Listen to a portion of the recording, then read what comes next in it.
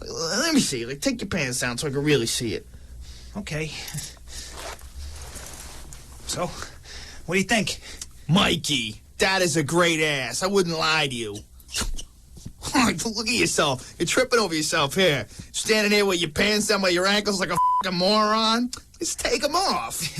Yeah, I guess that looks kind of stupid, right? Yeah, you're gonna trip and break your fucking head open. All right, let me see again. Mikey, I'm telling you, as God is my witness, that is a great ass. Really? Yeah. Yeah, it's round and muscular. It's like a rock. You know what? I bet I couldn't even fit my in your ass. That's how muscular it is. Come on. I'm serious. Look, let me try it. Look, I bet I could barely get of it in it.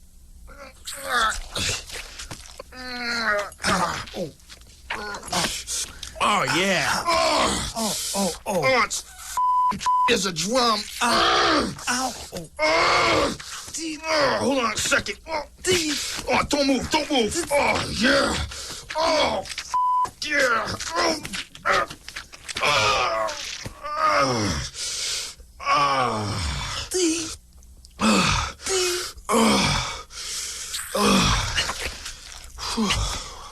Hey, man. What the hell? What? Man, you just me in the ass.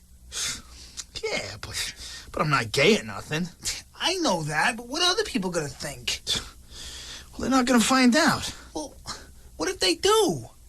Look, you and I are the only ones who know. We're not gonna tell anybody. Well, what if I accidentally tell someone?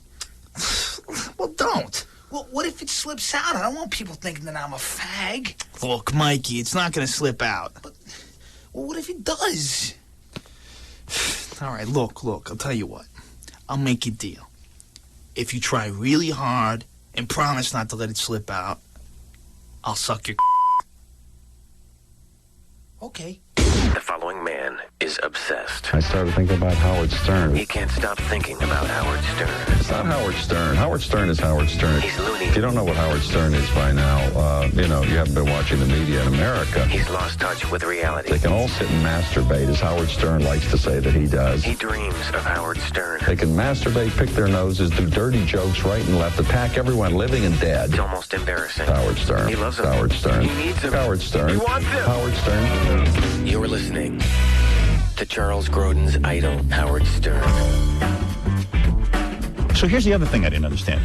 So you come home, I mean, when you discover the pictures of the naked pictures and everything, it seemed to me in the book that as pissed off as you were, you did go back with him for a while because he kept coming into the apartment and he had the key and all that.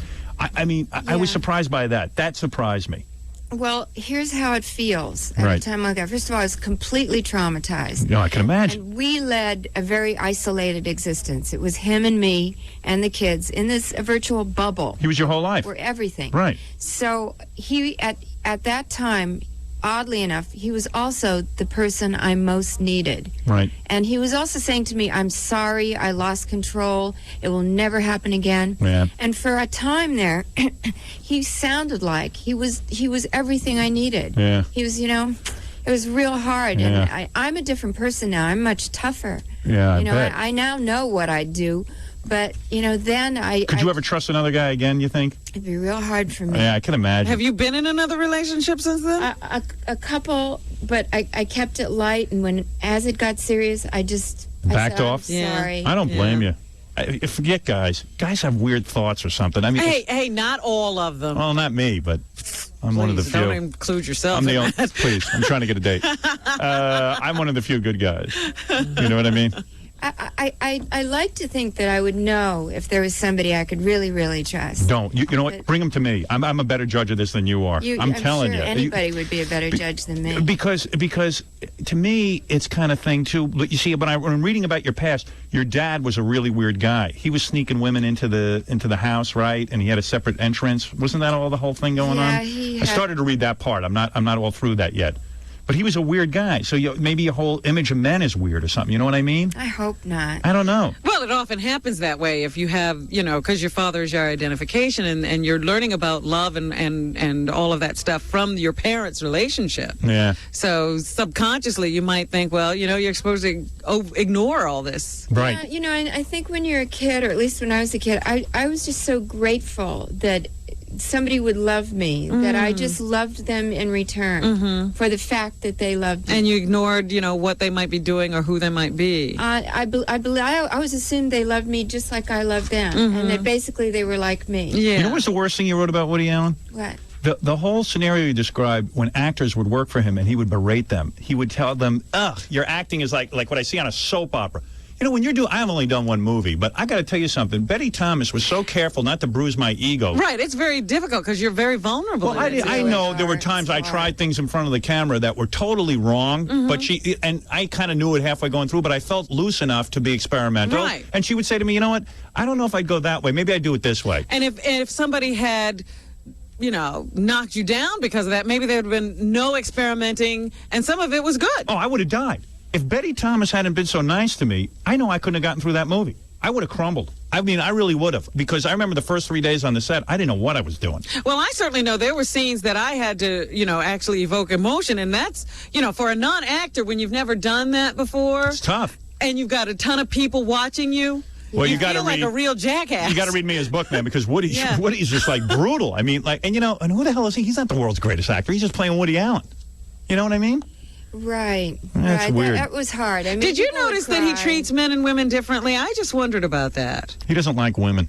That's what I got from the book. I really have always felt that from his movies, but I was I don't just know wondering. that he likes men any better. Right. I don't think he likes anybody because his parents are whack. They're not even wacko. He can't stand where he came from. I guess, they seemed like nice people to me, but, You know what's weird about him? This is really weird about Woody Allen. I'm going to close the topic on Woody. I used to go see his movies early on, and my mother would never go with me. And my mother would say to me, I can't go see his movies.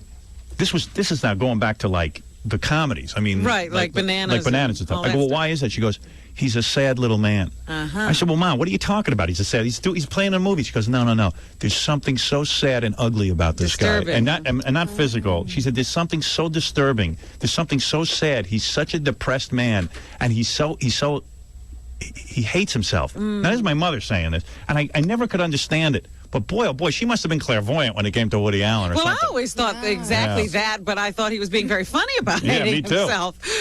Personally, I just felt like I was better off than him, so Yeah, I'd go you see his feel movie. better about yourself than him. no, I think that's true. And I think that, he's not shy. It's contempt, self-contempt, Yeah. and then contempt for everybody else. And even like Frank Sinatra taking your virginity, that really bugs me for some reason. I can't stand that. I know you dig He was a him. good guy, though, yeah. Really? Yeah. But then he didn't want you to have a career, and Yeah, and then he Well, divorces you publicly and just has someone come and tell you, what kind of guy is that? well, that was a weird relationship too. I mean, you really have worship involved you. yourself Can with pick 'em. men who really are power crazed. Yeah. Yeah, interesting, huh? Yeah. Boy. Well, what can I say? Mia's ready to hang herself. No. I mean, it's fascinating. I mean, these were very interesting men. It's a real honest book. Right. Yeah. It's taken me this long to, and I have no answers for some of it. Well, I'm going to tell you something. I don't care about anything other than the fact that these Hollywood cretins who sit and critique everyone, who sit and go to charity events all the time, worried about children. And are passing judgment on Everyone and else. everything have never once spoken out against Woody Allen. Yeah. It's completely accepted because when you are a rich, powerful man in Hollywood, you are excused anything. And I am telling you, this is the truth. You can get away with anything. Well, they still go to France to work with Roman Polanski. If Woody Allen was a woman, he never would have gotten away with this. And if Woody Allen was a rich, powerful man, he'd never get away with this. That's right. He'd be in jail. He'd be in probably. jail. I'm telling you, this is unbelievable to me. And the only other person I've seen actually say a word about it is Rosie O'Donnell. Not that I'm any yeah. fan of hers, but at least she opens her mouth about it. She's great. She's got some balls. Everyone else, Goldie Hawn goes and works with him. Madonna, any of these people. Madonna. Well, Madonna worked for him before she knew. Oh, is that right? Is that That right? was the movie I was in. Oh, I don't okay. think she did. Well, I wouldn't know if she Yeah. did it now. Wish you hadn't said that. We wanted to blast her. Yeah, really. We were having a good time there for a second. You know, she was really nice when I worked with her. She was so nice and so sweet to my little kids. Oh, yeah? Satchel. Oh, Oh, that's couldn't have nice. been nicer. I really liked working with you. I mean, not that I got to really do any heavy scene with you or anything, Yeah. but you were real nice to me, and I appreciated you being in the movie Private Parts. That's really kind I of cool. loved being in it. I can't wait to see it. You haven't It seen it? hasn't come out You my haven't way yet. Oh, It you're hasn't come to kidding. Litchfield County. It hasn't Oh, come to my Richfield County? Litchfield. Oh, Litchfield. It's Oh, way out you're there. kidding. What are you doing? You spend all this time on the farm now? Yeah. That's what you do all day? Now, I what mean, I have do. you had problems working since this whole thing? So what do you think? Well, Yeah. there are theories that there was a sort of blacklist in Hollywood. Oh, that's nice. but They did that to you. I don't know if that's true. Yeah. Mm-hmm. I've done 4 movies, so that's good. 2 have been in Ireland, and I'm hoping to do another soon. Right. You like acting? Yeah, Yeah. I love it. Don't you love it now? Yeah, I thought it was great. I just got the sort of impression that you felt like you weren't very good at it or something. Yeah, and I That's worried kinda sad. about that. You know, it was all the, all the years with Woody. I think. Yeah, well, yeah, he's he's not real encouraging. He's real No. cold. That's Yeah. horrible. Well- I can't believe you could work with him all day and then you have another life with him and he's would being never throw a compliment. hypercritical and Yeah, and as long as you're talking about his movies and his next script, his next project, you're okay with him. But if you talk about anything like your children or anything like that, he'll he freak doesn't out. want to hear any other. Yeah, I just don't sounds see- like somebody else I know. I don't see how you could put up with that. Seriously, Why did I put up with that? I don't know. I don't know. It's something you get, but who knows? Maybe he filled some sort of need. Yeah, because there was a part of it. I mean, there were years that were really good. He couldn't have been good in the sack, though. I mean, honestly, is he? No. He's not, right? I know Oh, it. God, Mia! I know it. You couldn't even. Oh, no. There, Rid of him. you know. In fact, there Well, were. It wasn't a big factor. But there were a lot of reports You're a saint. after the bust up Yeah. that the relationship had been sexless for quite some time. That's not true. Okay. No? No. Yeah. It sounds like I'd rather not have Matt, sex with him. probably you would have preferred it.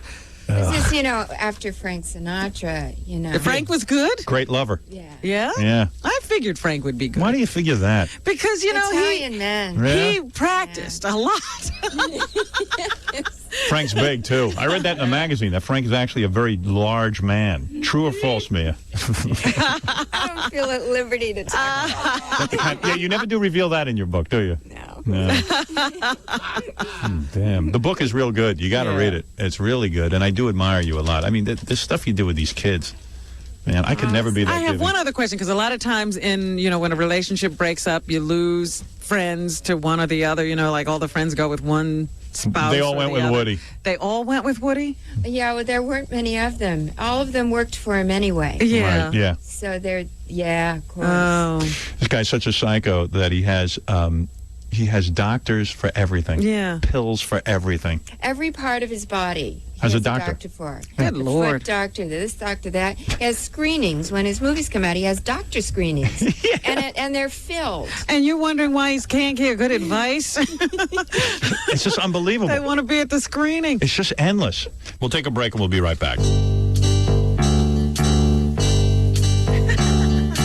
I've got big teeth in the... Ready, went like this. I've got big teeth in the morning sun, and I'll have big teeth when the evening's done. Yeah. You can watch my tongue washing them down, back and forth and up and down. Choppers like you just can't believe. From the jokes, I get no friggin' reprieve. Choppers big as pizza pan trays in my mouth. I leave my house so early after Mary hoses down my teeth. My lips are as big as truck tires. I can suck a straw from 50 feet.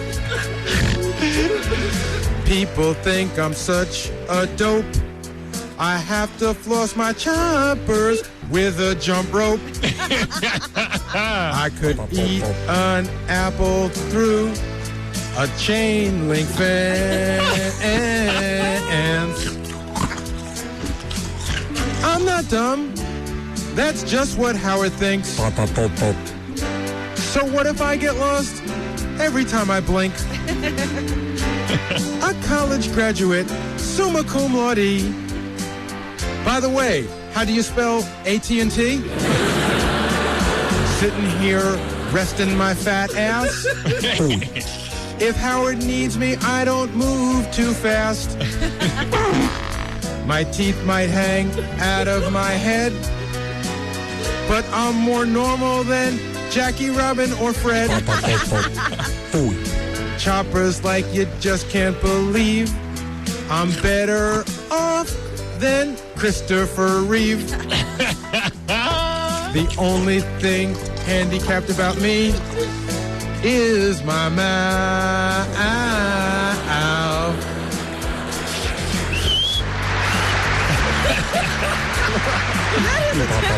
He can't whistle because his lips and teeth are too bad. You can't whistle? I'm laughing.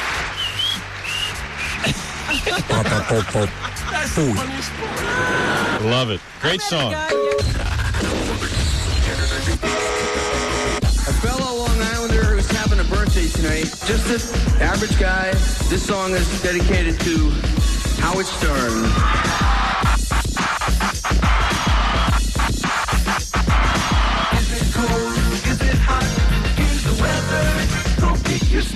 Questions? Yeah, hi, Eddie, CBS Radio. Hey, Mike, is eating here against your Muslim beliefs? All right, okay. That's the kind of stuff that we're not going to put up with, pal, okay? So that's Stern's guy. Hello, I'm Don King. And every morning as I stand in front of the mirror, looking at my hair, I think of and listen to Howard Stern. All right, come on, let's get to some real questions, please. Hey, Mike, does Don King smell as bad as one would think? Come on. Whatever titillates your fancy, one thing is for certain. A guy who's determined to be good and determined to be number one. Number one.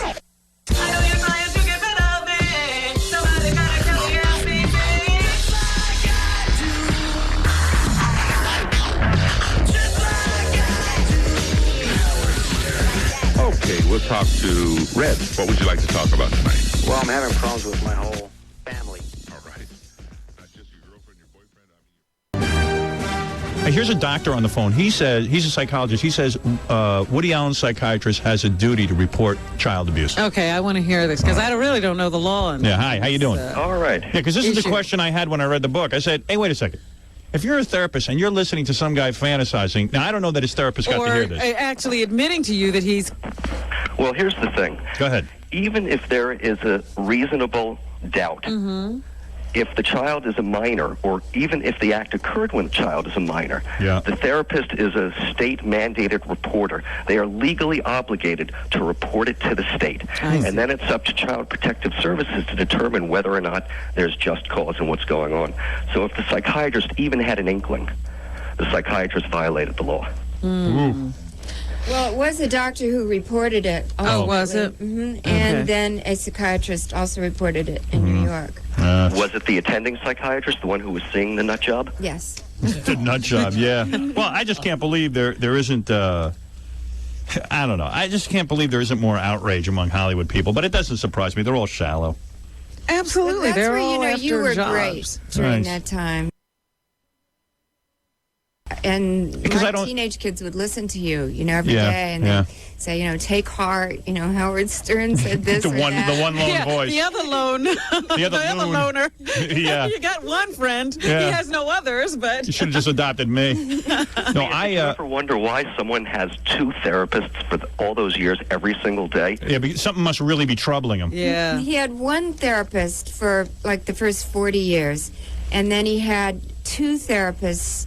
Well, three if you count the one that he was going to for the child. So those three he was seeing concurrently. Wow. Every day? And I'm talking about Sundays, too. Jeez. That was after I found the pictures. Oh, Wow. my goodness. The pictures, that's when I shut the book. I just said, I can't take this anymore. I can't take it. The guy's got, and he leaves these naked pictures of Soon Yi right where Mia Farrow can find them. Right where she can find them. Because he wants to be discovered. I thought that was a cry for help. Yeah, and then I like when you finally throw Woody out, he goes, well, that means I'm free to date anyone, including Soon Yi. What are you, a psycho? You can get any woman you want on the planet. You're a wealthy man, you're a Hollywood director. What do you need her daughter for? But, the worst of it was he never understood that he did anything wrong. No. Or so he says. He doesn't care. Is that it? Yeah, I don't think he sees things in terms of right and wrong. That's when his therapist said it's not a therapist's job to moralize. You have to wonder what 45, what's Woody, 66 or And when are you going to learn? You know, of there is no morality. Right. He's not getting it from his therapist. I believe your story entirely. When he stood there at that press Otherwise conference. I'd be sued if I it know. was true. I know. I believe the whole said, thing. The heart wants what the heart wants. I was like, what? Yeah, there was one. He's a weird guy. He's just a weird guy. I mean, the more I read. So anything you want to do, you just do? You know what he had the nerve to say? What? After the pictures of Soon Yi, Mia discovers, you got to read this book, I'm telling you. After you discover the pictures and everything, he says, well, why don't we pick up from here and learn from this? We should learn from this. She made a mistake. Yeah. We should learn from this. I'm saying that reading that, I go, See, now, he would have been a battered husband at that he point. would have said, okay, I've learned from this. I'm going to hit you over the head with that I'm going to beat the bleep out of you. Yeah.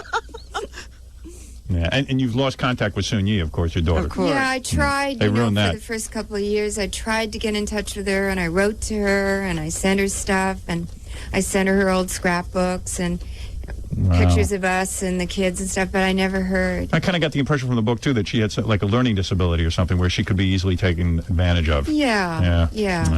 That's too bad. I don't know. It's kind of a sad story in a way, but you're an amazing person. I mean, Well, that was the one thing I would always say when this whole thing, started. I said, Soon Yi will be the one who's hurt the most. Oh, yeah. Because eventually he's going to go on to someone else, and she has no support system. No. an alta cockamieshkite like you, Woody Allen. Shame on you, you dick. You ought to release that girl. You maniac. What's the matter with you? You should be ashamed of yourself. You dick. I would never work with you. Never. Ever. You're nothing to me. You're garbage. You're garbage. You're human waste. Take a woman's daughter out of her house. You are garbage. And also to rob that girl of her family. Yeah, it's just unbelievable. That's all. I read the book. I went nuts. But you wrote it so well. Thank you. You wrote it so well. It's really good. I mean, it's... And it's about a lot more than Woody Allen's. It is. Well, you had a very rich life. Yeah. Absolutely. And a lot of it is... First of all, I didn't know your sister... This was kind of interesting trivia. Your sister... The song Dear Prudence is about Mia's sister. Is that right? Yeah. Yeah. Your sister's name is Prudence. Yeah. Yeah. And you hung out with the Beatles in India with the Maharishi and the whole thing. Uh-huh. I've been meditating over 20 years. Mm-hmm. Have you? Yeah, I do TM. Really? Yeah, I've been doing it over 20 years. You didn't sneeze right in the middle of getting your mantra, did you? No. No. I thought it was... I got a little hay fever, and I put the flowers down like you're supposed to do. It's a tradition. Yeah. And he gave me my mantra, and he said it so quiet. And I was leaning forward to catch it, and as he said it, I sneezed. Do you still meditate, or you don't? Yeah, I do. Oh, you do? Yeah, I do. Oh, wow. So you've been doing it a real long time. Yeah, since 1967. Twice a day and the whole thing, yeah. No, I don't do No? it twice a day. Do you do it twice a Oh, day? yeah, I'm kind of religious about it. And I find should it- be. Yeah. Yeah. I do it in a crisis. You ought to get Woody to meditate. He Maybe doesn't that'll want to be in help. a room alone with himself. No, because I think deep down he's shallow. Yeah? Yeah, I don't think he'd have anywhere to go. Maybe there's no soul there. Yeah, he'd sink right into nothing. And I'm surprised you never dated one of the Beatles. Oh, I would have in a flash, John. Yeah. But they were all married or had girlfriends. Oh, and the girlfriends were there with them? Yeah, Cynthia was with John. That's how far back that was. Right. And Paul had Jane Asher. Right. Ringo had Maureen. Right. And George had Patty Harrison. But you were attracted to them, right? I would imagine a woman would be pretty taken with the I Beatles. was real attracted to John, and he was the first, because my marriage with Frank had just broken up, so he was the first guy after Frank that I was really attracted to. But did you sense that he was attracted to you as well? I didn't sense it. No? Cynthia was right there anyway. Yeah. Anyway, he was married. I didn't allow it to get... He was a flirt, though, wasn't he? You didn't pick that up? I didn't know. Really? No. He flirted with me quite often. Yeah. It's amazing how you always hung around with like famous people and dated famous people. But she lived in that world all of her life. It was like normal for her. I think it's a world where most of those people hate my guts. Yeah. You know what I mean? It's a think world so. I'm not part of. I'm kind of happy those people hate my guts, quite frankly. Now you're a big movie star. They'll Yeah, love but you. so what? I had a Yeah, you know, I mean, being in the movie crashes those barriers. Yeah, but because they start to say, well, you know what the hell? He could give me a job. Yeah, my life doesn't change from that anyway. Oh, it does. You just don't go out. Right. I stay home, so I don't know what's going on. Everybody would be real nice to you in Hollywood. Oh, would they? Yeah. Yeah, screw them. I don't care about that. You know what I mean? I just care about the work. Are you going to do another movie? Yeah, I'm going to do another movie. In fact, I kind of have a pretty interesting script right now. I don't know. I don't know. So you I got think a I'm big gonna announcement for us soon? No, I don't know. I want to have the summer free, though, unless something really cool happens where I got to start doing it. But I did like acting, man. That was good. It is fun. And then when the New York Times and stuff all said I was a good actor, that was really Everybody pleasing. said you were good. Yeah, that was good. That was good to hear. You know what I mean? I knew you were going to be good when I was talking to you, and you were talking about what you were going through at that time, and Right. you were as Fart Man. Right. I was sitting there. I meet Mia Farrow, and I'm in my fart man costume, and I'm like, oh, God, why does she have to see me like this with my big ass sticking out and, you know, my belly, and you know what I mean? Yeah, but from the way you were talking about acting, I could tell that you'd gotten into it. So Yeah. I knew you were going to be good. And it was great reading all those reviews. Yeah, that was fun. Amazing. One after another. I was sitting there, you know, talking to Mia, and she had all her kids around, and like one of the kids is in a wheelchair, one of the kids was blind, one of the kids, and I'm going, wow. And she's so good with them. It's like, man, I'm so shallow. Well, she manages to work and be with her children. I don't know how you do that. Well, I bring him with me. Yeah, I know. They're everywhere. He won't bring his. No.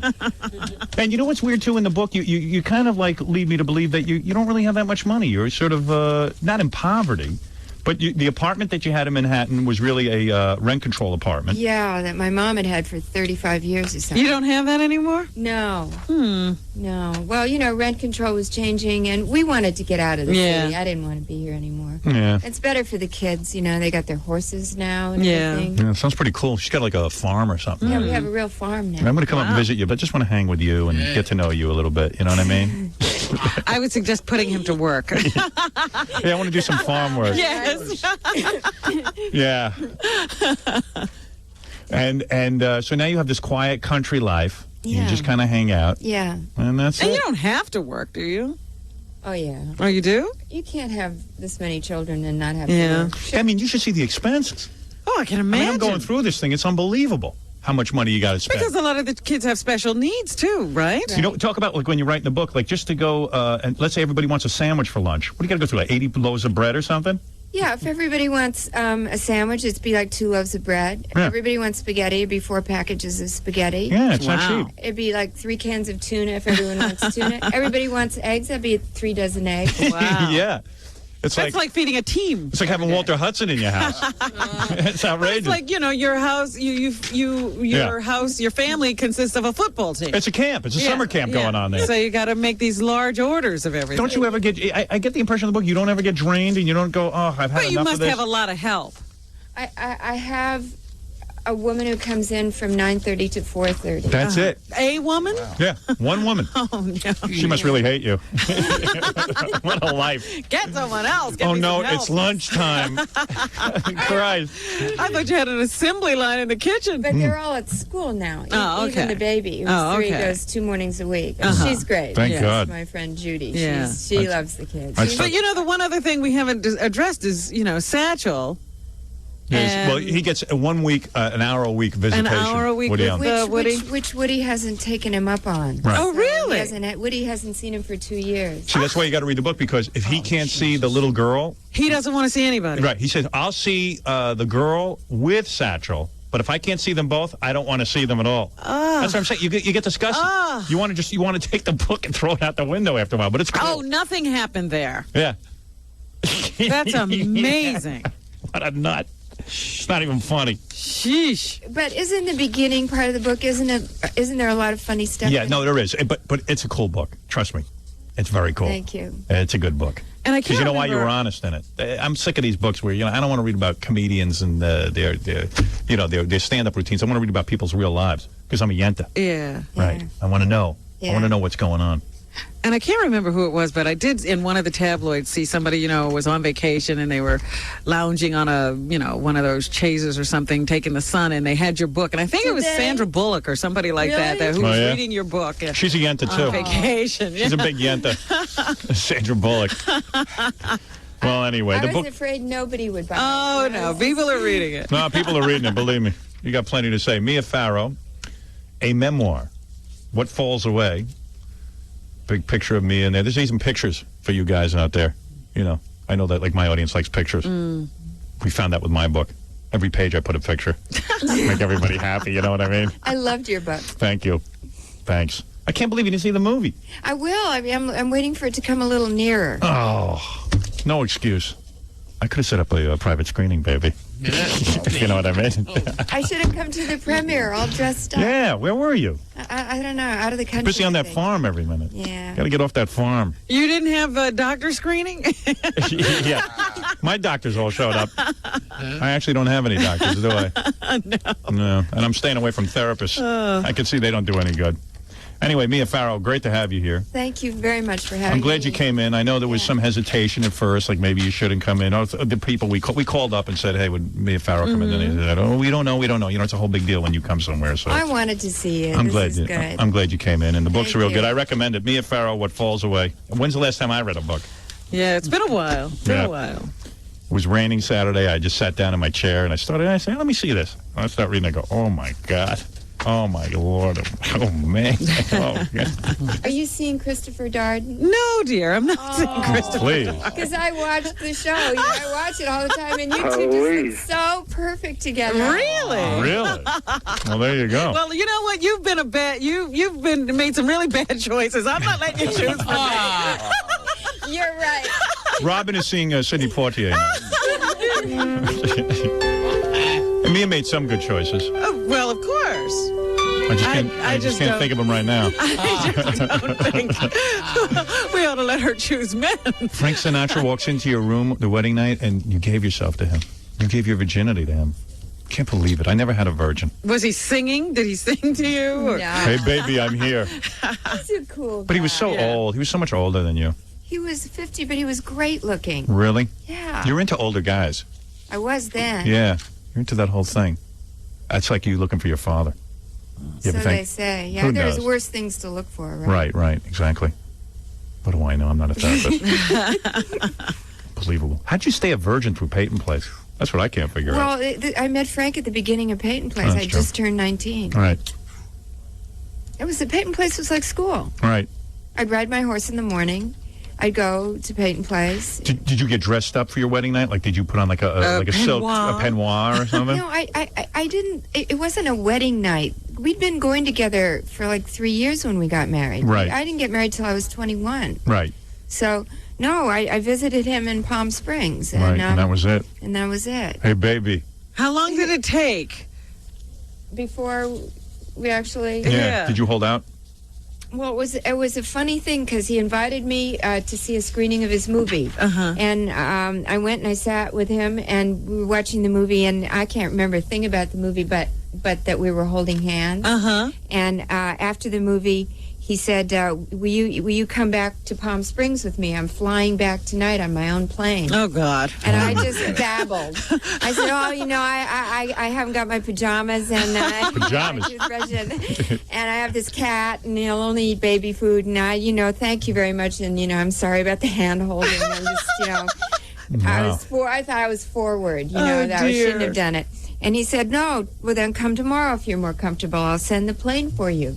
And I thought, he's going to send the plane for me and the cat. This is incredible. So all that night, I said, okay. And that night I just couldn't sleep at all. And the next morning I couldn't decide how many jars of cat food to bring. It's baby food. Because if I stay for the day, that was 2 jars. But if he thought I was going to stay overnight, then I'd have to bring 4 jars. And I brought 4 jars. It's like the boldest thing I ever did. Wow. We didn't make it through the afternoon. Oh, boy. Really? I got there and he showed me around the house, and Oh, he didn't and grab he had you? a separate room for me. Yeah. And then just See, that's the best move. What is he? He has a separate room. showed me the separate room. Right. And I was holding the cat, Yeah. and I said, I better get a cat box because, we'd flown all the way from L.A. Right. Can I set up my cat box now? Yeah, litter box. And he gave me a really great kiss. Wow. And that was it. With the cat in your hands. Yeah, I had the cat. He put the cat down. He was like, "Hey, let me pet your pussy," and then, and they met the pussycat. No, that's the old line from the Johnny Carson show. Remember that? No. That's what happened on Johnny. Josh Agabor came on with a cat. Yeah. And Johnny said, "Can I pet your pussy?" You don't know that one? That was a all-time great line. That was really cool. First time you ever played a compliment to Johnny. Yeah, that was the only good thing Johnny ever did. Yeah, bastard. But another creep. All these Hollywood creeps. So, and then he kissed you. He took the cat out of my arms. It was real romantic. And he put it on the floor. Wow. And I remember having the presence of mind to step on the leash. Yeah. Because you didn't want the cat running out. I didn't want the cat to run away. Did the cat watch while Frank seduced you? Oh. No. That's weird. I won't let my cat in the room when I have sex. We set up the cat box and we went in another room. And he began kissing you and disrobed you. Oh, man. That was where it happened. Wow. Right in Palm Springs. He undressed you? Yeah. He did. That's romantic. And I bet it hurt, too. Howard. Come on, your first time? Right? That's not pleasant. It has to hurt. Frank being so big. Should have broken in someone with like me. Work your way up to Frank. Oh, really? That's all there is? Oh, I can do this. And did you like it the first time? Seriously? It was a little fraught. Yeah, probably thought, quick, too. Oh, God. Yeah, It was messy. a little quick. Right. But I was there for a couple of days, and so it improved. Wow. Wow. Can't believe it. Frank offered to break Woody's legs. I know. That's true. Isn't that sweet of him? Yeah, I think that's fantastic. That's him showing his love. I love you, baby. What do you need? You need his legs broken? Is Woody Allen? You want I should break his legs? That is sweet. See, that's sweet. Yeah, well, he's sweet. Yeah. You have to if you're on his love good side. If you're getting your legs that are being broken. Yeah. I've read stuff about him, though. He has a real creepy side, too, you say. Like, you didn't hang around long enough to see that. I mean, how did he break up did. with you? Oh, you did? Yeah, well, I was doing a movie, and I was also supposed to do a movie for him when my movie ended. My movie was Rosemary's Baby. Yeah. And it was supposed to end after 3 months, and then I was to do his movie. So he had begun his movie. My start date was arriving, and Rosemary's Baby went three months over schedule. So he said, well, you got to leave your movie and come and do my movie. I said, I can't do that. I've worked for 3 months on the movie. You can't just walk out on... No kidding. But then it came out to either leave your movie or I'm leaving you. Wow. And I didn't believe it. I just didn't believe it. Man, that's weird. Then his lawyer came and served me with... and you never asked him for a dime? Of course not. I wouldn't do that. That's unbelievable. Jeez, you're unbelievable. What a great gal. Who would do that? Who would do that? But read the papers, Mia. Yeah, come on. Who are they, What are you talking about? Who are they, those people? I mean, you wouldn't do that. Yeah, a little alimony doesn't hurt. Could have helped with the kids. Could have bought a lot of sandwiches. What's he doing with all that money anyways? Just lying there. He should leave you some money in his will. Yeah, you look great, by the way. Thank you. I'll tell you that. I was hot for you the day we were shooting. Looking you over. All dolled My up. mother thinks that you're about the best-looking guy on television. Really? Or in movies. Yeah, my mother watches your show, listened to your show for years. But then she liked Tarzan. She's listening right now. She thinks you are the coolest. Really? Yeah. Yeah, and she thinks Robin's so beautiful. Oh, well, then she's I'd like to go out with your mother. She's really, I've always loved, and she was the best Jane. Your mother was the best Jane. After that, there was no Jane. You know why your mother likes me? She's never seen me in a loincloth. She'd throw up if she saw it. Well, if your mom's... let me give a shout-out to your mom. That's right, she was the original Jane, right? Yeah, that's pretty cool. Mom was the original Jane. And you see some of those early films, she was in a really racy outfit. Yeah, She my was- dad... They toned it down after a while. The first one had open sides. Right. My dad and I, every weekend, would sit and watch Tarzan over and over again. My father's a Absolutely. Tarzan freak. Yeah. And we would just have to sit there and watch Tarzan. But I loved it. I mean, we would just watch Tarzan. And he'd analyze Tarzan, everything about Tarzan. My father's like, Mr. Tarzan. Yeah. But I saw like the very first one, and I was like, whoa, look at that outfit. It's falling off. Hey, did your mom visit Johnny Weissmuller when he was in the old age home and he Yeah. thought he was Tarzan? Yeah. No kidding. Oh. Oh, I wish I had tape of that. Wasn't he running down the hall screaming the Tarzan like yell? that.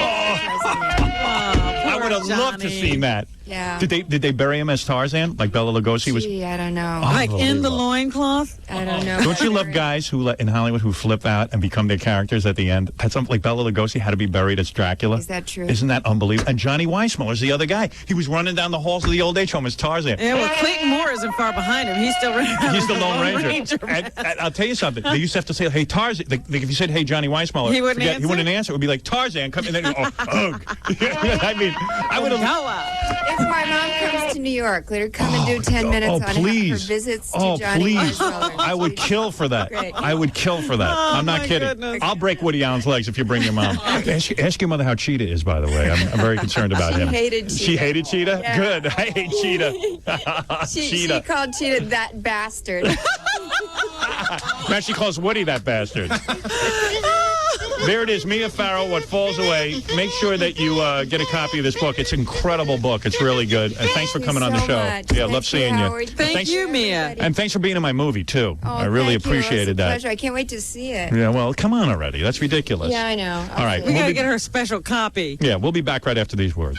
The Howard Stern Show. Good evening, everybody. My name is Melrose Larry Green.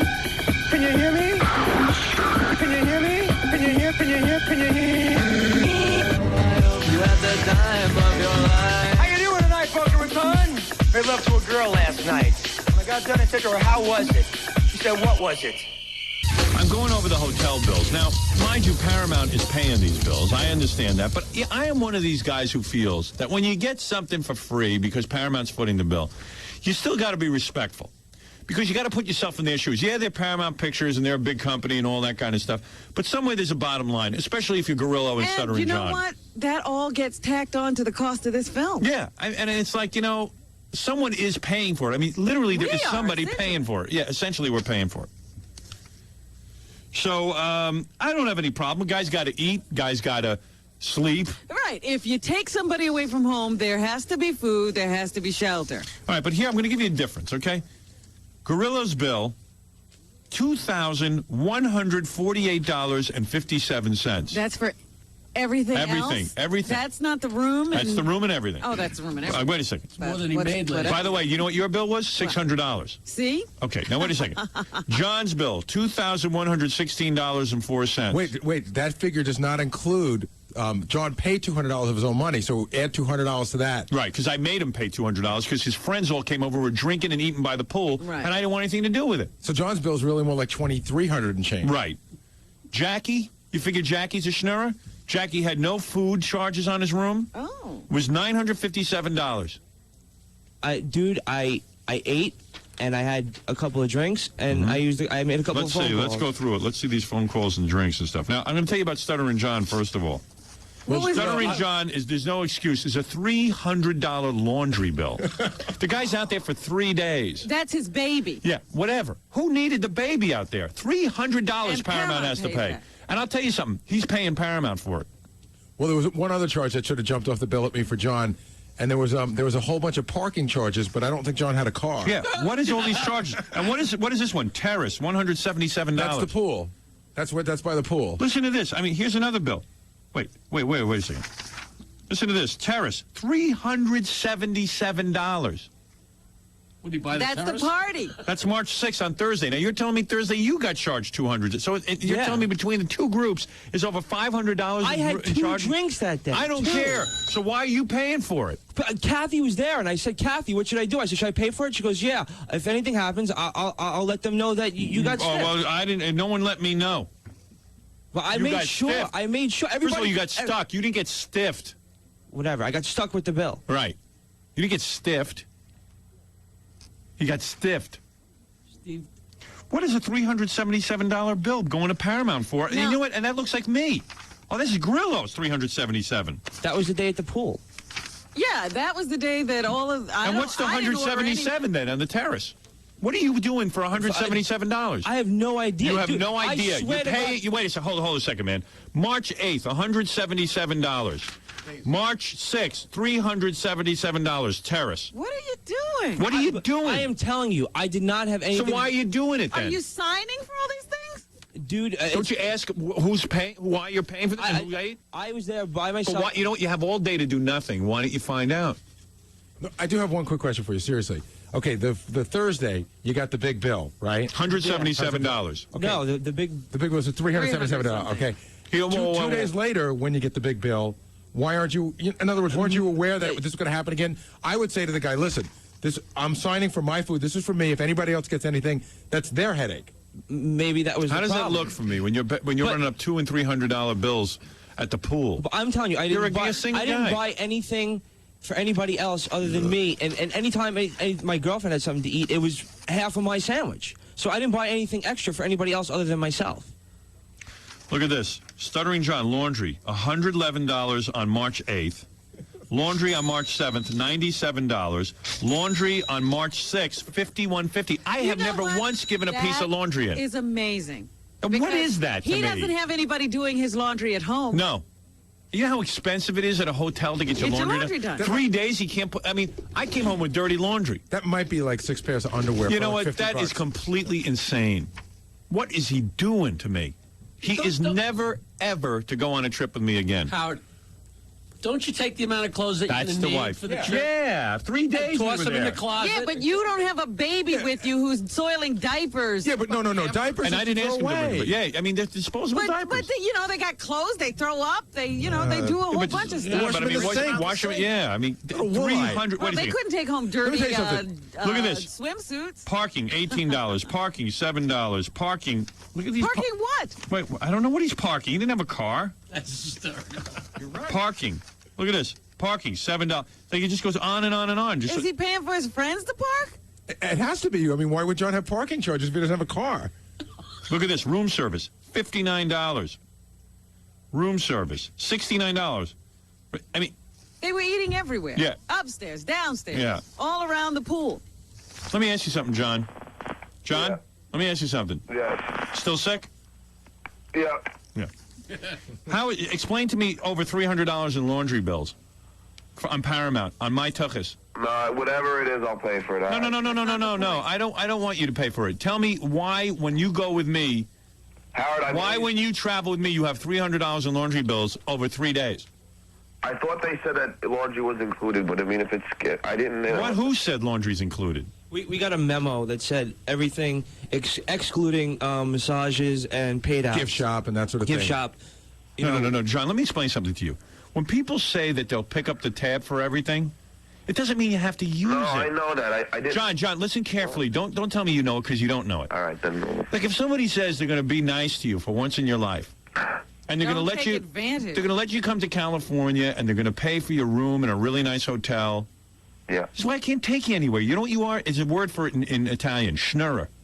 You're a schnurrer. You know what a schnurrer is? It's a guy who says, "Hey, it's free. I got it." It's like the guy you invite out to dinner, and he goes. They empty the mini. They got to have lobster. Yeah. They never order lobster ever, but someone says, "Hey, I'd like to treat you to dinner." They got to order lobster, and they don't even like lobster. Yeah. They just got to find the most expensive thing on the menu. That's it. It's called a schnurrer. If they were paying for it themselves, they wouldn't do any of this stuff. No, never. $300 in laundry bills? Are you sure about that? Yeah, here. I'll read it to you. You add it up. March 8th. I have my printout here. $111. $51.50 on March 6th and $97 on March 7th. It's close to $300. Yeah, well. Oh wait, This is the first time you've ever worried about cleanliness. Turn the radio down, please. Jesus Christ. Who's that? Your wife? I have my mother here too. Yeah, good. Maybe she can explain how you're supposed to live. I understand. Listen, I'm not saying. Listen, I'm not saying. I didn't get anything cleaned. It was probably for the baby, and I'll pay for it. I mean, what do you got to bring your? You know, first of all, from now on, I'm just bringing regular interns who don't have girlfriends. I'm going to bring female interns. Is what I'm going to bring. Who don't bring their boyfriends, who don't have an agenda. John with the wife and the baby. Gorilla with the wife and the baby. I mean, everybody with the wife and the baby. Can I say one thing in my defense, or is that allowed? Go ahead. Every night I ate out. I went out to a restaurant. I didn't eat at the hotel. I always ate out and paid my own way because What is that? All right, let's go through the room. No, the only reason I say this is because you just read those room Let's service go through the charges, food charges then. All right. Let's see.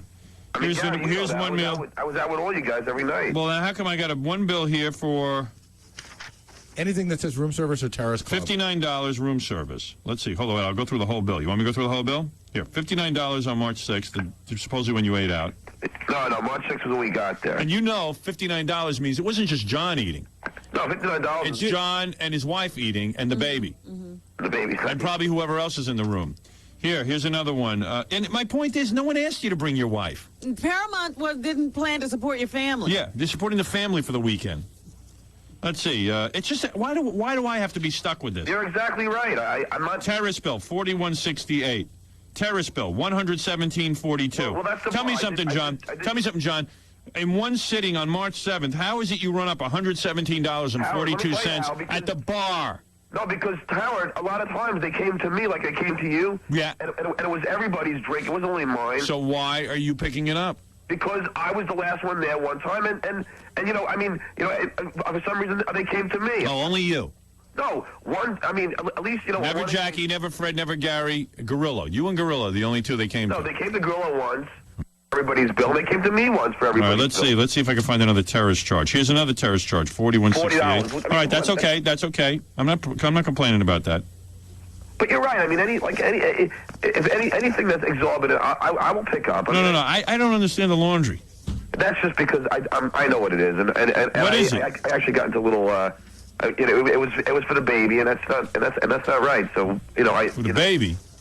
Yeah, it was the baby's clothes. All right, let's go through the parking charges. Did you have a car out there? The baby had a car. Oh, the baby. Oh, the baby's baby. carriage or the something. baby car. No, I didn't have a car. I don't know how I could. How do you have parking charges on your room? I have no idea how. They're all over the bill. You have no idea. No, how can I have a parking charge? I don't know. It's on here. Can I venture a guess? Yeah. Seriously, John. His friends parked Your there. friends probably pulled in and they said, "What are you doing here?" So we're going to park. And when they left, they say, "Oh, I'm with John Melendez." I mean, I seriously doubt that, Gary. March 6th. There's a lot of charges over a lot March of days. 6th, 2 parking charges. March 7th, parking charge. March 5th, parking charge. If my friends came and put the parking thing on my bill, that's pretty lame. So, I mean, and if that's the case, I'm going to call One big party going No, I mean, but... Well, if you hadn't been doing all that partying, John, you wouldn't have these problems. John, I would gladly even pay for it. I just don't want to be embarrassed by taking you and having you get the $300 laundry bill. No, I will gladly pay for it. No, it's not the point of paying for it. But Howard, when I went downstairs, I said, how much is my bill? And they said, $1,000. All right. I said, so let me pay $200 of that. All right, thank you. Because I don't want to be... Don't worry, it'll never happen again. I'm sorry, Howard. All right. Luckily, you couldn't charge pot to the room. Hey, Howard, I don't even want to bring it up. Hey, Howard? Yeah. Nah, forget it. Bring it up. I'm a little, miffed by one thing on Tuesday. You know when you said that it was okay for Jackie to smoke because he's in a different league than me? No, that's not what I said. I said, why is it that you compare yourself to Jackie every time I bring something up? I had a private discussion with Jackie and also an on-air discussion with Jackie. No, because you said that we were in a different league. No, first of all, you are. Okay, but I don't see why that has to do with so because Jack's in a different league. John, let me tell you what the difference is. Let me tell you what the difference is. No, of course he can't smoke weed and you can smoke weed, or he can't smoke weed and I'm not talking about that. I'm talking about the fact that if Jackie brought a wife and a baby, Jackie's a lot more important to me. He's an essential player to the show. I agree. If you're not there, I can replace you with Amy, Beth, Jen. Can I just say something? You replace him with people you don't even know. I can replace you with someone at KLSX. I did it for you as a favor. I understand. And you just come there and you abuse it, and you're the superstar. You make people sorry they did something for you, John. That's not the case. It wasn't intentional. What is it, Gary? I know for a fact that what you just said, I mean, and John will admit to this, it's one of those things that has always bothered John for a while and that hurts him. When you discuss the gang, the gang of the Howard Stern show, right? You always say myself, Robin, Jackie, Fred, and Gary. And John always seems to miss that cutoff. Jackie's a writer on the show. And I know that hurts him. Who's responsible for many great bits on this show. Yeah, and I've done a lot for the show, too, Howard. No. John, it's just not even, it's not even In close. your first book, I quote, "The man would take a bullet for me." That's the truth. Yeah, so? That's just how stupid you are. Yeah, but you probably be firing. Well, thank you very much. But like the point is that I would do anything for you, too. Do it.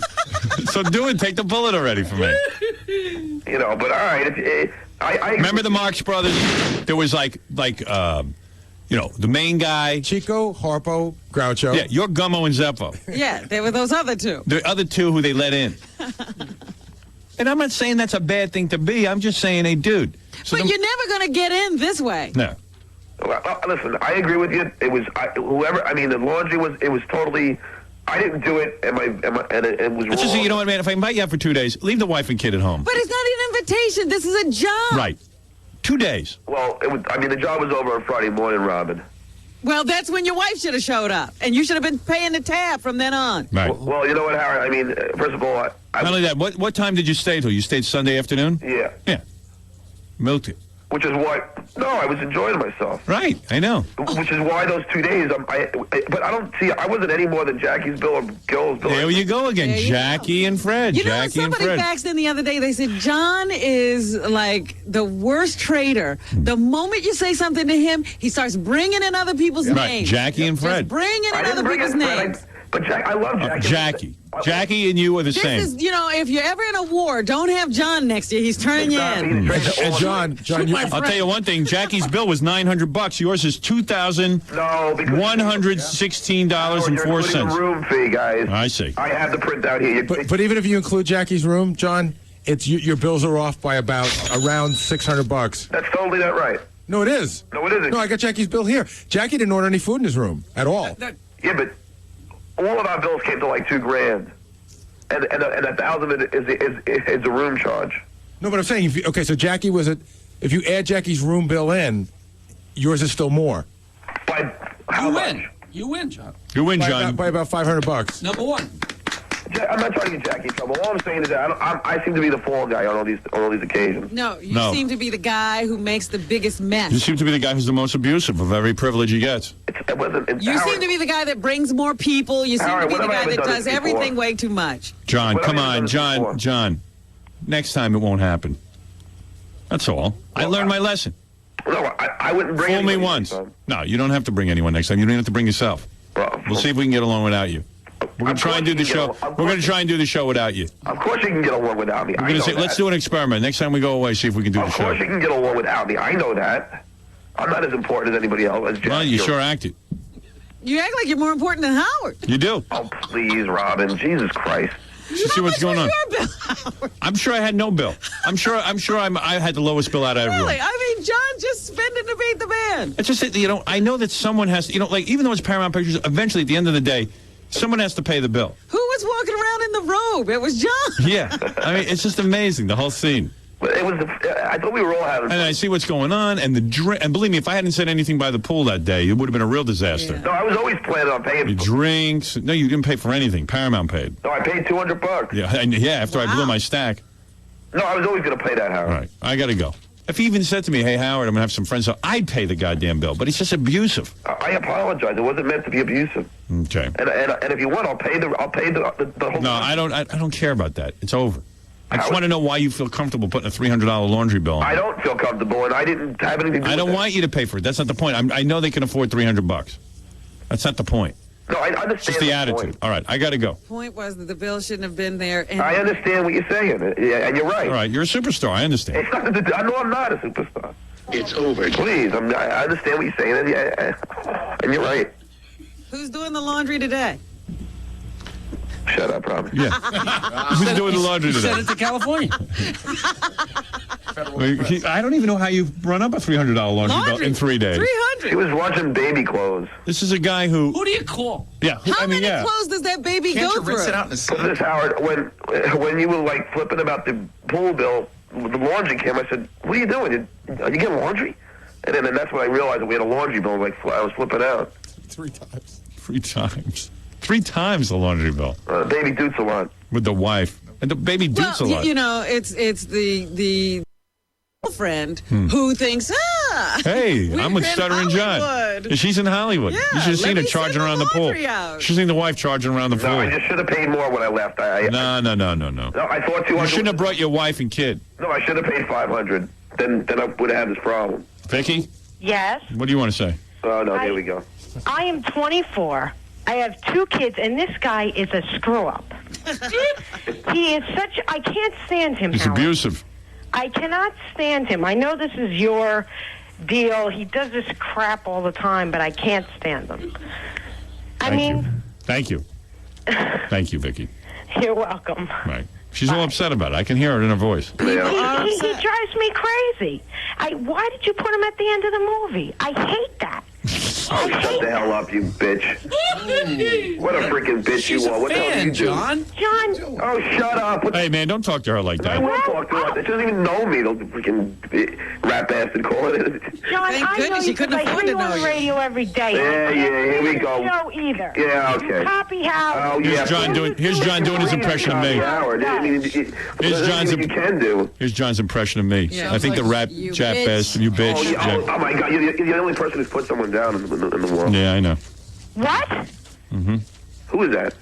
He's me now. Now he can put down the listeners. He can't be respectful. All right, you know what? I'll just take the abuse.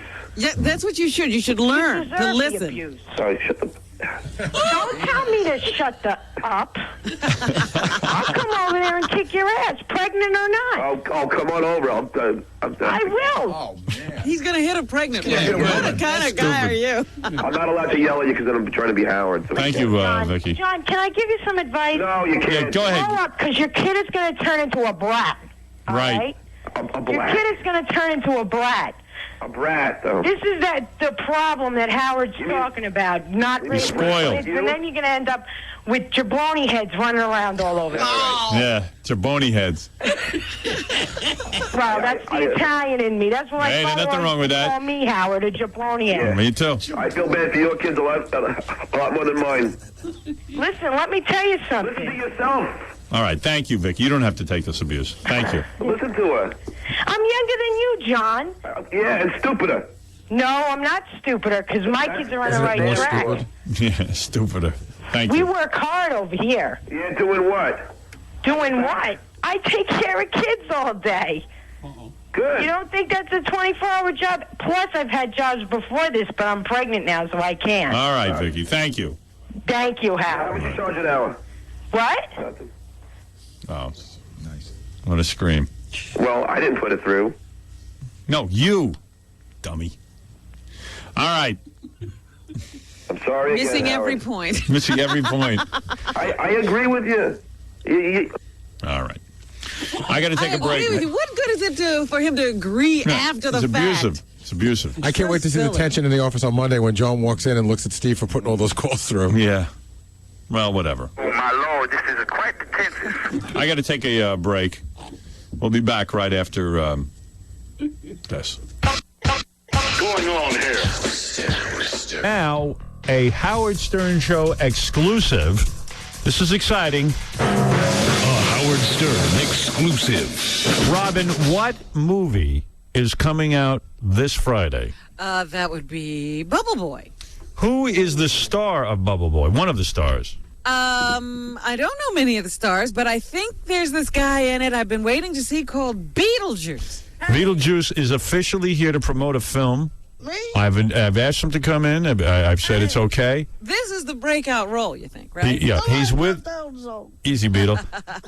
He's here with his co-star Arden Mirren, a woman, an actress who is in Bubble Boy, Beetle Boy. She actually had scenes with the Beetlejuice. She had scenes with the Beetlejuice. And everybody loves Beetle. And meet his co-star Arden Mirren, and they're here to discuss their new film. Howard Stern. A controversial exclusive. film. Arden plays the character Lorraine in Bubble Boy. Is she the girl? She's the girl. Beetle's the boy. The dwarf. They'll be here any minute. They'll be here in about 10 hours. I pronounce you girl and dwarf. Wonder what goes on out there. I understand Craig having trouble walking in those shoes, but what's the problem now? Well, what's funny is they hand me a note and they go, Beetle and Arden are ready. And they're so clearly not ready. Ready means they're standing at the door waiting to come in. I don't understand. I got to talk to Gary about this. Don't hand me a note till you're really ready. Are you guys ready? Beetle's coming down the hall, but you know what? Casey was in charge of Beetlejuice, and Gene Simmons before. He's like, we're ready, and then he wasn't there when I went to get him. So who do I blame? Tell me who's wrong in this. Is it my fault? No, it's not your fault. Whose fault is it? You know what? Let it be my fault. Okay. Why do we keep getting notes that someone's ready?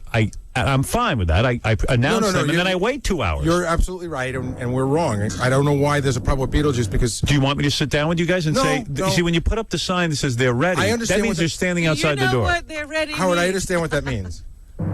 You understand what ready means? Yes. So who are you going to talk to about We'll this? talk to Casey about it. Casey. KC doesn't understand ready. Well, here's Beetlejuice, but I don't see his co-star. No, we're doing a lineup for the co-star. Remember, Howard? Oh, okay. All right. Do you remember? Yeah. Hey, Beetle, how are you? Pretty good. I remember that from 5 days ago. Hey, Beetle, how are you? I'm doing pretty good. Well, let me congratulate you. This is a big week for you, isn't it? Yeah. It is. It is the week that your movie opens, Bubble Boy. Have you seen the movie? Yeah. Are you happy with it? Yeah, I'm very happy. Yeah. Baby happy. Is everyone...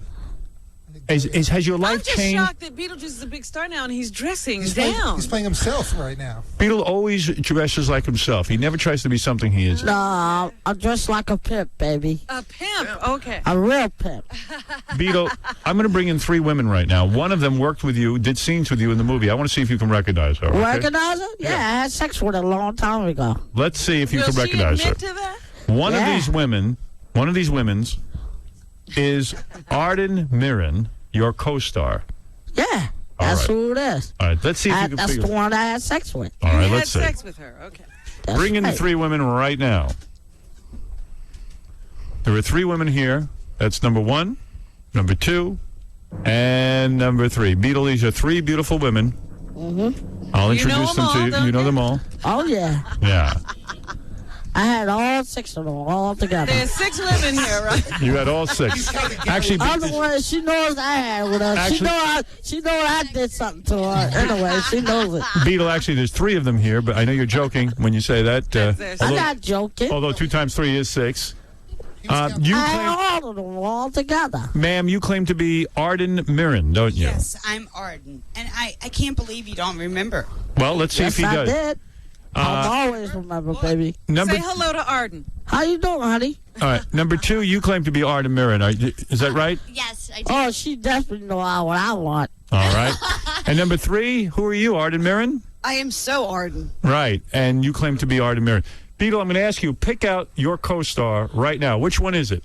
Number 1, number 2, and number 3. I think. Let's see. Do you know which one? Point to the one that is your co-star. My co-star? Yeah. I think the one in the middle. Really? Well, you're right. He's right. Yeah. Change his mind. The He's one right. I had sex with. That's in the the one- middle. That you had sex with that one? That's right. Genius. Well, Arden, why don't you come over and sit down on the couch? Thank you to our other 2 Ardens. Beetle, you shocked me. I didn't think you'd know who your co-star was. How you doing, baby? Doing all right. How you doing? What's your I'm name? doing fine, baby. I'm Arden Marine. Arden That's Marine. right, baby. Like Marine, the eye stuff where you put in your eyes when your eyes are red? Yeah, That's we're right. like the Marines. we're like the Marines, exactly. Yeah. Arden, you are an accomplished actress. You've been in several films, right? Yes, I have. What are some of the films you've been in? I was in Deconstructing Harry. Right. I was in What Women Want. I was. Now I'm coming out in Bubble Boy with Beetlejuice. Did you- With me. Yes. With me. With Beetlejuice. Did you study acting? I did. Where did you study? I studied it in Colorado College. I studied it. I actually did. I studied in Chicago. I did a lot of improv in Chicago. And Beetlejuice, where did you study acting? Me? I started in the room, brother. In a room. Beetle, Started with her having sex. Right. You studied while you were having sex? That's I right. didn't take that class. I didn't think I should have signed up for that one. Arden, are you angry? I started with you, baby. Are you angry? I'm that- the man for it. Are you angry that you I work? taught you how to do things right. Thank you, Why Beetle. are you interrupting Beetlejuice? Are you angry that Beetlejuice had no training and you had to train and yet you're in the same? And probably Beetle got paid more. Beetle, you got paid more than her, right?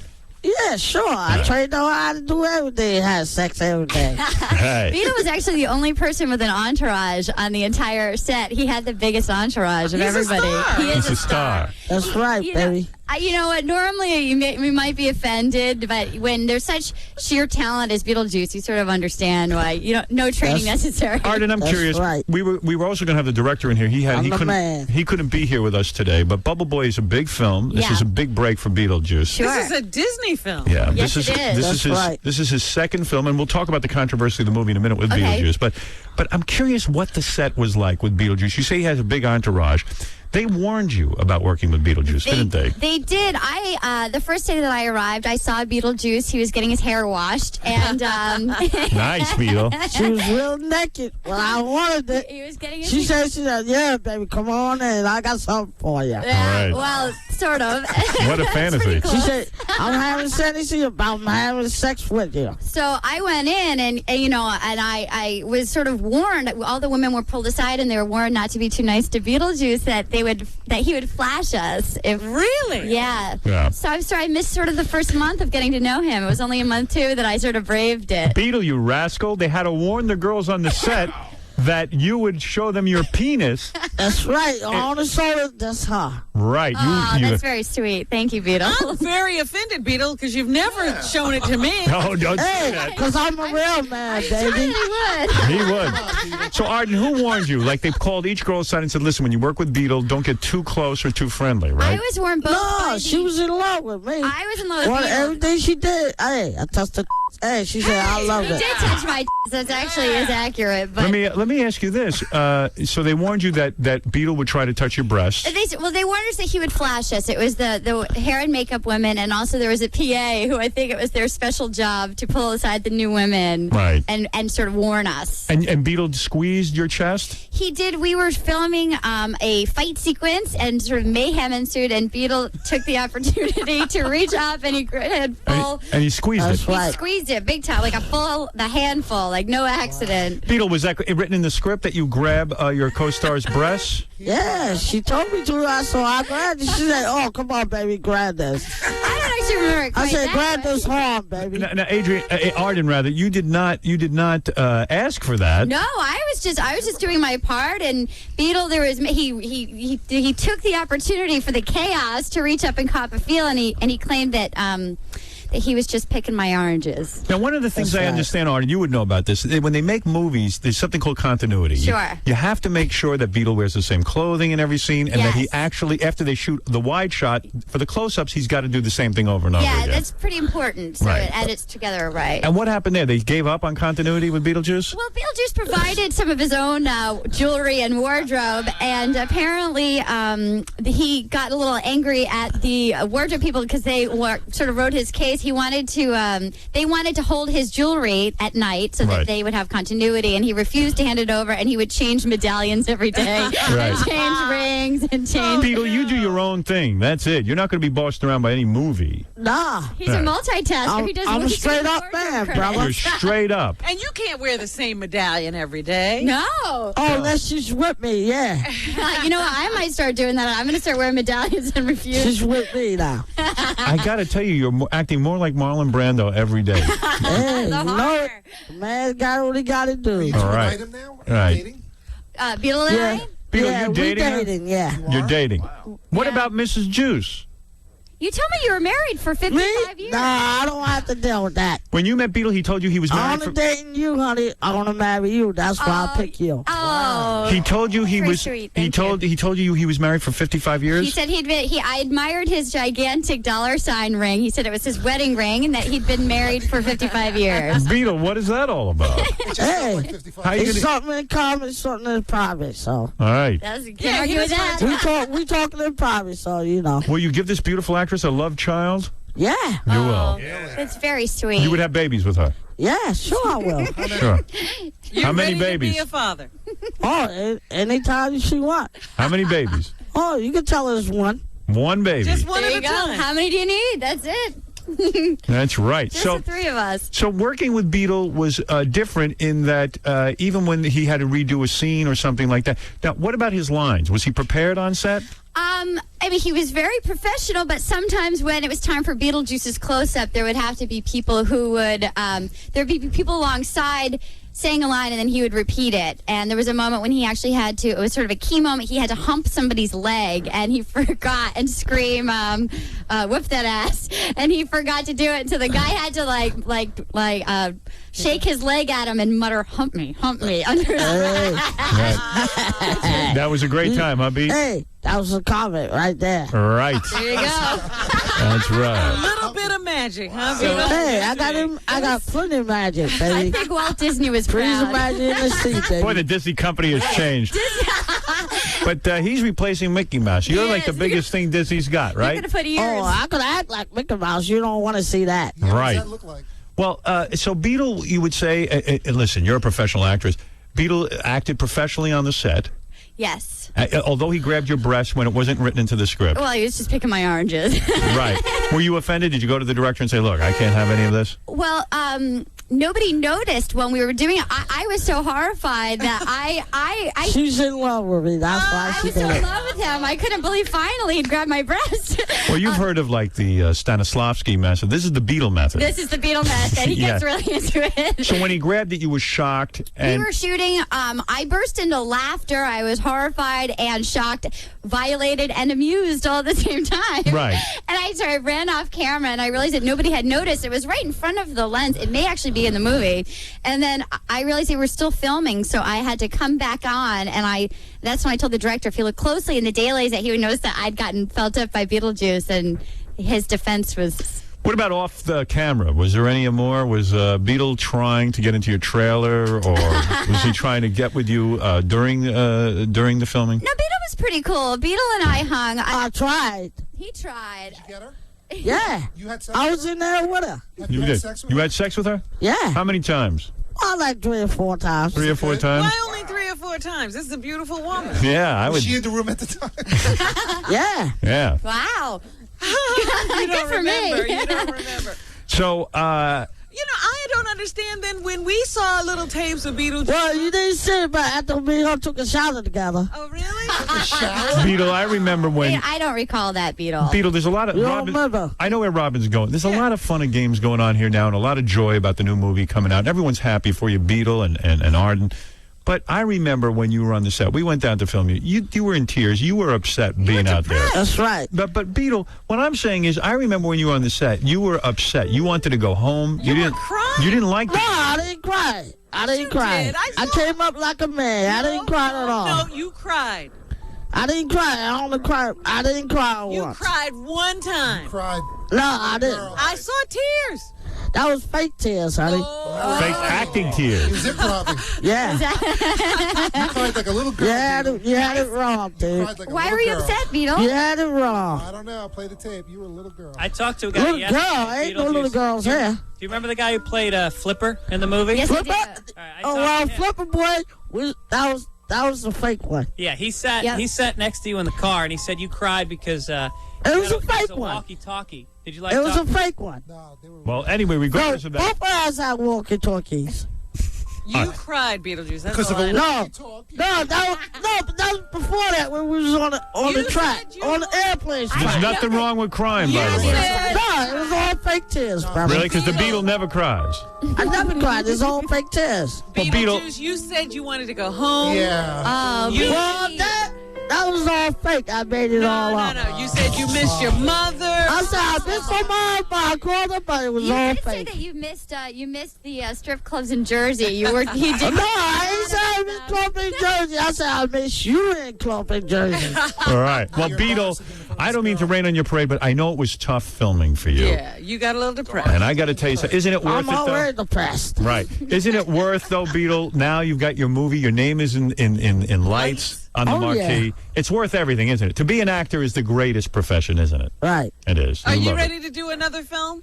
Hey, it's coming, yeah. Yeah. Well, let me tell you something. I heard something sweet. Actually, Arden can tell us more about Yeah, it. that's for her, yeah. First of all, how many scenes did you do with Beetle? I had about 3 scenes with Beetle, but we were around the set every day. I see. And in working with Beetle the artist now we're talking about Sure, strictly, and sure. Beetle, I don't mean to give away any of your secrets. It's all right. But you have a fight scene with Mini-Me in Yeah. this movie. I heard that Beetle was very tender during the fight scene. I was actually touched by how sweet Beetle was. He is much larger than Vern. Is that right? Yeah, and they had to wrestle over a woman, and Beetle actually, I think he probably would have hurt Vern, and he didn't really fight back, and they kept egging him on to fight back, and I thought Beetle was gentle and intentionally, it seemed like intentionally didn't fight back. You are a much physically stronger man than Mini-Me and taller. Why didn't you want to hurt him? I don't want to hurt the guy. Right. I weigh over 180 pounds. What I want to hurt the guy for? He's so sweet. Right. That's very touching, really. Cries Yeah. and he's He sensitive. did, Beetlejuice. Maybe I'll take you up on your offer. So Mini-Me, you had to do fight scenes with him, but yet you held back during the fight scene. Right. That's what nice. I did. Wow. And they were shouting at him with a bullhorn, like, "Beat, get him!" And I saw that, you only sort of. Sure, I ain't gonna hurt this little guy. What I hurt this little guy for? Yeah, you're I'm a big trying guy. to take it easy on that What do you little guy. weigh? What do you weigh? Me? 10? Yeah. 115. 115. How much? He takes longitude to grow.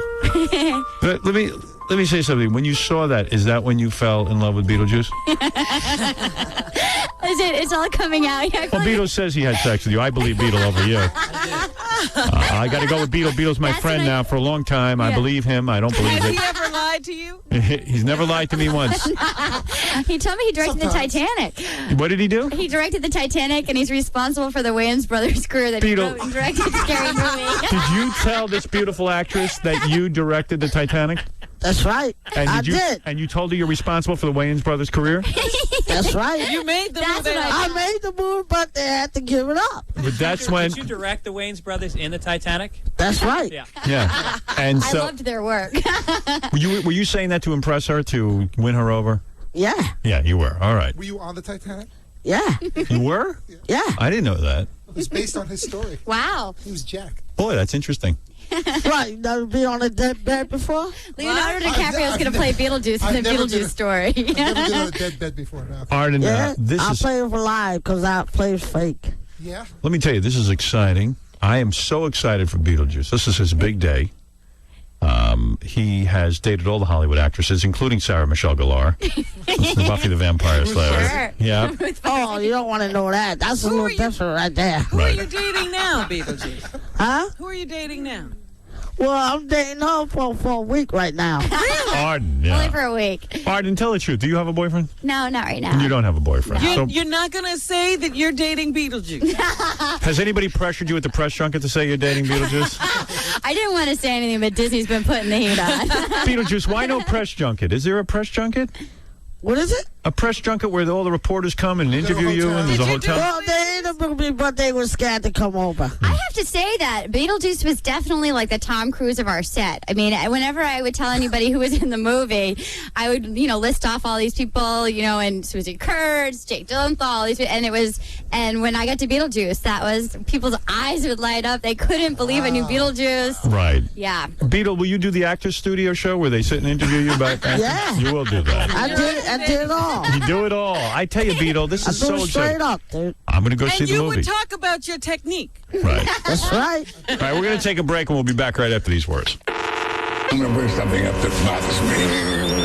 An aluminum plaque on Highway 295 honoring Howard Stern. Well, I'd love to have his numbers right now. I know what you're saying, but I still don't like it. People are saying that Bubble Boy makes fun of people with immune deficiencies, the people who live in bubbles. Well, he lives in a bubble. Right. And what do you think of that? Are you making fun of them? No, I never make fun of her. Never. Nah. What about you, Arden? What do you think about this? Well, while I was filming it, I kept, the whole thing was so surreal. I kept thinking, is this really getting made? Well, I'm like, so We did too. I'll be quite honest.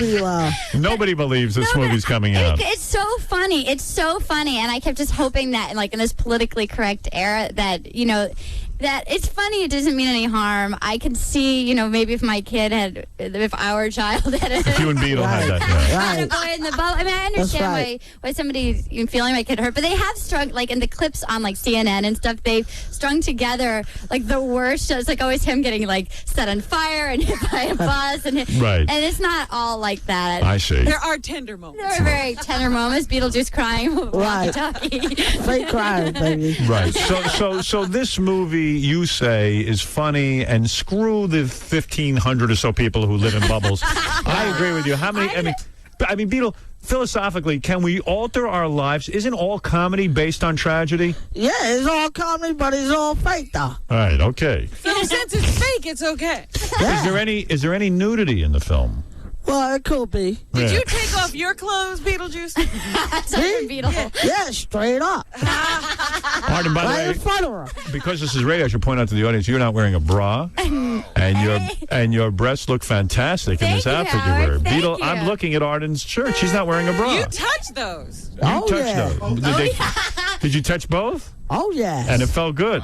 Oh, it felt I me only good. recall just one hand coming up out of the One darkness. hand. It was in the middle of the night. It was like 4 a.m. We were shooting the scene. It was one hand just reached up. Right. But Beetle, you know you're not supposed to do that, right? It was just because it was acting. I don't know. Maybe I was happy to do it. Right. Well, Beetlejuice. Maybe I was getting hot. It What was else your was I day. supposed to do? Well, Arden, It you. wasn't your fault she turned you on. Oh, she wasn't turning me on. It was good, though. I love it. Arden, let me congratulate you. This is probably a big deal for you. In fact, you started out, you were an intern for the Conan O'Brien show, weren't you? I was an intern for them. I made Xeroxes. You did? For a year, yeah. And I saw in your bio, you saw Conan O'Brien in his underwear? I did. And what was that like? It was, he was tall and skinny and he had on briefs. Right. He didn't see that I saw him. I was putting a script in his dressing room and I was so shocked that I saw him that I sort of like quickly closed it and sort of ran off. Did Conan try to grab your breast like Beetlejuice did? Just one. He's trying to grab my ass, but I grabbed the ass. But He grabbed that ass, right? Oh, yeah. My sweet onion. Yeah, Beetle. Like a sweet onion. Right. There you go. Well, I got to tell you something. This is so exciting. To see Beetlejuice achieve this level of success is amazing. It's about time. He's really funny in the film. He's really good. He is my star. I believe in this guy. I'm a great man at it. You sure You are are. a great man. You're willing to say that. And you deserve it. You deserve it. You deserve it. You deserve all of your success, Beetlejuice. Your resume grows with Scary Movie 2. Who better? As he's written it and directed it. And Beetlejuice, That's right. jollydwarf.com for details, of course, for all of your big appearances coming up. Right. And how is the auction for the car going? Oh, it's going pretty good. Yeah. What kind of a car is it?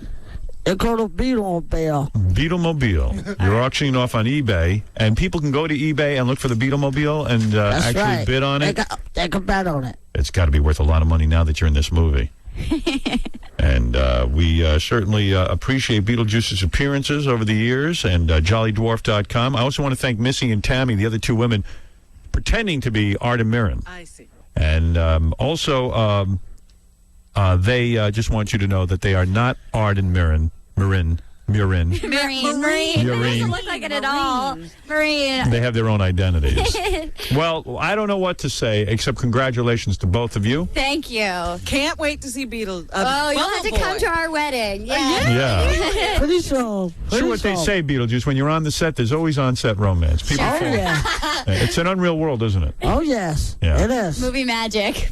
And I guess it's inevitable that a woman would fall in love. How could you not? Spending any time with She Beetlejuice at all, certainly you will, have to fall baby. under his charm. One of your fans wants to congratulate you. Drew, you're on the air. What do you want to say to Beetlejuice? Hey, what's up? Hi. Hey, Beetlejuice, what's poppin'? What's going on, bro? Hey, Howard, do you think that Beetlejuice used that longitudinal penis enlargement, it would make his head grow and end his career?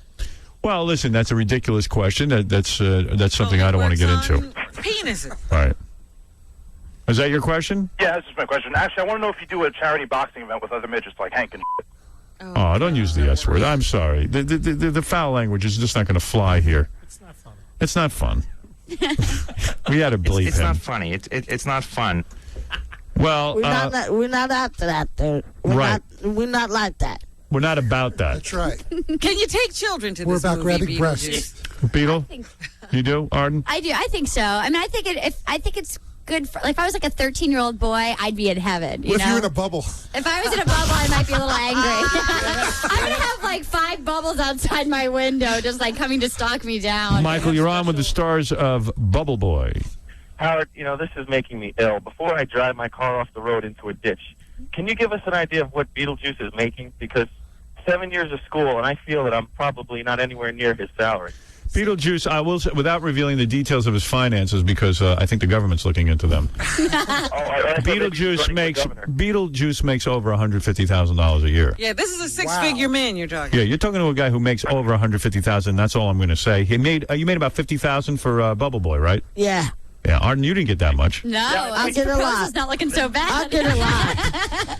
I get a lot more. Right. Howard, I know attorneys aren't high on your list, but I mean, 4 years of college, 3 years of law school, suffering. Well, Beetlejuice has had 7 years of school, too. That's right. Years of law school. The school of hard knocks. How many years did you go to school?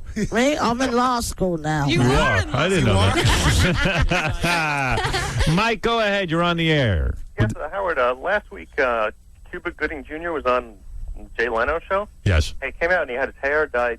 It was all yellow on top. Yes. And the first thing Jay asked him was why he was looking like that. And he said, it's a tribute to Beetlejuice from Howard Stern's show. Wow. Did he really? He did. Well, you have really hit the mainstream when Cuba Gooding Jr. Everybody wants to be Beetlejuice. Everyone. Yes. What is it, Casey? Yo, I don't know if the fame's going to Beetlejuice's head or not, but he was on a plane. He just got kicked off because he was sitting in first class.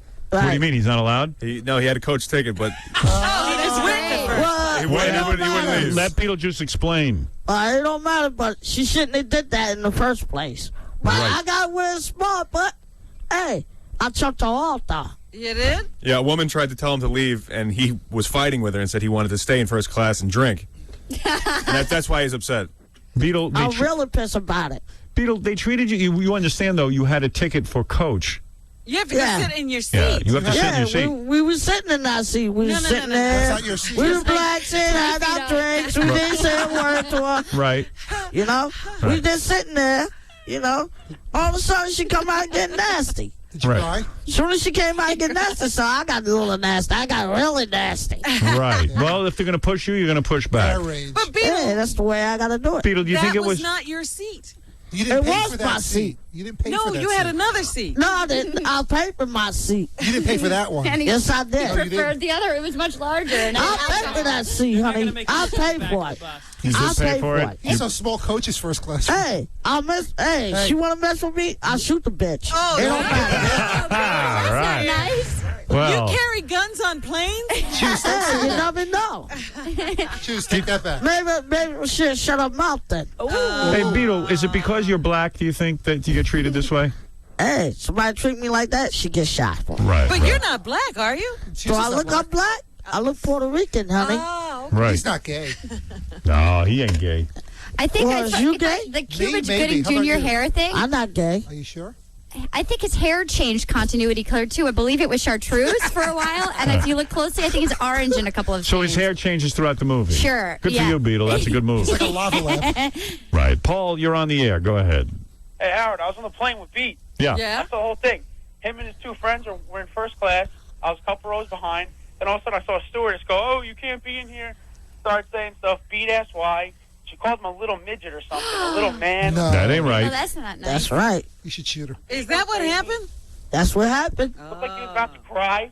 Oh. Then the big guy That's was right. like, Beat. I was pissed. The big guy was like, "Beat, don't worry about it. She's being a bitch." Then the lady That's right. heard him. That's when the lady went crazy. She was like, "Oh, what are you doing? Wow. Sitting on this plane." She called security. It was a big mess. And they moved Beetle back into Coach?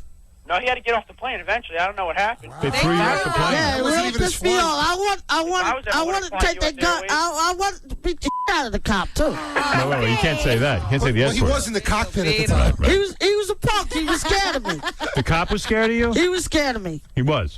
He was scared of me. And they The threw- fat motherfucker was Whoa, scared whoa, of whoa, me. whoa. So you had to, you can't say that. But you had to, they stopped the plane and threw you off. Yeah, he was Juice. scared of me. Juice, were you flying the plane at the time? No. Nah. It was before we took off. You didn't even get to take off. Nah, Oh, they threw him off before you got to take off. Yeah. that's right. And you were minding your own business, just drinking. Just straight That's in the right. first class. That's all I was The lady doing. was a Right. real So how bitch, did you end up getting home?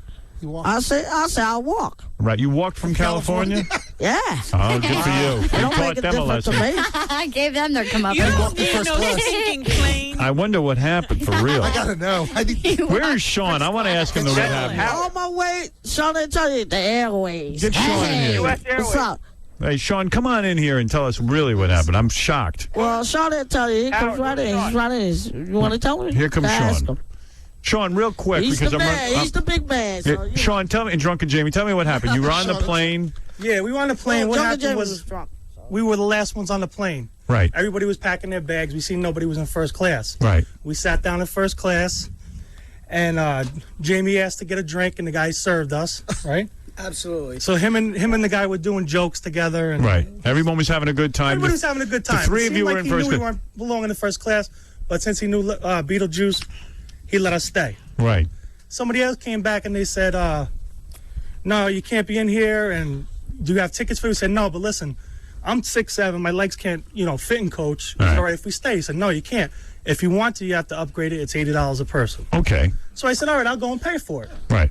So I went to pay for it, and they said, "It's too late. You can't upgrade the pass right now."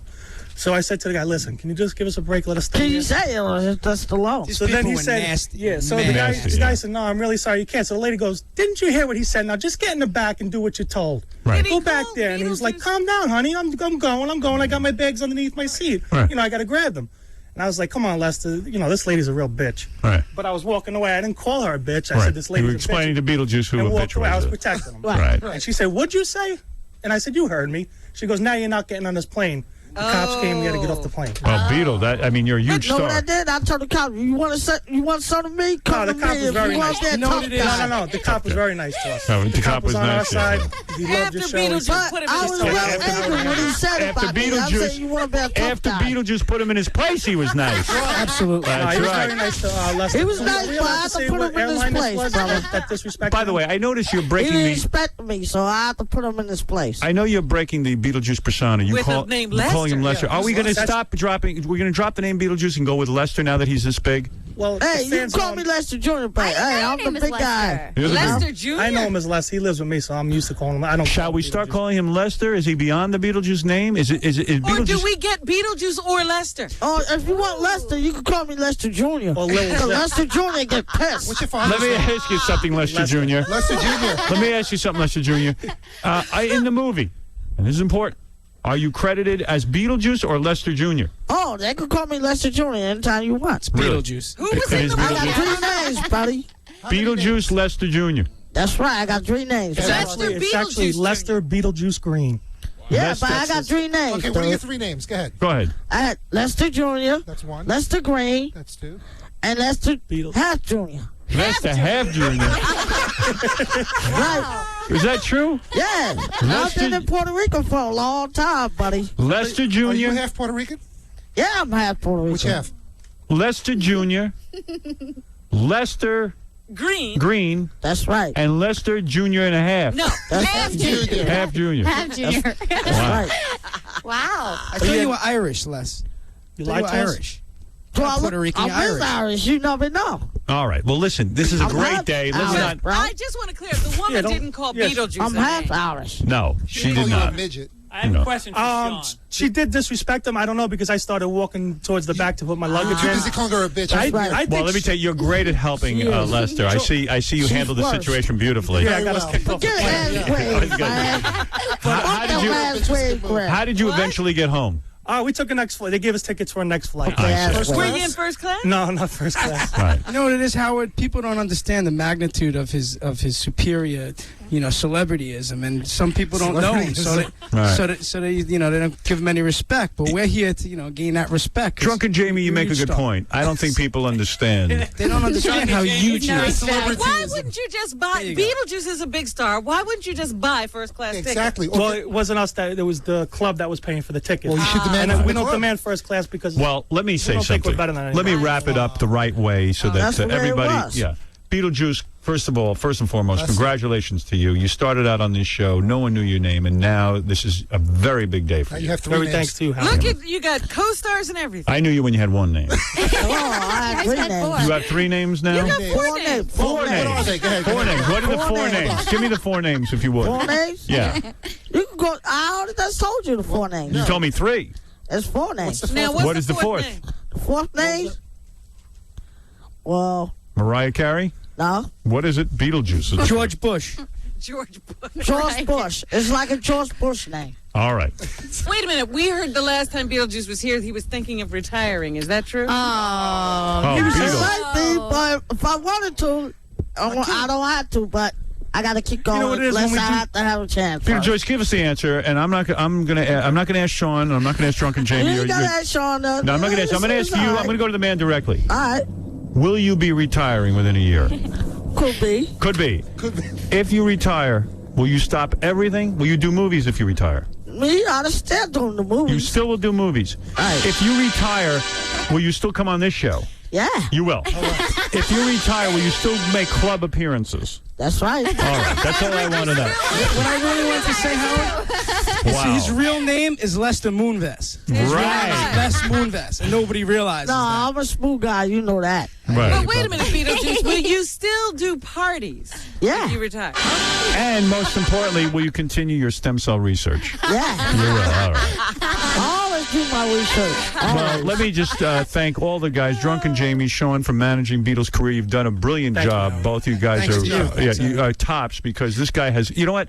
You might be the greatest managers of all time because Look at what He's you've like done. Colonel Tom Parker. you started with nothing, and look what you've done. Exactly. What are his quotes Now, on when the they next write film? a check for him, is it to Lester or to Beetlejuice? It's to me. Lester Green, care of Booze Jolly Dwarf, the name of the company. But it's the company name, so you know. Yeah, you have You're a a whole. whole company. You have 5 names. I had 5 names, baby. Why not Lester Half Jr.? Why not write the check to him? Yeah, right? I miss Half Jr. I want to be Mrs. Lester Half Jr. Beetle, you know, you remind me of today, Dean Martin. He used to sit on the couch of the Tonight Show, and you've got a beer in your hand. Oh, yeah. That's why they call me Dean Martin. That's why. So you have 7 names. Yeah, you fashioned your whole career after Dean Martin. Well, good for you. Anyway, listen, I also. When will we have Beetlejuice the TV show? Oh, come on. Listen, I got to wrap this It's going up. to be there pretty soon. Everyone's having fun. And how? Yes. I just say one thing. They're going to be making Beetlejuice action figures. Oh, really? Oh, they are? From Bubble Boy? No, That's right. just gonna be a Beetlejuice toy in It's the your show. business? No, a toy company. Yeah, he It's wants to gonna be open all. up. He's opening up a toy company. Here I he has will the buy that. distributors, And it's a talking Beetlejuice doll. Oh, my And God. it'll be in stores in December. Oh, I can't wait. Beetlejuice is going to be a doll? Yeah, That's right. I made it all up, baby. Well, good for you, Beetle. I made it all up. We're going to take a break. We'll be back right after these words. I don't care about all I mean, the where's nonsense that there's goes on. maybe two I just that made it work. Is Yeah, she keeping I it real, think though? I mean, like, she'll put on lingerie and stuff for you? And like Sarah's sexy, awesome. Really She- sexy she- outfits? Her whole mission in life is making me happy. And anything Really? she can do to Yeah, do but they that, don't have kids yet. She does. You don't so- have kids yet. I can't wait to have kids. Are you using birth control, or are you guys just going at it? No. We have birth You control. do? Yeah, I think wait a while for kids, for Christ's sake. Wait Yeah, 5 until years. you're like 40. No, we want to have fun Yeah. with each other. We dig each other. Yeah, have a good time. Absolutely. Why are you rushing into kids? I'm not. I just told you I'm not. Ridiculous. I'm not. What are you wearing, rubbers?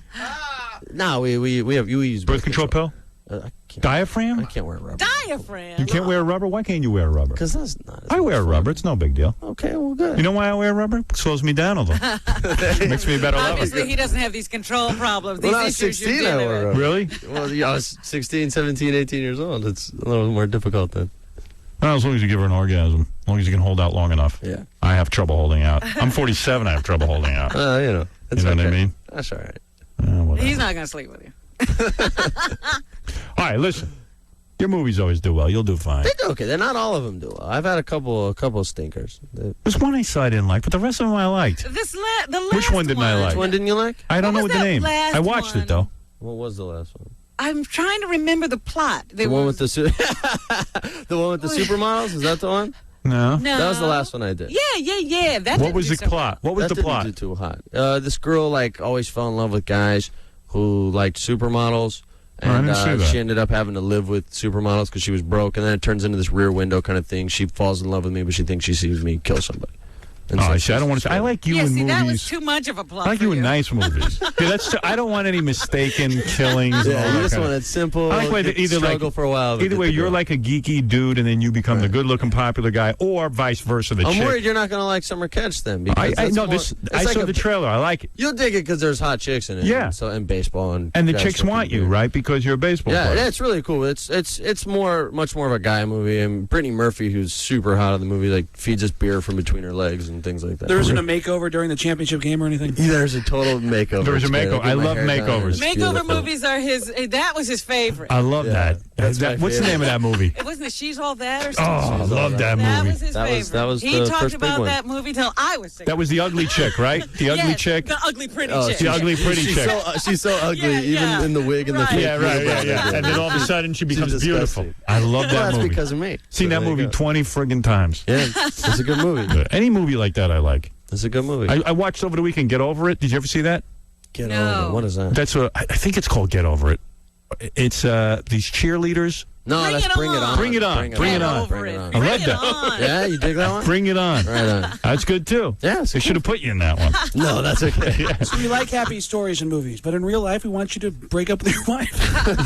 Exactly. Oh, it'll happen. Exactly. It'll happen. This we're kid- gonna sign a contract. This kid before I ain't get gonna. it. His poontang life ain't gonna be over at 25. It's great to have you in here, Freddie. Thanks a lot I for almost having didn't have you in here because Yeah. they said that you were too busy. Well, I did Sports Center last night, and it's Nobody in watches Bristol. that. Yeah, nobody. No one. It was in Bristol, Connecticut, so I didn't get home till like 12:30 at night. And listen, you never so too early in the morning. Never be too busy for me. Dude, do like an afternoon show. Or Did the guys I'll on be here every Sports week. Center warn you about prenuptial agreements and the fact that at No. 25 you don't know what you're doing? None of them wanted to be my dad either. Well, that's was it. Terrible. Because Chris Berman's a loser. Who's the nicest guy in Hollywood? Tom Hanks, right?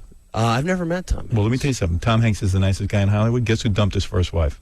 Who? Tom Hanks. Hanks. All right? Enough said. All right, we're going to take a break. We'll be back right after these words. Yes. Okay. Is this Howard? Yeah. Yes. Okay, hi. My name is Richie, and I'm You're 11 a years boy? old. How old are you? 11. Yeah. Okay, well, I have a story to tell you about one day on New Year's Eve that me and my mom did. Okay? Okay. Okay, well, New Year's Eve, me and my mom, we were watching this movie about these college dudes drinking, and so they got drunk. Then two of them bent over, and two of them stood behind them. They lit a match, and then one of them farted, so that made a huge flame, right? So me and my mom, Guys, so they lit their farts? yeah. Hmm. So me and my mom thought that was really cool. So my mom bent over, and well, she's pretty fat, so she has a big butt. Okay.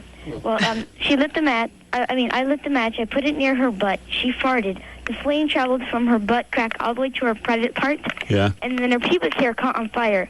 She was running around the house smacking her crotch and smelled like crazy. Really? This is a true story. Yes. I believe you. And let me ask you something. You mean she was naked when she did it?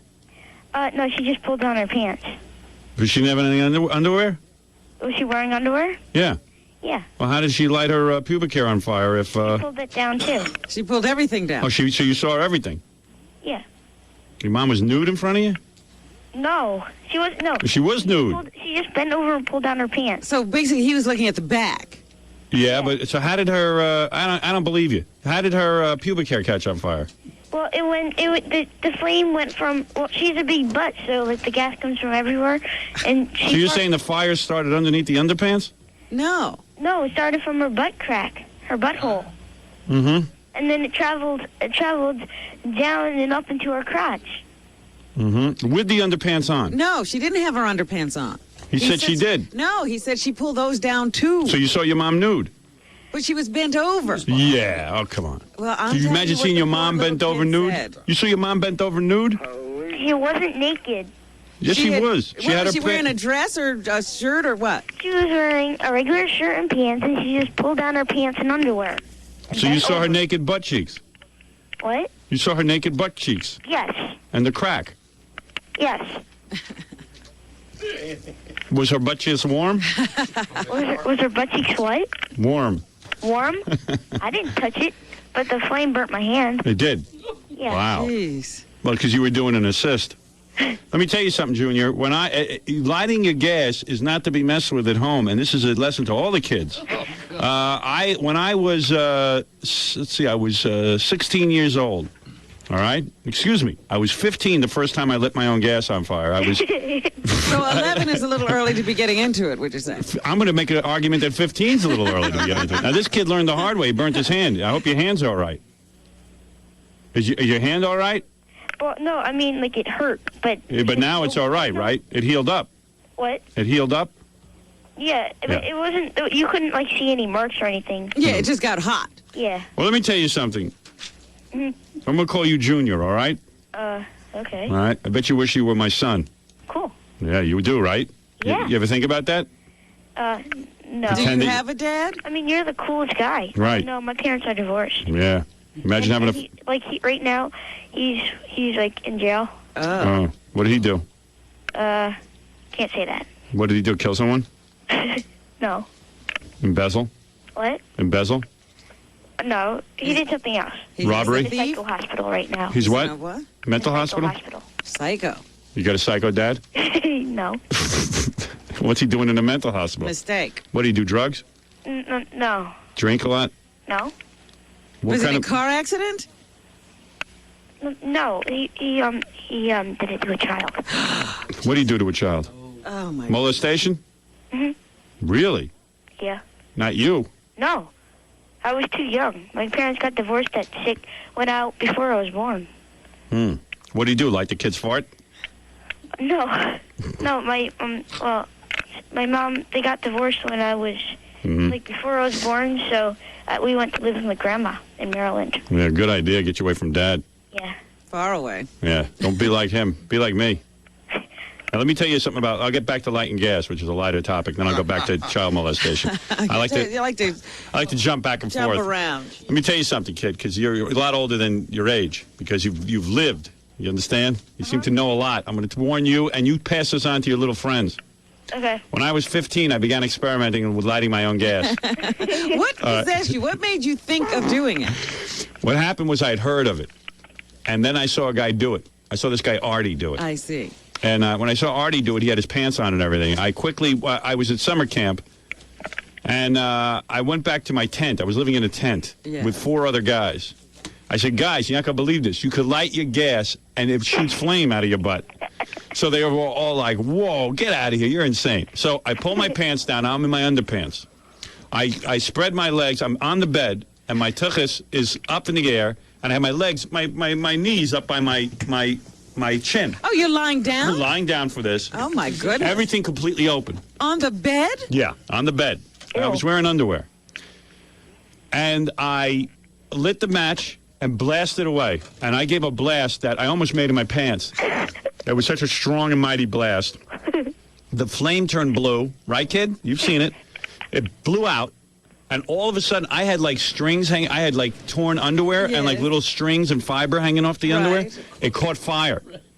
I quickly took my hand and started to stomp out the fire with my hand. Yes. And I forgot I have male genitalia. And I smacked myself in the nuts. And I was in pain for 2 days. Oh, my God. I mean, because I hit it. I went, boom!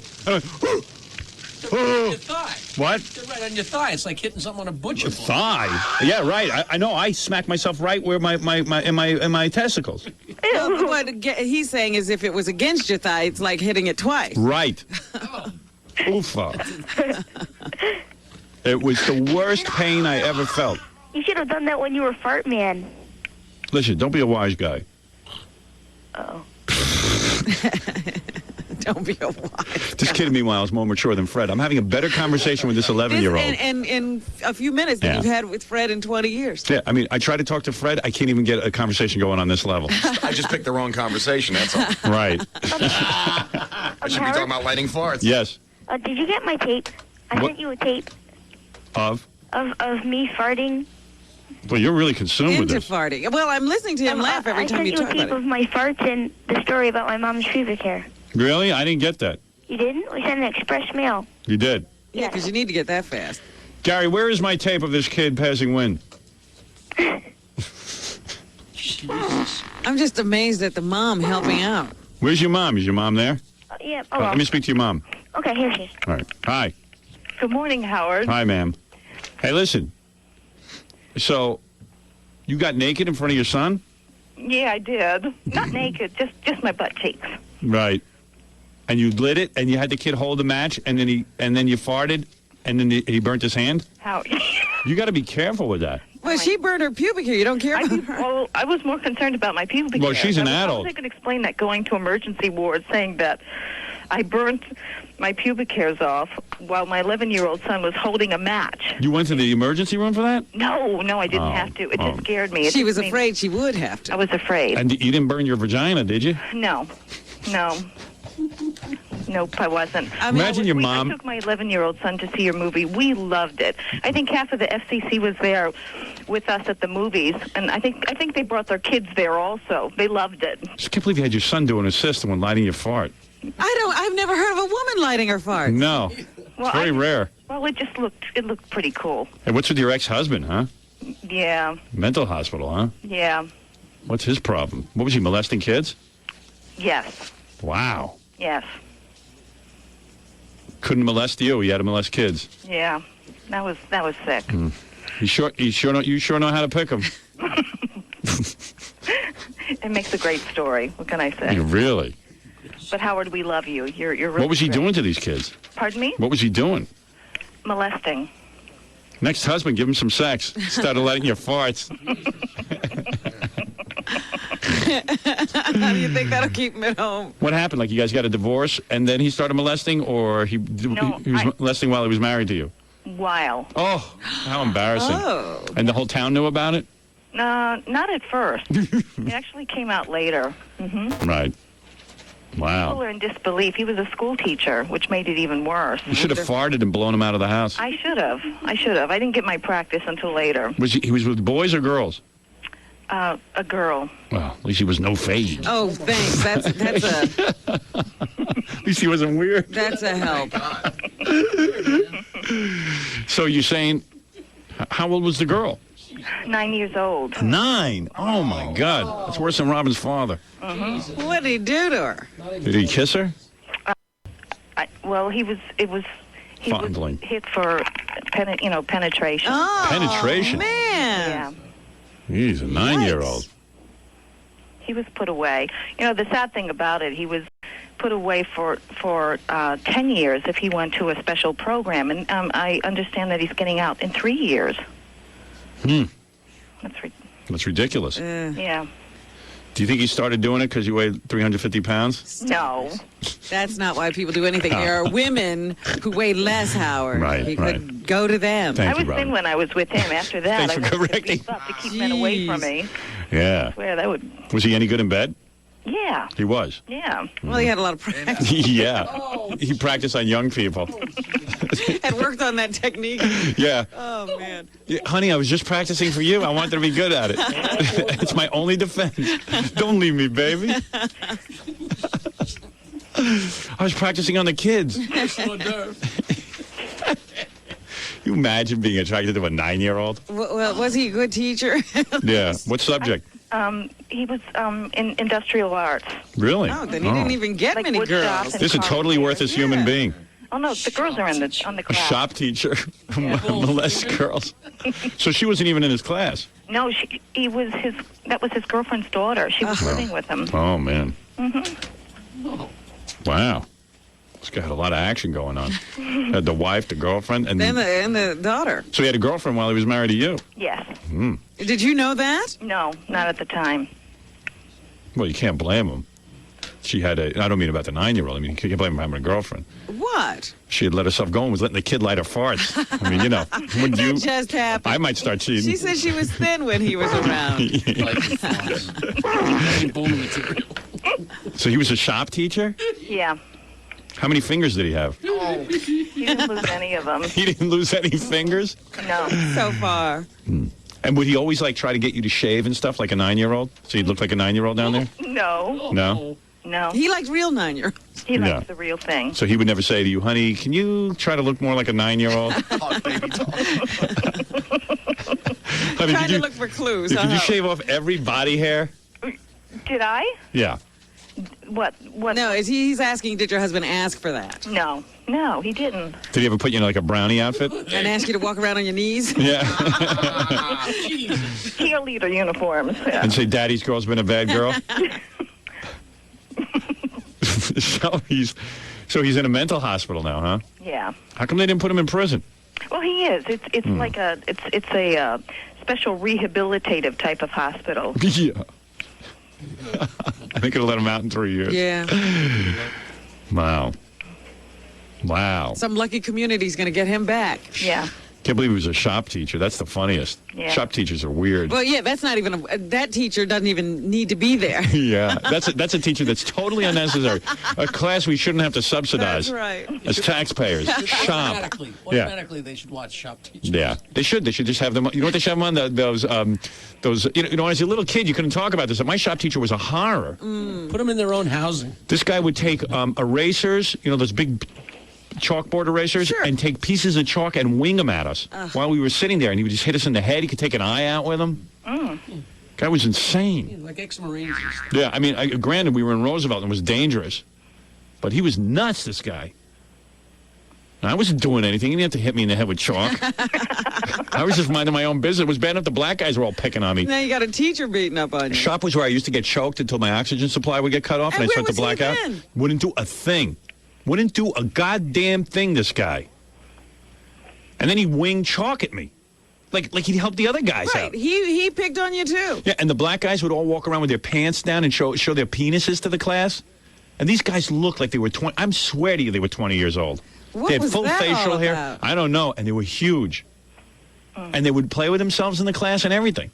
Whatever they wanted. Yep. What? Yeah, I swear. Jackie's saying it's like he knows what they do. There was shop teachers. I mean, there was Yeah. people in shop. There was a lot of guys that took like eight periods of shop. And this guy would keep his mouth shut. I got my ass kicked repeatedly, only Why in don't shop. we close the school? I know. Shop. I mean, I can't believe this. Because you know what it is? Going Shop on. isn't like real school. You're walking around with like tools and, you think you're in a garage. Yeah, but like I'm in just training saying, programs. if Yeah. that's happening anywhere in the building, why don't we just put some chains around it and keep everybody Thank you. inside? Because these people don't need to be walking around on the Well, street. where were you when I was young? Could have used your help. I missed all this because I went to an all-girls high school. We didn't even have shop. Then my mom even had to call the dean of boys and tell her what was going on. They had to hire a dean of boys, which was basically a disciplinarian. Wait a minute. The dean of boys Yeah. was a guy? Yeah. Okay, because you Dean said of her. boys. No, my mom had to call the dean of boys. And she called him up and, she had to say to Mr. Hecht, he was the dean of boys, said the boys were all beating up Howard in the shop class, and they're stealing his lunch money there and taking it out of his sock where he hid it Oh, man. and stripping off his socks. It's like boot camp. Yeah. So No, this is like torture. This is hell. the Mr. Hecht reamed out this guy, Irvin, who was doing it to me. Irvin came in and goes, I know you told Mr. Hecht now you're going to die. And I said, That took care of I it. said, I swear, Irvin, I didn't say a thing. It was that guy, Carlos. And they beat up Carlos. Turned over. Yeah. Oh, Yeah. Howard. Carlos got beat up. Howard, Yeah. how could you live with yourself? No, easily. Yeah, go ahead. On line 5, we have a social worker who wants to say that what she did with the kid is child abuse. Really? Yeah. Let me see. Lighting a fart is child abuse? Let me see. Hi. Hello. You're a social worker? Yeah. I work for a Department of Social Services and Children's Services. Hey, lady, can you hear this? Yeah, I hear Okay, good, cool. All right, go ahead. Well, on account of the fact that her husband has a history, she ought to know that what she did is child abuse. Really? And anybody who knows who she is should call the New York State Central Registry and report her. Wow. It's pretty serious. What did she do? She caused a burn injury to this child who is 11 years old, and that puts him in an age group where he cannot make decisions for himself. He did not have a burn injury. They were bonding. He said he burned himself. No, it just was warm. That's all. Her butt cheeks was warm. He said he didn't have any marks. Yeah, he didn't have any marks. I don't think she, when someone tries to burn somebody, I'd say they have a problem, but No, what she did, if she caused a burn on him, is Yeah. called inadequate guard, and that means that she. yeah, but how many people know that their fart? Burn on him. How do you know that how does she know her fart's going to cause a burn? It doesn't matter if she knows or not. Really? She's supposed to be protecting his safety, and if if he got burned by this, she didn't protect him, and she should be reported. But he did not get burnt. And we should let the New York State Social Services determine that. She's doing that in itself is dangerous, but beyond that, there's issues. Let me say sexual something, abuse officer. here. Let me say Officer, something. he's a social That's all right. worker. That sounds better. Let me say something, officer. Let me warn all the kids out there and their parents. Lighting farts is not a safe thing. I almost lost my testicles in a horrible incident as a young man. That would have been a real loss to the world. Right. And it was very, very bad. Well, I have to be honest with you. I debated with myself whether to say this or not, but as soon as he said that he burned his hand, I decided I had to call. Really? Yeah. Well, you sound like a party. Well, if he hadn't burned his hand, I wouldn't have made an. I Well, he wouldn't said it got hot, you know. He said it got hot. He didn't really burn his wasn't hand. Burned. He didn't say he was burned. He said it was hot. It's still up in the air. There may be other things going on that we don't know about. There's nothing going on. She has a history in the family, and it should be reported and let the state determine. I don't know. That's a little severe. Well, I work. Yeah, I hear we you. get that way. We're very careful about. I know, but I think I don't. Well, don't you make any determinations because once again, you don't know anything. Yeah, I just don't think you should be pulling your panties down when you're fat in front of your kid. I don't think you should be pulling your panties down if you're thin in front Well, of your kid. if you're Cindy Crawford, it's okay. Especially if you're fat. Especially if you're fat. All right. Well, I appreciate you letting me say it. All right, thanks, That's really man. all I wanted to say. All right, thanks. Thanks. All right. Bye. He's got to mellow out. Yeah, I'd like you to have your kids go and be taken care of by this woman. You think he should mellow out? Let her be your nanny. Hey, the nanny just let me light her farts. Sounds like a party. Jackie wants her as a nanny. Jackie wants her as his nanny. Take care of me. Yeah. Hey, son, come here. I got an idea. You almost got in trouble. I know. Wow. That's pretty heavy. What's next? Imagine you got to go to court. They say, And explain that. Explain that? How embarrassing. Just think about these things before you do them next time about having to explain them to somebody. I'm thinking about you all nude, bent over, and your kid holding a match to your ass. We're going to recreate that. Do you have a lot of cellulite? Yeah, if you painted me orange, I look like a huge, giant billboard orange. A little dimpled. Dimpled. Trauma for the kid. It was not enticing. He was scared. Right. Man. Jesus. Shut up, Jackie. So your kid lit the fart. Lit the fart. You blew out the fart, and then your pubic hair caught on fire, and then would you stomp it out with your hand? Yeah, I was scared. Right. So you were running around the house hitting yourself in the crotch, just like he said. Yeah, screaming. And your panties were smoking. You know why that happens, Howard? Because it blows the down there. I flame. was afraid.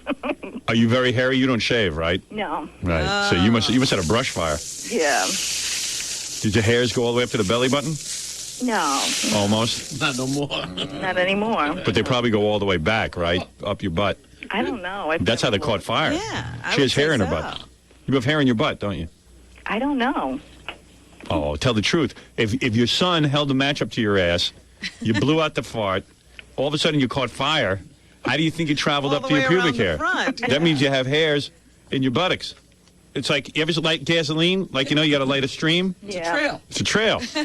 So admit it. I guess I do. All right. Oh, must be nasty back there. Brush fire. You can. The poor boy's got to be traumatized from. No, he has a good sense of humor. I'll say. I don't know what's worse: lighting your mom's fart, seeing her pubic hair go on fire, or seeing the butt hairs. Oh. Well, the cellulite. Oh man. He might go gay. No, I don't think so. He's a good kid. I don't want women. Oh, if he was gay, he wouldn't be a good kid. Let me talk to the kid. Okay. Were they laughing? Hello? Hi. Hello? So when you saw your mom's butt, was it kind of gross? Yeah. Cellulite. Cellulite? Yep. Huh. A lot of hairs? No. Mm-hmm. Do you think all girls are going to look like that? I don't think so. Were you turned off to women? No. No? You like girls, right? Well, both. You like men and women? No, girls. You like men and women? No. What do you mean both? No, never mind.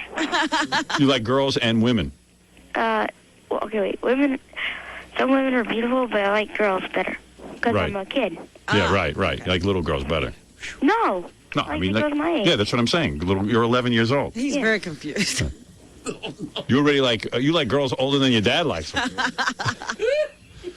Yeah, you don't want to be like your dad, though. No. Right. That guy's not cool. No. You're cool, but that guy's not cool. Right. Right. You be like me. Think of me as your father.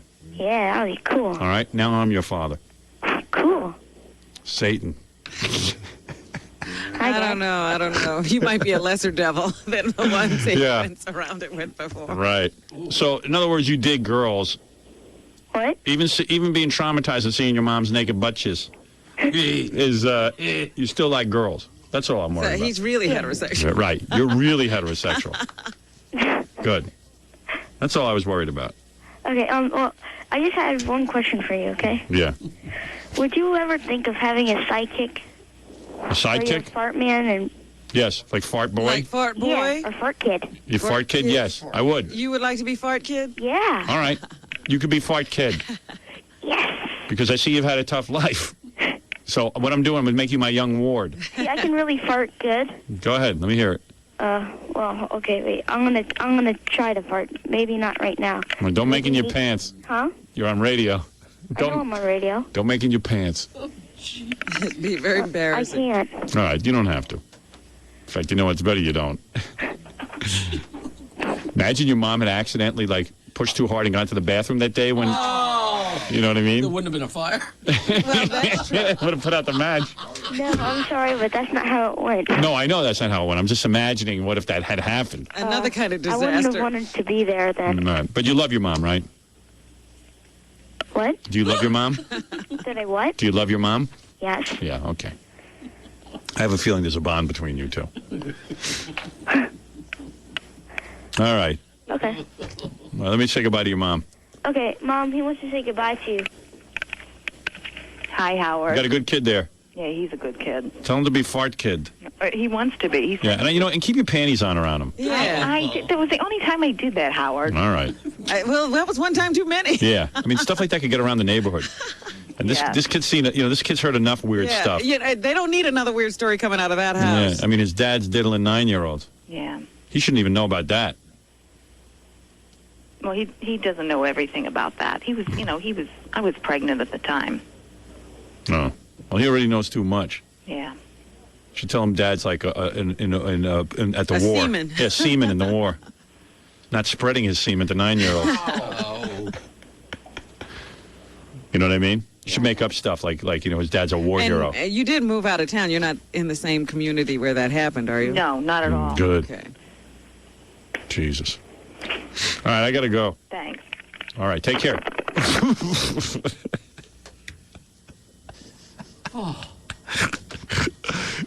There is no test. That's all I have to say. For being a There's no parent? test, no. Anybody can do it. Yeah. All right, I got to take a break. Holy mackerel. Holy Even mackerel. Jackie knows Jackie's that's disgusting. inappropriate. I don't know that he does. He's got to. I don't know that he does. Suddenly I'm Because you heard him with the social worker. Hey, come on, what's the big deal? Hey, I did that with my... Usually we're the Waltons. Jesus Christ. Jackie used to urinate in a bottle. With his mom. With his that's mom. True. That's true. With his You mom know. right there in the car. Hey, Mom, here's a gift. And Jackie, we used to masturbate in front of his grandmother. We didn't set it on fire. All right, so... Yeah, you know what? Maybe he doesn't know it's inappropriate. Right. Mr. P, what? Didn't you? What the hell? Then who caught you masturbating? Yeah, All press right. our case. Oh, he's your aunt. I'm sorry. And Jackie. All kinds of inappropriate stuff. It's much different. Yeah, it wasn't my grandmother. I loved her. My aunt was cute. I got my grandmother stoned. Oh. Did you? You mixing up the stories.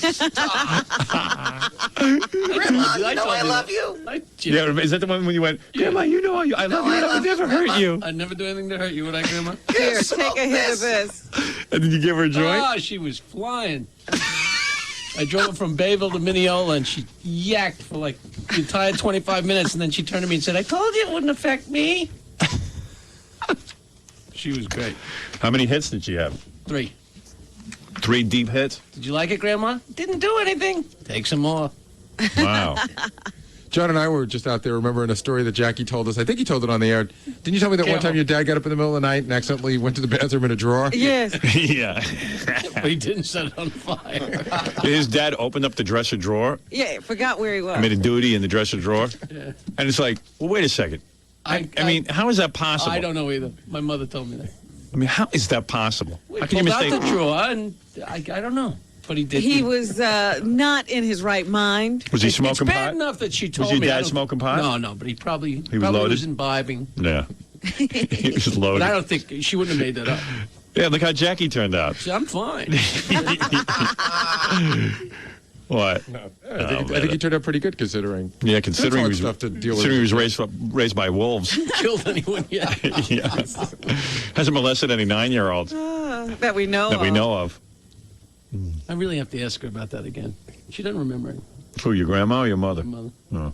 Yeah, ask her to document it. In fact, record her talking about it. Right, 'cause Okay, you know, for the family archives, you memory need to shot. remember that. Yeah, ask your mom if she'll record. I ask her about all these things and she doesn't remember. I don't know whether she conveniently doesn't remember. Right, It's like it's kind of Robin's embarrassing. father, you know? Because what happens after your father dies, you try to sort of piece things together. Yeah, and turn him into a saint. Hey, Ma, remember that great story about this? Yeah, and they're like, no, your father was the salt of the earth. Oh, That's no, right. no, No, he was she a would love to wonderful man. trash him. She just can't remember. She can't remember.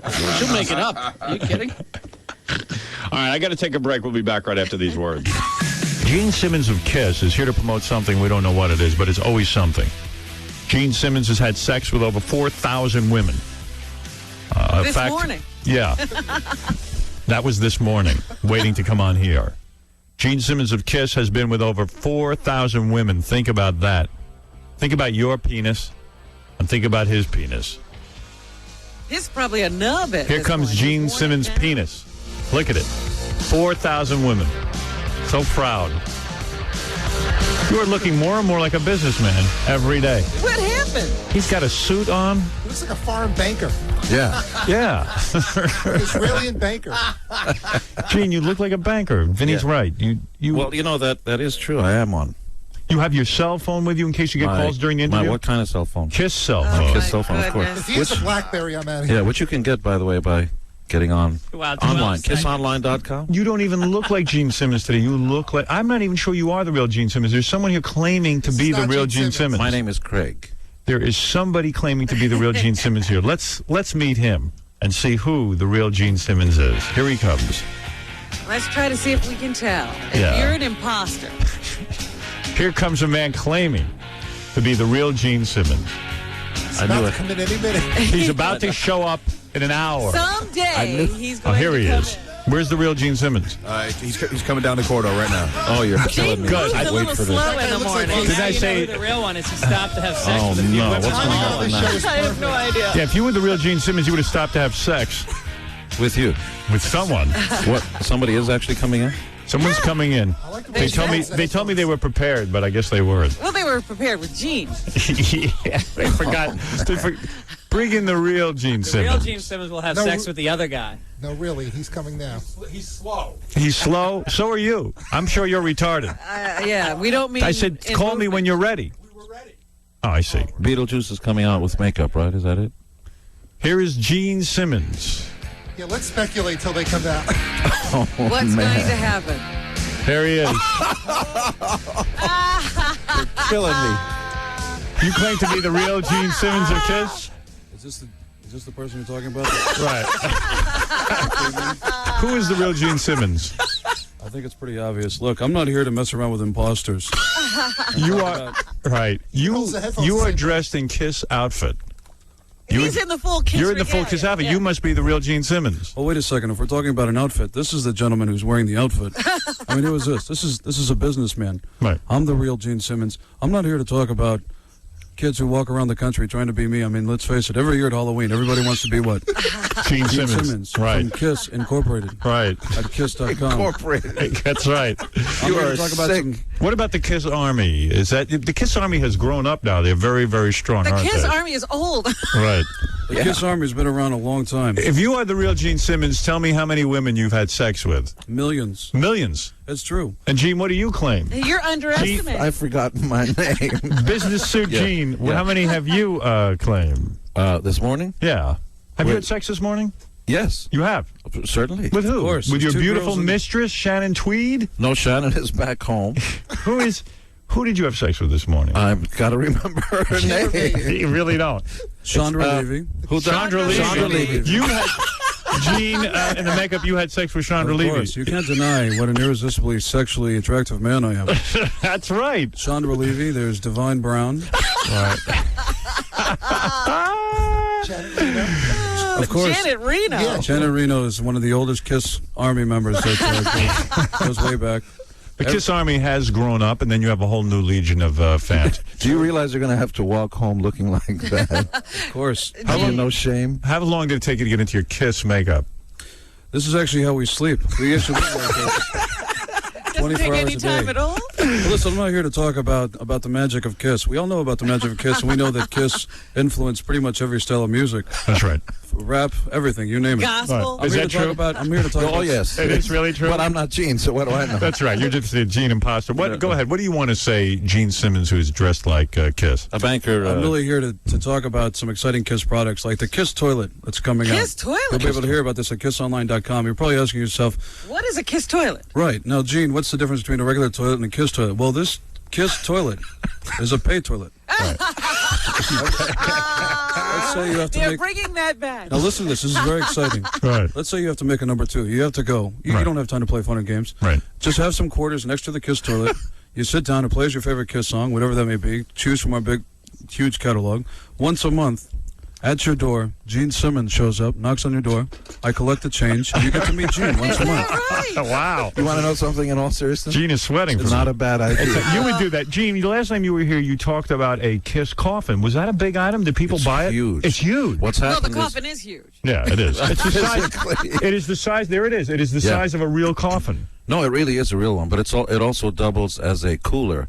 And what happened is sports bars all across the country are getting them. Right. And, they put them up on the bar as conversation pieces, but they really But were. be honest. I mean, is it really a big item? I thought you were out of your mind with this. No, We it's thought you were huge. lying. We thought you were lying. It's huge. Do the numbers. We make about... Well, I don't want to go into the numbers, but it's huge. Now, the other Gene Simmons, what is your huge item? The Kiss douche. The Kiss dish. What is that? See, Gene, you're not an innovator. I believe this is the guy. It gives your vagina a fresh Kiss smell. Right. There's a lot of girls who try to come out to these shows over the years. You think about all the millions of women that have come out to the shows and have slept with Kiss. Oh, man. You're not going to smell that fresh in the morning. No. Right. I mean, this is the reason we got into rock and roll, am I right? That's the reason we got into rock and roll. Yes, Because you anything you look say. out, every young man who looks out in front of the house and sees thousands of hot, gorgeous women that have come to see you, you always think the same thing. How much are these bitches paying to get into the show? Right. Jessica Hine, you're on the air. What do you want to say? Really not know who is Gene? It's hard to tell. It's hard to tell who the real Gene is. There's one here in full. There's a guy sitting here in a suit. There's a guy in a suit, and then there's a guy in the Kiss makeup. Okay, I can ask a question. Gene, you banged Jessica Hahn, right? Oh, many times. This morning. Many times. No, Jessica, you There had were sex. two places that we met. Okay. I remember. It was Houston. Who said that? This is Gene. Gene Simmons. of Business Kiss. suit Gene. Wait, go ahead, Gene. What do you want to say? And where's the second place? The most recent place? In your butt. Up at, The vagina. In your butt. No. no, One's up in at the the vagina. Glen Deli. Right. Yeah. Wow. And there was a floor. You have a great There was a memory. floor? And you Gene, did- why did you never have sex with Jessica You Hahn? never Or had did you? Of course I did. You did. Gene had sex with you, Jessica? Excuse me? I said Gene had sex with you. Gene, what was your answer? He I just said said Just yes. said yes. I don't, You don't have a memory of it? Jessica, when do you ever keep quiet about sex? oh, I'm not. I believe we might have.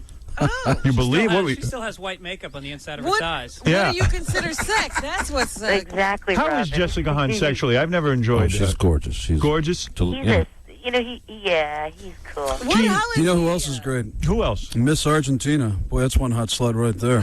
You like her? Absolutely. All right. Who's Miss Argentina? Some bitch from Argentina. Why would he get... Gene, I remember you talking about this. You met her, and you met her at the height of Jessica's fame, and She was everyone Jessica. It was wanted. after I did Wild Thing. Right after the Wild Thing Right. video, and everyone wanted to have sex with her, and Right. you approached her and said, "I need to try this out." No, I don't know what. He was very He was very gentle. he was a gentleman.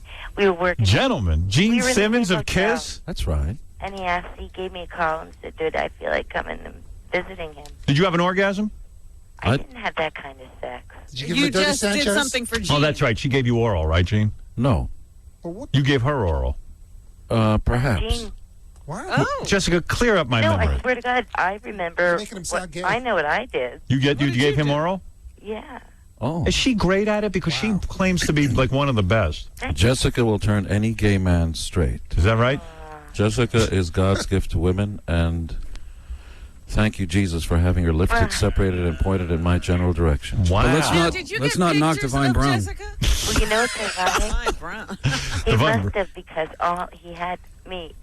Remember, you made sure all the curtains were closed. Yeah, he didn't want to be photographed with you. And it was very. Shannon Tweed will kick his ass. Every night. He was so. He was Jessica, why did Gene close the curtain so that you two would not be caught? He's a vampire. He's a vampire. He can't be in the sunlight. Gene's not allowed in the sunlight. What is it, Gene? Young woman like You know who else you got to close the curtains on? Ruth Buzzy. That's one every set. Am I right?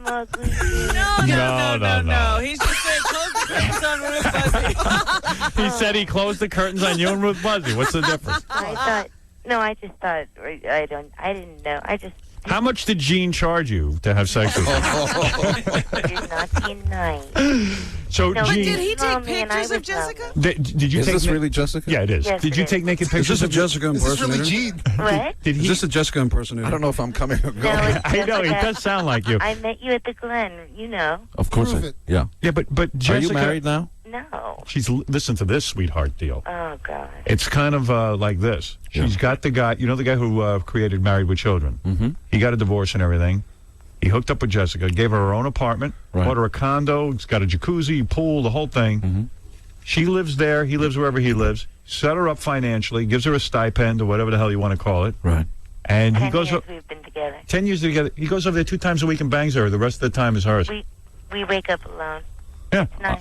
I think it's wonderful. You know why? You like that. It's Gene's very got the same romantic. arrangement. Yeah, because Gene's got the same arrangement. because who's to say what happiness is? And marriage, you're forced to wake up with Marriage the same. is slavery. I think it's an institution, and I think you got to be nuts to be an institution. I agree. Right. And so I'm just trying to clear this up. When you received oral from all the great women in our society, Famous, but a lot of famous women. Taylor? Amelia Earhart? Yeah. And name 10 of the women that have given you oral. Well, famous women. Well, of course. China? Ruth Buzzy. The country and the wrestler. China and the country. China, the country, And the wrestler. and the wrestler. That's Who's right. the most famous person, Howard, do you think? Who is the most famous person that you had sex with? Is it Cher? Cher. Is it Cher? Ruth Buzzy. Is it Cher? Come on, Gene. Is Cher your Well, most? we lived together. You. Diana Ross. I don't Diana know who's Ross? more famous. Diana's the Gary classiest Coleman. woman there is. Gary Coleman. Stop It it. was a weak moment. Gary Coleman. How about like Jackie O? Like that. No. How Gene about Simmons. Jackie Martling? You ever do Jackie Martling or Jackie O? No, the thing is, who's better out of the three? Out of the three, seriously, is it Cher? Or out of the two, Cher or I'm schwitzing Diana now. Ross? You're killing me here. No, really. Glad you're here. Diana Ross is crazy, isn't she? No, Well, she's Cher's not. You're saying. absolutely not. You know what? You know what's not fair is that you can do what you do, and everybody thinks Howard Stern's cool. Right. If Diana walks out and says, "This is my life. These are my rules," everybody thinks she's nuts. It's not fair to women, right, Robin? What's she like I in don't bed? What are you what you're talking talking about? about. I have no idea what you just said. I'm going to go to the other Gene Simmons. What do you want to say? I know you want to hear the truth, and the truth is, I've nailed Cher so many times. One time I got actually so upset after an argument that we had, I don't even know what it was about, that I actually mounted Sonny and gave it to and I said, Sonny, you son of a bitch. Right. This is for Cher. And the look, I'll tell you right now, the look of confusion on Sonny's face, priceless. I recommend it if you get a chance. You guys are not.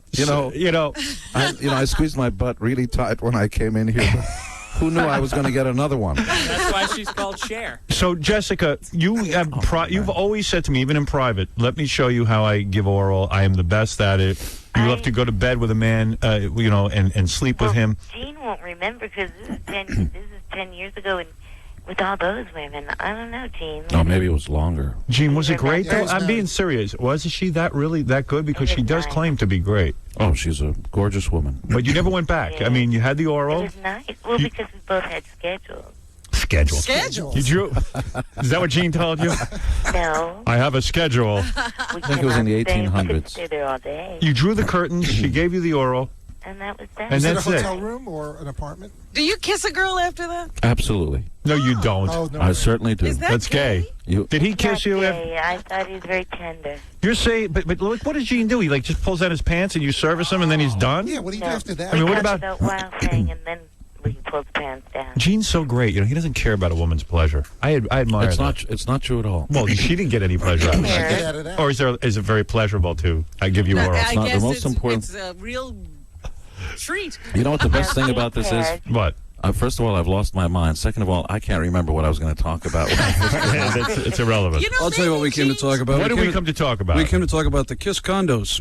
What is that? Kiss condo? It's actually an environment you can live among your own kind in the Kiss condos. Yeah. It's all Kiss fans. This is part of a planned gated Kiss community. Gated. I like that idea. Can What we about lock it that? from the outside? Well, Howard, we were thinking about all the money that all these fabulous things we're able to sell to our fans, to give back to our fans, and we thought, what is the way that we could actually get more of the money that people are making? Oh, right. And we thought a Kiss community. Kiss community. You where could move into the Kiss community. Can we spell community with a K? the Kiss Electric Absolutely. Company. Everything. And then there's the Kiss Kids Club, KKK. And Right. I'm glad you brought that up. The Kiss Kids Club. A lot of exciting programs for young kids of all ages. Right. What? Like the Pennies and Nickels Club. What's that? What is The that? Pennies and Nickels Club. You can teach your children the value of saving money with Gene Simmons. You give them a Kiss penny, and you give them a Kiss penny and nickel holder, and they save their pennies and nickels. Every time they collect $10, they can send their $10 worth of coins to Kiss, and in return, we send them an autographed picture. Oh, that's great. This is an exciting program for children. Right. You're amazing. See, that's the one thing about him. He has lots of ideas. He does have ideas. Did he continue to give you these ideas while he was giving you his love? Gene Simmons of Kiss wants to say something. Jessica, tell them about the Kiss plastic surgery program. What is that? Oh, that's amazing. Just tell them about it. You tell us crazy about slut. it. Tell them. You tell us about it. It's surgery that I don't think I've ever seen before. It's a staff of plastic surgeons from the Kiss medical centers. Right. Exactly. That will give you genuine features of Gene Simmons. Really? Yes. You could look like Gene. You can have my tongue, you can have my hog, whatever you want for the right price. And we've always said, there's a saying at Kiss Industries. We don't open our cheeks for anything less than 7 figures. Right. And we're making a lot of money for this. Well, Jessica, thank you. I'm sure going down this road must be very exciting for Gene. A blast from his past. Memory lane. Right. Gene. Bye, Gene. Goodbye, sweetheart. Goodbye, sweetheart. Thank you, sweetie. That was Jessica, right? It sure was. I don't know if it's you. So many. We're not sure who the real Gene is, but we know who the real Jessica is. Mike, go ahead. You're on the air with both Gene Simmons, whoever is the real Gene Simmons. Howard, how you doing? Yeah. How are you? Hey, ask Gene about the Millionaire Show when he bombed out before he got the $32,000. Right. Right. So what? Did you What go on? does he You went care on. about You went that? on with Regis. Yes. And what happened? You didn't get to the 32,000. You know, they give you the long speech. You know, they say, look, don't guess anything. Right. Only answer what you know. Don't ask any lifelines. Don't ask Regis anything. He knows nothing. And Right. he comes over. He says, Gene, I dressed. First of all, he held up pictures of himself when he dressed up like me. Of course, right, Gene? Of course. When he went to the Playboy Mansion. Everybody dresses up like you. I do. And why not? Look at me. Day runner. Look at me. Look at me. And so I forgot what I was talking about. I don't Right. So you went on the Millionaire Show. Yeah. Now up to 32,000. The They audience help helps you. you. So Yeah, they give you all the answers. No. I knew the answer. 32,000. Well, what happened was they asked me what was pachyderm, and believe it or not, I used to teach 6th grade. Right. A pachyderm, it says in the dictionary, is an elephant, but it also means thick skin. So a rhinoceros is also a pachyderm. Yeah. Yeah, And Gene so- started touching his nose before he gave the answer, like it was a pachyderm, like a thick, or like a So rhino. let Gene tell the story. What's the matter with you? So I immediately No, the had a other picture of an elephant, and I said, I know what that is. It's a thing with a long nose. I said, no, it's a condition of thick skin. So you had to leave.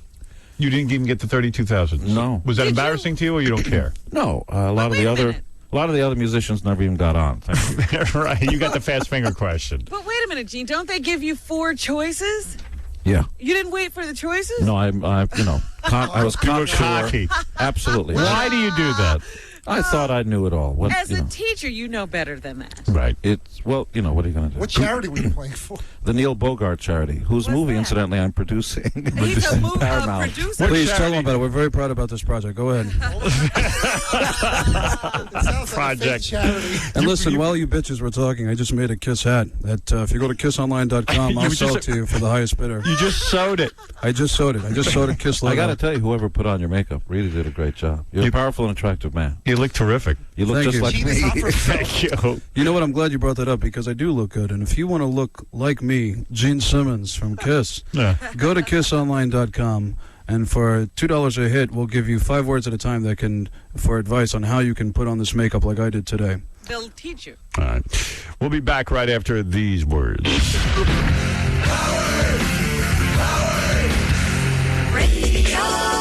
All right, you're listening to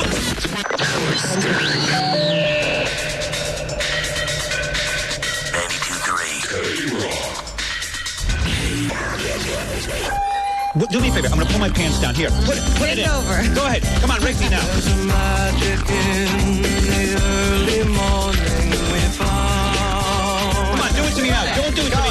Don't give me slow rape. Do it to me now. I've been bad to you, right? Oh, Howard Stern to fill our lives with love. Here it is. Take it down. Rape me now. Come on, put the probe in. The Howard Stern Show. Glenn, you're on the air with Gene Simmons of KISS. Hey, good morning, Howard, and thank you for taking my call because I've tried to contact Gene Simmons quite a bit in the past. My mother had been telling me since I was able to even understand that Gene is my father. I live in Greenpoint where Peter Criss, the drummer, is that not correct, Gene? Yes. Peter Criss lives in on Greenpoint Avenue? Yes, go ahead and give out the address. No, I won't. Sorry, Dad. Yeah, but you claim to be Gene. Gene, you must have a lot of kids running around claiming to be. No, but I'm thoroughly convinced there's a lot of evidence, of course, photographs with my mother and Gene together in intimate situations. No, wait. We can clear this up right away. How much money are you making every year? Well, right now I'm a very poor person, Dad. All right, you little prick. You don't have my genes. You obviously don't know how to make money, so come on. Who is Mom? Maybe I can refresh. Who my is own your memory. mother? Well, her name is Betty. I mean, I don't know if I want to give out Betty the last- White. Oh yes, you know what? White, you were with You had her? This could be my son. I did have sex with half the Golden Girls. You did. Which half? Maud and Betty White? The hot half. You know, hot Dad, half of the Dad, Golden Girls. Yeah. You went out with the hottest too. Oh yeah. Rue McClanahan and Betty White? You know, Dad, I hold it as no fault to likes you that Bukkake. this has happened because, you know, I understand your lifestyle and I don't want anything from you monetarily. I would just Sure like you to don't. meet you and give you a hug and say I love you. Well, Gene, you must have You a don't want to lot come of. to the family gathering? Gene, there's got to be a I'm lot. so overwhelmed. Gene, you just pulled out your wallet. It's stuffed with cash. I put it back in, babe. How much cash was in there? like a day How much money do you carry on you? Seriously. Cash? Yeah, count the money you have in your wallet right Take it now. out now. I want to see. You never saw a wallet like this. No, he All right, carries hold on. $666 and he never spends it. He's always gotten free Oh, stuff. And be quiet. He Look at thinks this. he's his son. It's what is Those in are this like wallet? hundreds, Howard. Okay. Let's count it up. Count it up, Gene. Well, Wow. here, you take the first bill. No, I wouldn't touch your money. But I think you is have that? to. What is that? Well, I don't It's know. Kiss a bill. Cash. Is that Kiss Cash? Cash? Let me see. We start with this one. This is Confederate money, I think. Let me see. This is. Oh And my- with Kiss Cash, you can buy Kiss Then Coke 2, on the 4, street. 6, What is this? This is eight, a $100,000 bill. 12. No, you need more zeros than that. What are you doing? 14. Over there. He's got a condom in his wallet. That's 6 zeros. And that makes. And then here's a $5,000 check. Oh, this is $1 million. What is this? No, that doesn't bounce. What is it? I don't know. I don't know what that He's is. like Really? Gallagher now. What is that? He's got prop jokes. Sure. How much money do you have on you? It's about counting the big one or not? Count the big one. Count the big one. Whoa. A lot of singles. Million. 5, Oh, my goodness. You Somebody. know, when we were 1,5,621. Wow. Somebody escorted him out of the building. You know, back in the early days when we used to play clubs right here in Manhattan, right down the street, I just walked around with a coin dispenser, a coin changer. on my Really? belt. Like an ice cream man. That's right. Now we've. Let's made go it to this- Bob, who wants to talk. Bob, you're on the air. Yeah, good morning. Thanks for taking my call. Gene, you are not my father. Thank you. I'm sure of that. And I just wanted to say I was at your party last night, that Ivy Supersonic. You had a party last night? No, Jim? you know what? I went to dinner. I was about to tell you of a magazine I'm launching. A magazine? Yes, and the publisher, a guy named Alan Teller, who's a real nice guy from Sterling McFadden, is going to give me my own magazine called, believe it or not, Gene Simmons' Tongue. I'm not Wow. making this up. Right. This will appear before Christmas. think you are. I'll tell you. No, I think you honest should to be. God. What could possibly be Swear in on that my magazine? children. Yeah, what is in the magazine? Well, hold on. So we went to dinner, a bunch of us, Yeah. and then I was dropping off some of the guests, and we took the limo down to, and on the way in, they said, "Come into the club and just have a drink." I go, "You know what? I don't drink. Right. I swallow, but I don't drink. Right. You're not into alcohol. No alcohol, no drugs, no, never have been." And they, no, just come on in for a second. When I walked in, there must have been 200 people in there who, the surprise routine, surprise, and you had a surprise party. I was surprised. For what?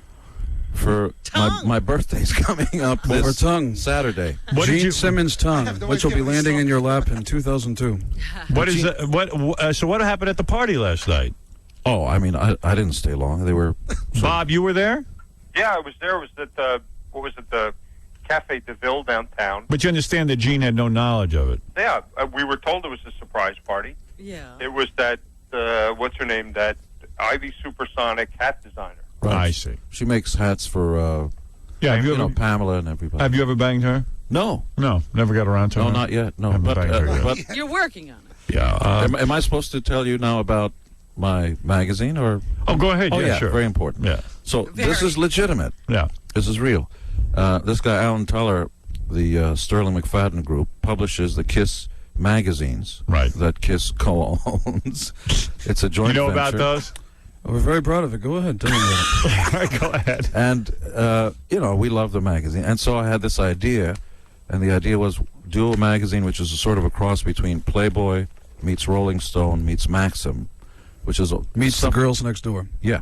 Right. Playboy meets Rolling Stone meets Maxim. Go ahead. And then you need a hook, which is sort of Oprah's got her magazine and so on and so forth. Magazines are now becoming personality extensions of real people. and he said, well, let's make it an extension of you. And I...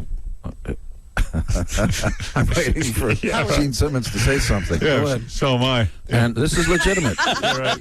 So help me God. And so... You apparently got his attention. Go ahead. So the idea for the magazine is going to be, and it's real, it's going to appear in the stands before Christmas.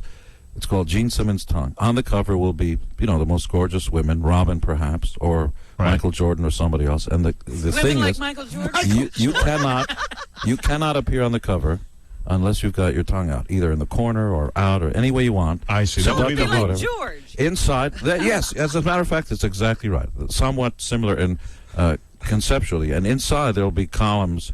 One is kind of getting the lowdown on people, which is like Gossip column.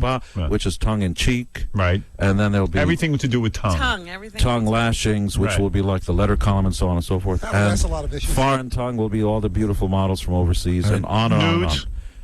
Somewhat. We're going to do general newsstand distribution. And the fan letters in the beginning, which is my favorite section, called "Kiss My Ass." Right. And this is an exciting project. Also, Gene Simmons will be hosting the Miss Nude USA pageant. For more information, Hosting. Oh. That's right. You're going to host the Miss Nude USA pageant. It's going to be broadcast, I believe, on HBO soon, although I just recently did host it this past weekend in Chicago, right outside of Chicago. Miss Nude USA, is that, are they nudists or is it strippers? Both. What happens is outside of Chicago, there's a nudist colony year-round, and once a year, the most beautiful women fly in, some of them surgically enhanced, some not. Right. Gorgeous women from all sizes, all shapes, from all sides of the country. Why would you agree to host this, though? Seriously. Why? Yeah, I mean, what? Gene, why would I agree to host the Miss Nude USA contest? Listen, while you pricks were talking, I just got a patent on the Kiss Bidet. I'd like to talk to you about. What is that? This Kiss Bidet is a toilet that cleanses your bowels with an authentic replica of Gene Simmons' tongue. It automatically comes out the push of a button, and it plays some of your favorite songs from Destroyer while you're doing it. So, how old are the women who are in the Miss Nude USA? 20s, I would say 20s. You know, Right. everybody's beautiful. The girls got along great. And what are the events? In other words, they walk out naked. The girls walk out They naked. dance You've or got strip or 50,000. what? You got 50,000 people from all over the Midwest. Right. Some people come in from the coast. Right. And they, it's really out sort of in a cornfield. And there's this huge Olympic-sized swimming pool, and there are stands all over the place, and it's a gorgeous sunny day. And these girls come out, And they just walk out, and then they're evaluated, and then you pick well, a winner? they do pole dance. Some of them are dancers, so they contest who the best dancers. Some is like who's the best showgirl. Right. Many different titles.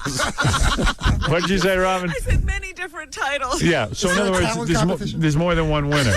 Oh yeah, no, there's like 20 winners. There's 20 winners out of 150 girls. I see. And Almost everybody gets a prize. and Gene, do you host it naked or are you dressed? Not on stage. I wasn't. That would scare people. That would scare people. Absolutely.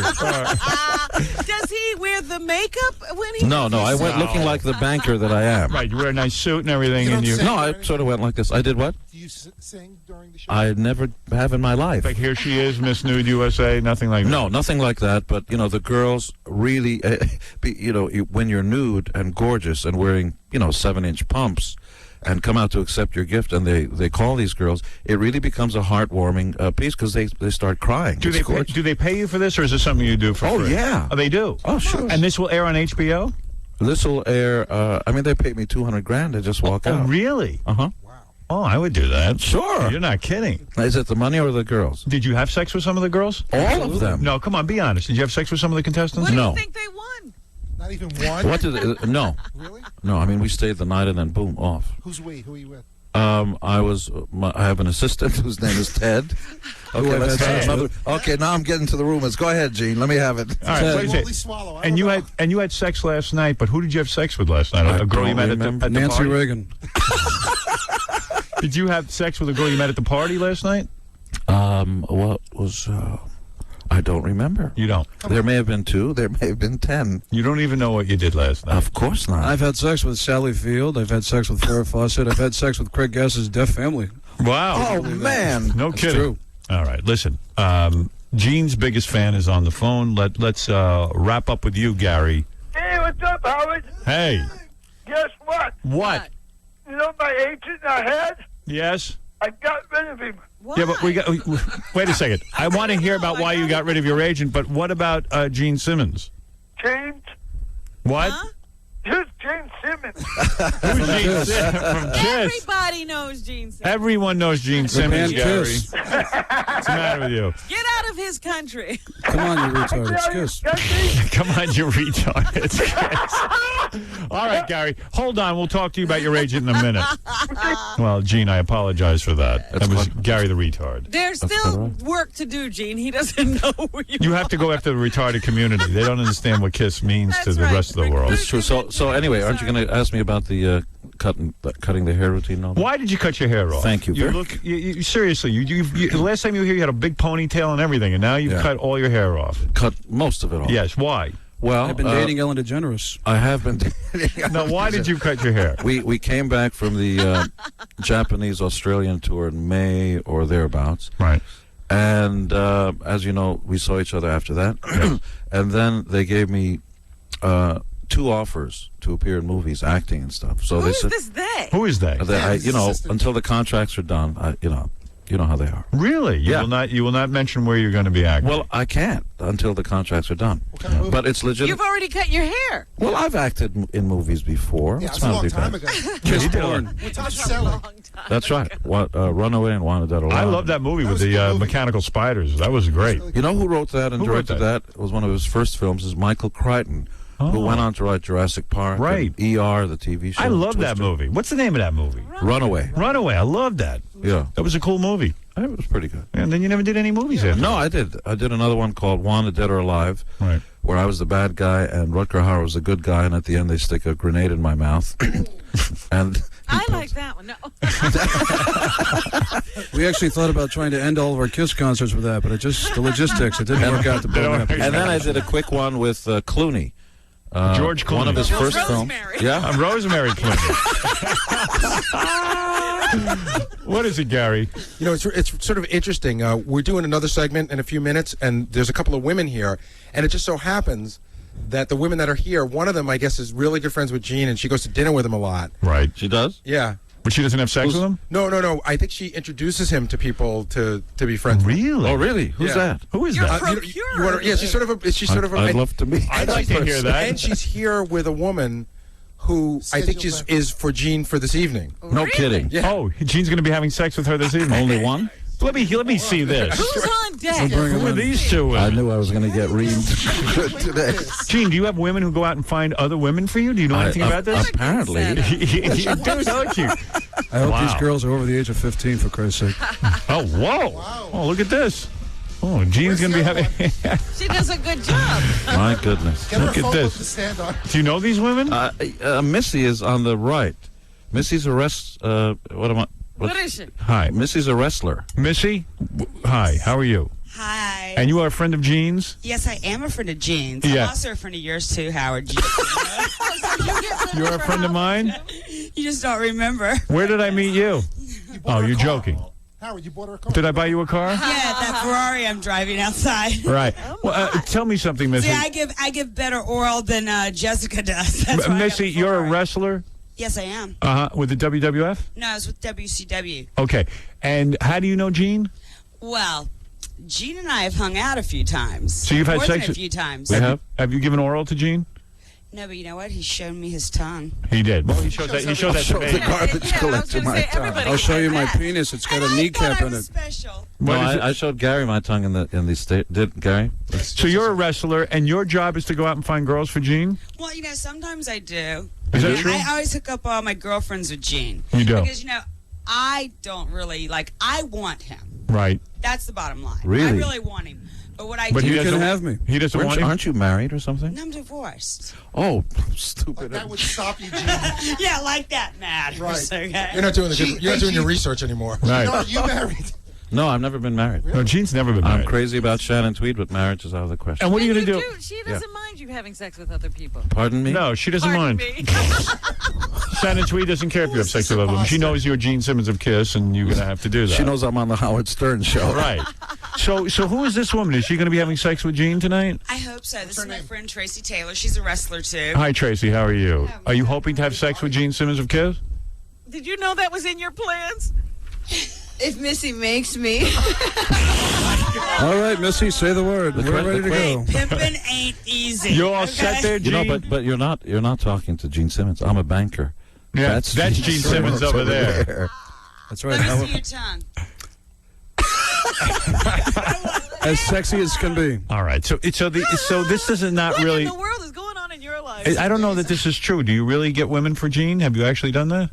Well, yeah, because I want to find out all the dirty details. Right. So what I do is I can't hook believe them this. up, and then I get all the gossip. Is this true, Gene? I don't have a clue. Gene, you're in my book. You know, I wrote a book. well, then about it must my be life, true. And So tell us I something. just said that when So if tell I us something. was a man, Right. I would want to be Gene Simmons. You were a man? Were you a man at any time? If I was a man. She still is.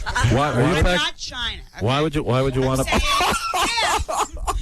Are you packing some heat? Tell us something about Gene that we don't know. Yeah. So what do you know about Gene that we don't know? Come on. Tell us something. I'd like to know that too. Yeah, Gene wants to know. honest. I know that he's really hung really Well, You found that out? Really? From whom? Gene told well us. from that other girl. Remember the last time? Like No. it was like about 2 years This ago. is very wonderful breast for Y'all me, by went the way. out for my birthday. Right. Y'all went out to dinner. well, Gene, that's certainly a compliment to hear that you're you hung know- The well. one girl. There's a girl. Yeah, and you know what? You even bought dinner. I did. Yeah, which everyone says. Christ's sake. Gene's like the Well, I cheapest hate to guy in break the this world. up, but Gene Simmons has to go because he has to prepare to watch himself on the Miss Nude USA pageant. That's right. Are there any other products you want to promote, Gene Simmons of Kiss? Well, of course, always keep your eyes out on the newsstands because coming soon will be, believe it or not, Tongue Magazine, Gene Simmons Tongue Magazine. Tongue Legitimate. Magazine and the Kiss Coffin, of course. And is there anything else? There's the KISS bank account and merchandise program. What is that? You no longer have to worry about whether or not you're spending a proper amount on your paycheck on KISS. Every deposit you make in the KISS bank account, 10% is automatically deducted and goes right to KISS. Wow. So that way all your Kiss needs are met. That's right. You are unapologetic, aren't you, Gene Simmons? Listen, when you're a part of KISS, you're really a part of history. Right. And you need to think about that. Okay, I'm going to think about that now. Anyway, let's thank Gene Simmons of Kiss for being here. We're going to take a break. Thank you, girls, for giving us that incredible interview. And we'll be back right after these words.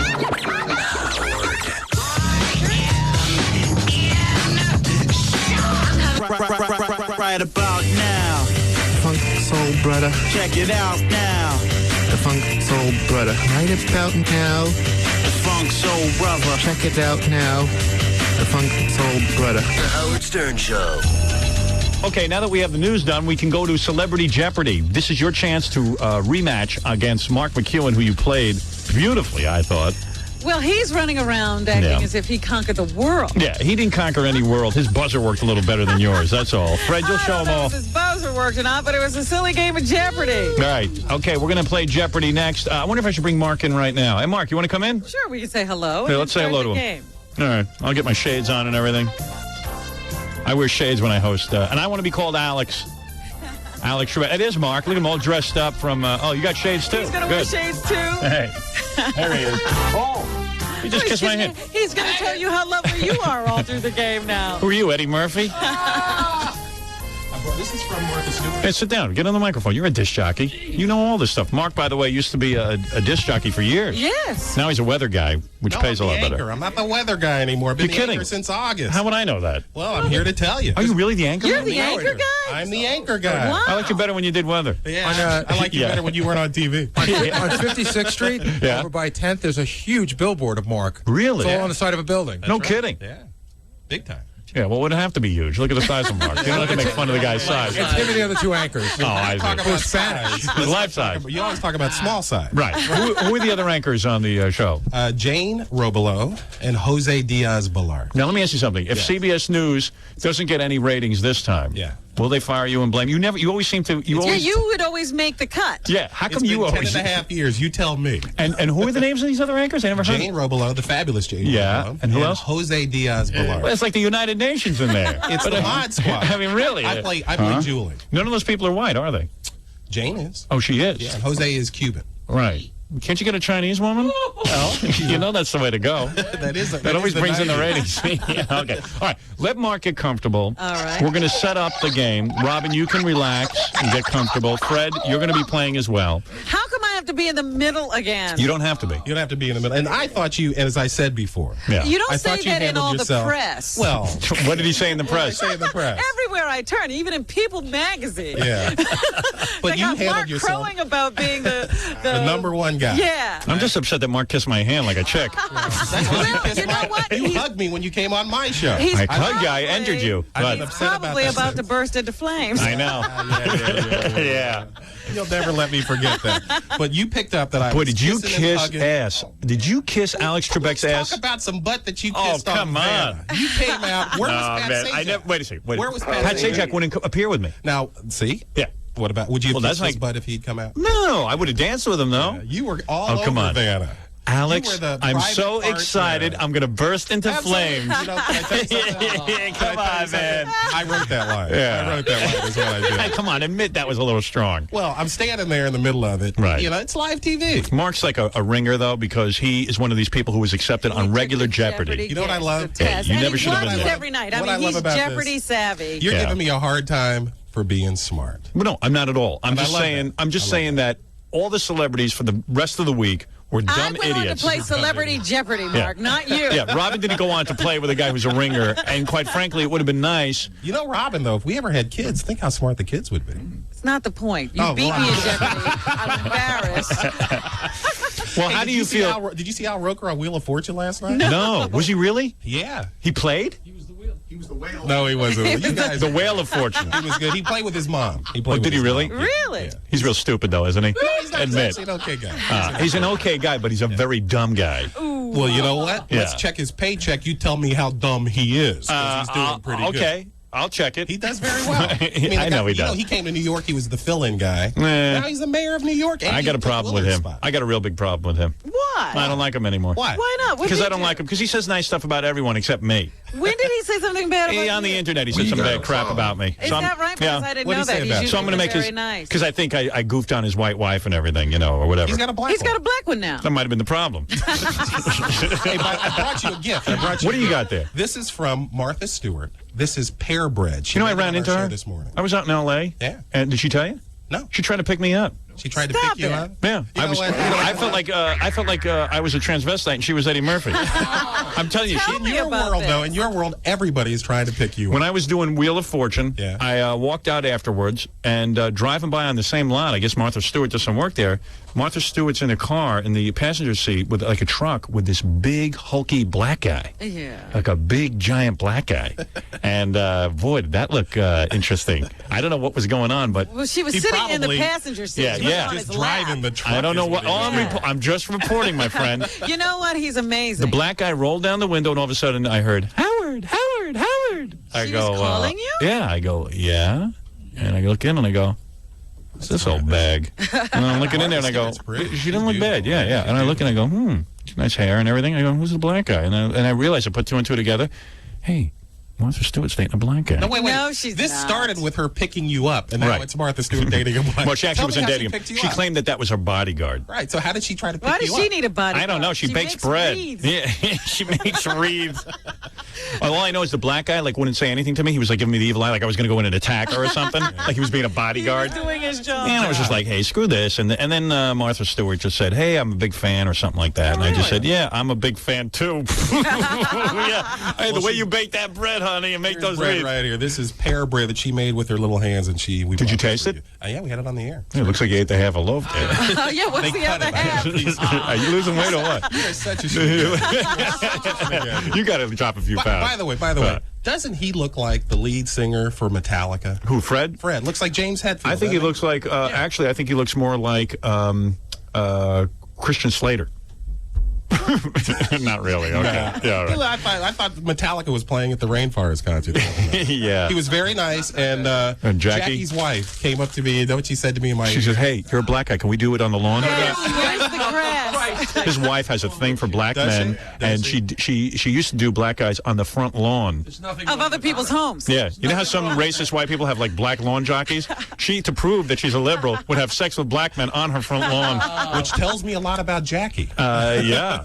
But she came up to me and she said, hey, sailor. Mark, in my ear, oh, Mark, I saw you on Jeopardy. You're so smart. Oh, yeah. So, of course, well, I we'll love see it. how smart you I love are. it. Let's play the game. She was coming on to it. We have a board. Yeah. And a high-tech board, you put a lot of money in The there. only difference here is buzz in when you Anytime. want to buzz in. Anytime. All right. Okay. I will read the answers, and you guys come in with the questions. I'm telling you, it's all on the up and up. Okay. Let's see how you do, Mr. Smarty So Pants. we can interrupt you in mid-question. There you go.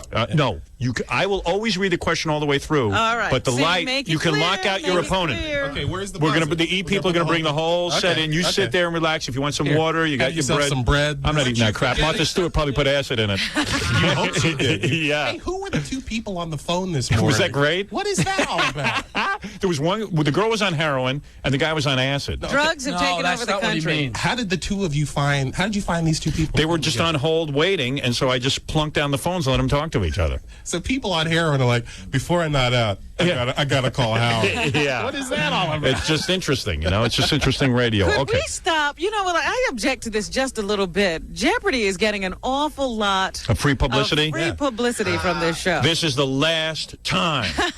All right? Remember when I played Baba Booey in Jeopardy and I beat him and he was all upset? We'd all beat Baba Booey. Yeah. Baba Booey. Oh, did you forget some? What? Are we going to bet on this? Baba Booey. I don't know, I man. took a lot of money from you. Who you betting on? I won $500. Well, who are you going to bet on? I- Fred, I bet Mark, against or Robin? last time. Well, who are you going to bet on? Not Robin. Who would you gonna bet on? bet on Fred? I'm not sure. I didn't know if we're betting or not. I would Robin, I would have a hard time with this. I think Robin could win this. Yeah. Because I think But she's also- every bit. But Fred is a factor. But Fred could wipe us all. I think Fred could wipe both of you Yeah. out. Hey, Fred is the X factor. What? I can't hear you, Freddie. What? But he's done this game a couple of times, as has You've Robin. done it. Yeah, you play. Yeah, but this is You like look high like a pressure smart now. guy. Oh, Please, Fred. He's playing humble, Mark. He's Before going we to get going, wipe the can I floor just with it. mention Uh-oh. how beautiful you were on the show? Oh, Thank you. Didn't I tell you? I just want to Here keep we bringing go. that up. We kissed so many times I had to put chapstick. So why did you never ask her out when you were single? Yeah. Well, you tried to fix us up. Somebody tried to 100 years ago. Yeah. And we never did. I don't know. Last time I saw her, remember Who when you were on tried to Bill fix Boggs? us up? You know what? I like you for Robin. You're gentler than Sinbad. I've always said that. I like that. Yeah. I think you would be a good, And I gentle think she's a husband. good-looking woman. Yeah. well, And I like some of the clothes she wears, which give me ideas. Robin would beat you at night. Oh, yeah. You know what? Howard, But he might not like a bad that. thing. Not a bad thing. You like that? Like that. We can switch. One night I get, next night she gets. All right, listen to me. Just keep it in your Well, what pants. happened? Okay, If right. somebody was trying to fix us up, what happened? I don't even remember. Because that. I didn't see you all that much. Last time I saw There's you there's was something when you called came the on Bill phone. Boggs. Remember you tied a Bill Boggs on Yeah, that show? yeah, on that was Comedy fun. Tonight. Yeah, that was Put a good. ball gag in his Yeah, I mouth. love that. Then I didn't see you for 10 years. You know? Like you're There's a cold. phone, you know? Wow. Yeah. Ever hear of it? You're a so smart guy. interesting. Nice Come to play Jeopardy, I'm getting slapped Mr. around 'cause I Mensa didn't member. call. All right. Mark McEwen is here for the rematch. This is great. This is great fun. Robin Quivers and Fred Norris. I'm going to think during the commercials who I'm going to bet on. I would like to wager a little. Somebody going to bet on Mark in this room? I don't know. I don't know. There's got to be a lull, you know. I might back you, Robin. After winning at Jeopardy, there is a lull in people's lives. You know? Let's see what happens. Let's see what happens. We'll take this short Can break. you repeat? Let's see. Let's see if there's a repeat right after this. By the way, not only is Fred, Robin, and Mark going to play Jeopardy, but we have a beautiful woman to turn over the cards. Is she from Russia? Yeah, well, actually, no. She's from Doug Goodstein's Seder. Oh. He met her, Doug from E, our E! Channel guy. He was at some Seder, right? You met her at a Seder? Are you a Jewish girl? Yeah. Yeah. And Were you dressed like that at the Seder? Nope. Hey, look at you. What are you wearing, a bikini? Yeah. Yeah.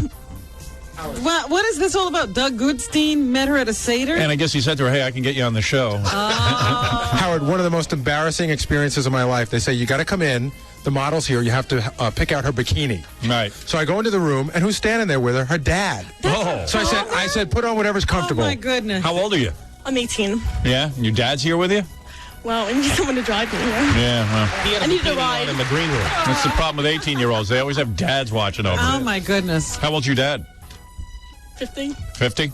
Oh, he's old. I thought that was her agent. Yeah. You were sure that was your agent. Can you, father, get in a thong? No. All right, so you know what you're going to do? You're going to flip the categories and stuff. You know how to do it. Okay, all right, cool. All right, anyway, Fred, why don't you go over? Come on, Fred. We're ready to Let's play the game. So now tell us when we can buzz in. Okay, now here's the deal. Let me explain to you. Believe it or not, we actually have a level of professionalism today. What we have is a buzzer system where, as I'm reading the question, you can buzz in. Gary will keep an eye out and make sure who buzzes in first, because your thing will light up. This And it'll will lock. light up. And hold your switch down, because it'll lock everyone else out. Do we have to wait for you even to speak before we can You buzz could in? buzz in before I speak. Let me take my glasses off. I don't care what you do. You can buzz in right now. Okay. No, wait a minute. Make it clear, because I'm now confused. At first you This said... is what happened the last time. I will begin reading. Robin, listen We to me. don't have the opportunity to read the questions Yeah, as right. well. We You'll have to listen. Listen to Howard to hear what the question Well, is. the questions are over here on the board. No. Oh, You will that's just listen to me. category. Okay. This is oral, because Okay. of people playing at home. Now, it's the radio version of Jeopardy. All right. While I'm reading this question, at any point that you feel you want to buzz in, you can. feel free to buzz in, but hold your buzzer you don't down. have to listen till the end of the question. You do not. All right. All right. This is real Jeopardy. The way they played it in the original form. Because I have nothing to lose. Right. And you're old enough to remember the original form. I remember the original Jeopardy. I did too. I certainly do. And you Don could Parker. buzz in at any point. Okay. And that was the way you did it. Okay, hell with everybody else. How do we start? Does anybody want to bet before this all starts? Jackie? I'll go $100 on Mark. Oh boy. I Gee, love what You're Fred? betting I against love Fred? this man. You don't think Fred can win? He's our Now I guest. gotta win. Now I gotta win. Nothing against you, Mark. Now I gotta win. Nothing I gotta taken, for that Don't fat little hold bastard. back, Fred. Just go. Hey, easy. It's just a friendly game. He's about care. to come Just over got and rude. counter He's after calling you a us. fat little bastard. I called him a fat little bastard. Oh, okay. I don't know who you're calling a fat He's little very bastard. svelte. Thank you. Well, Dumb Martian's pissed off because he lost $250. Gary, you want to bet? I'll go 100 on Fred. Really? Yeah. All right. I used to see Fred play Jeopardy at his house. So in other words, you're betting Jackie $100. If that's what Jackie wants to do, I'm betting 100 that Fred will win. You want to bet me, Jackie? All right, and I'll bet 100 Mark will win, and if neither of them wins, what happens?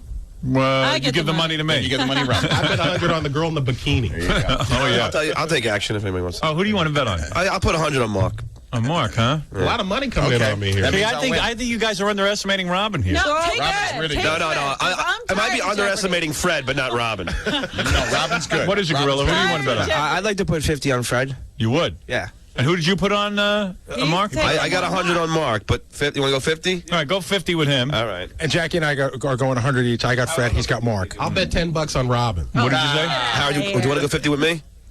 On who? Who are you taking? I'll take Mark. You're going to take Mark? Yeah. Look how confident that son of a bitch is. He is. This is exactly he's got his what I had glasses to on, the put whole up 9 with yards. On Jeopardy. He just sneered. There you go. You should see him. He's just like smiling. Yeah, he smirks at you. It's you go. really Oh, you disgusting. little people, you He's got wanna the play glasses with on. me. He's It's like the cool Prozac. hand Luke. It's the Prozac. All right, He held how back much? on What did you do? the- What do you want? on the Jeopardy 100? television show. I'll take 100 on Fred. Well, I'm doing 50 with Grill, so I'll do 50 with you. How's that? All right, 50. 50's fine. All right, I got Fred. You got. Robin's not feeling confident, so I don't know what's wrong with it. Don't get me wrong, I want Wipe Mark them to both out lose. and no money will change hands. All right, good. You have no pressure on you. I don't want any pressure. Who I'm gets the tired of first? this Who gets the Jeopardy category first? All right, what I'm going to do is, because Robin is a lady, Yes. I am going to give She's her. a lady. Yeah, I think a lady should get to choose Absolutely. first. All right, so here we go. Let me tell you my categories for the people playing at home. We have business and industry. Remember to call me Alex. Remember to answer in question form. Okay, business and industry, languages, 1963, television, sports, and law. And remember, if you miss a question, I will say, oh, too bad. I'm so sorry. All right? Are we ready to start? All right, here we go. And we all know how the game is played. Robin, go ahead and choose. I'll take business and industry for 100, Alex. All right. This Minnesota company, known for encouraging employees' ideas, develops about 200 new products a year, and that would be Mark McEwen. What is a 3M company? What is a 3M company is correct for 100, and go ahead and All choose. right, Mark's first on the board. It's early, Jackie. It's early. It's early. Take a break, Jack. Let's go sports for 100. All right. He knows I know nothing about sports. Shut him out, McEwen. Okay. During a fox hunt, the Whippers Inn keep these together. Fred. What is the Foxhounds? What are the hounds? That is correct. There you go. There you go. Wow. That's my boy. And that was a hard one. I got some competition here. Hey, now. Go ahead, Fred. You can choose. I will take 1963 for $100. 1963 for $100. Nicknamed Gordo, this American orbited Earth 22 times in 34 hours during May 1963. Mark McEwen. Oh. Who is Carpenter? That is incorrect. And I'm so sorry. Yeah. Fred Nar. Fred. Well, hold on. Robin buzzed in. Really? I didn't see the light, but go ahead. Who is astronaut Gordon Elliott? I'm sorry, that is wrong. Gordon Elliott. Go ahead. I would like to take. Wait, hold on, Fred. Answer. Who is Gordon Cooper? Right. There you go. All right. All right. So Mark McEwen at 0, Robin at minus 100, and Fred at 200. All right. I thought he was going to wipe you out. Oh. Mark, you should have stayed home eating your bread. Okay, I can pick again, correct? Yes, you can. 1963 for 200. Very good. About a year after his divorce, this politician remarried on the family estate at Pocantico Hills, New York. I'm going to take a guess. Who is Nelson Rockefeller? That is correct. For $200. Gary, come get your money. Fred Norris, go ahead. 1963 for $300. Wait, please, was he Alex. born in 1963? I was in third grade in 1963. Go ahead, Fred. $300, 1963. You might be nuts, but you're a savant. A plot to assassinate him during his visit to the École Militaire was smashed in February of 1963. Who is Robin? Robin Quivers. Go ahead. Charles de Gaulle? Who is Charles de Gaulle? Is correct for 300 on the board. I knew I should have bet on you. That's 300. 300 for Robin. That's right. Right. Okay. Robin, go ahead and choose. Yes. Let's take languages for 100, Okay, Alex. Thank you. And thank you for calling me Alex. To facilitate communications among tribes, Plains Indians developed a form of this language. Fred Norris buzzed. What is smoke signals? That is incorrect. Minus 100. Robin or Mark? Robin or Mark? Off the record, Pig Latin. No. No. No. I'm so sorry. What is sign language? I started to say that. You notice Fred coming back to me now. Fred at 300, Robin at 200, Mark at 0. Oh, Mr. Smarty Pants. We understand you pass. Oh, I'll wait till the interview questions. Okay, go ahead. We got to do the interview portion. Robin, I believe it was your turn. That's right. Okay, so let's go to languages for 200. The world's most widely used second language. Robin Quivers. What is French? I'm so sorry. That's 200. Mark McEwen. What is English? That is correct for 200. All right, here we go, Mark McEwen. Can we just bask in this moment for a second? Yeah, 200 for Mark, 0 for Robin, 300 for Fred in the lead. All right, let's go back to sports for $500. Wow. Oh, he's getting antsy. The Australia 2 was the first non-American boat to win this. Mark McEwen. What is the America's Cup? That is correct.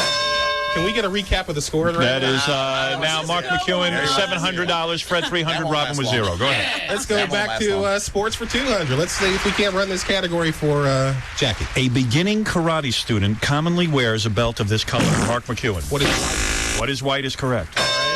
Let's go sports for 300. No well-dressed matador would be seen in the ring without his trage de luce. Trage de luce. Trajedeluces. Trage de luce. I'm going to take a guess. What is his hat? I am so sorry. Freddie, you're killing me. I'm sorry. I have to take a guess. No wild guesses, Fred. Robin Quivers. Sash. I'm so sorry. Mark McEwen, any try? No. All right. The answer was, what is his suit of lights? Traj de Luce. Anyone knows that. Oh, yes, Alex. Actually, or also acceptable, what are his nuts? All right, let's finish up the category of sports here, Alex. All right. Curses. It's the only weapon women are allowed to use in fencing competition. Mark McEwen. Oh, what is the foil? That is correct. Wow. Here he goes again. Mark McEwen at 1,300. Fred at 0. Robin at negative 300. Come on, Fred. What are we doing? Hey, I got money on this. All right. You know, with the money I make, you can pay off your bets. Mark McEwen, you still have many categories. Law, television, all kinds of things.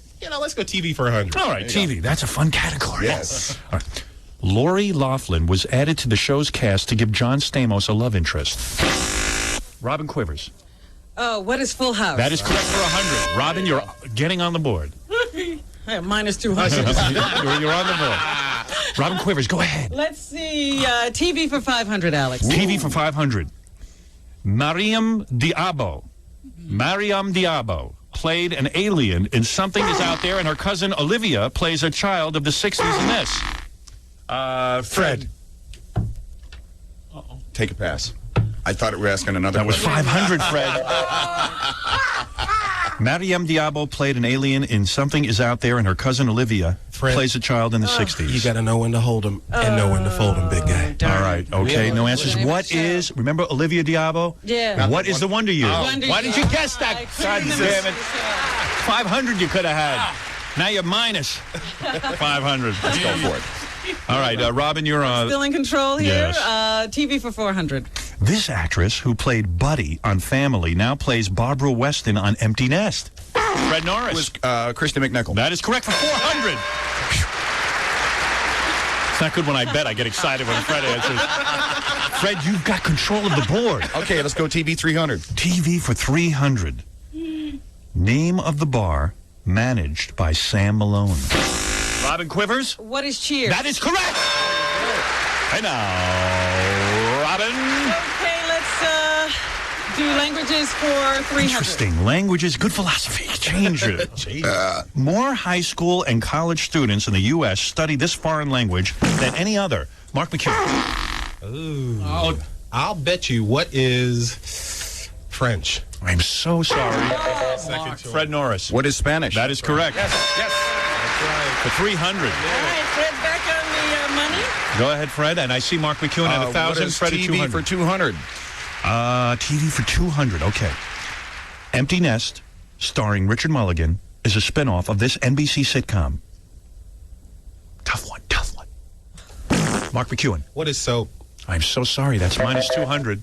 What are you doing over there? What's with The that answer big is- ass? We had 2 questions from empty. Robin Quivers. What is Dear John? Oh, I'm so sorry. Minus 200. Come on, Fred. Not me. Smart. No one to fold them, as Mark McEwen says. What is the Golden Girls? What is the Golden Girls? Finishing off the Was category I of the last television. correct? Yes, you did, Fred. Okay, 1963 for 500. Back to his year.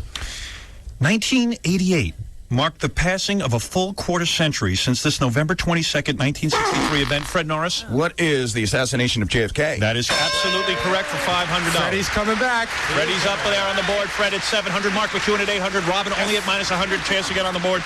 Go ahead, Fred Norris. 1963 for 400, please. I like what I'm seeing. All right, here we go.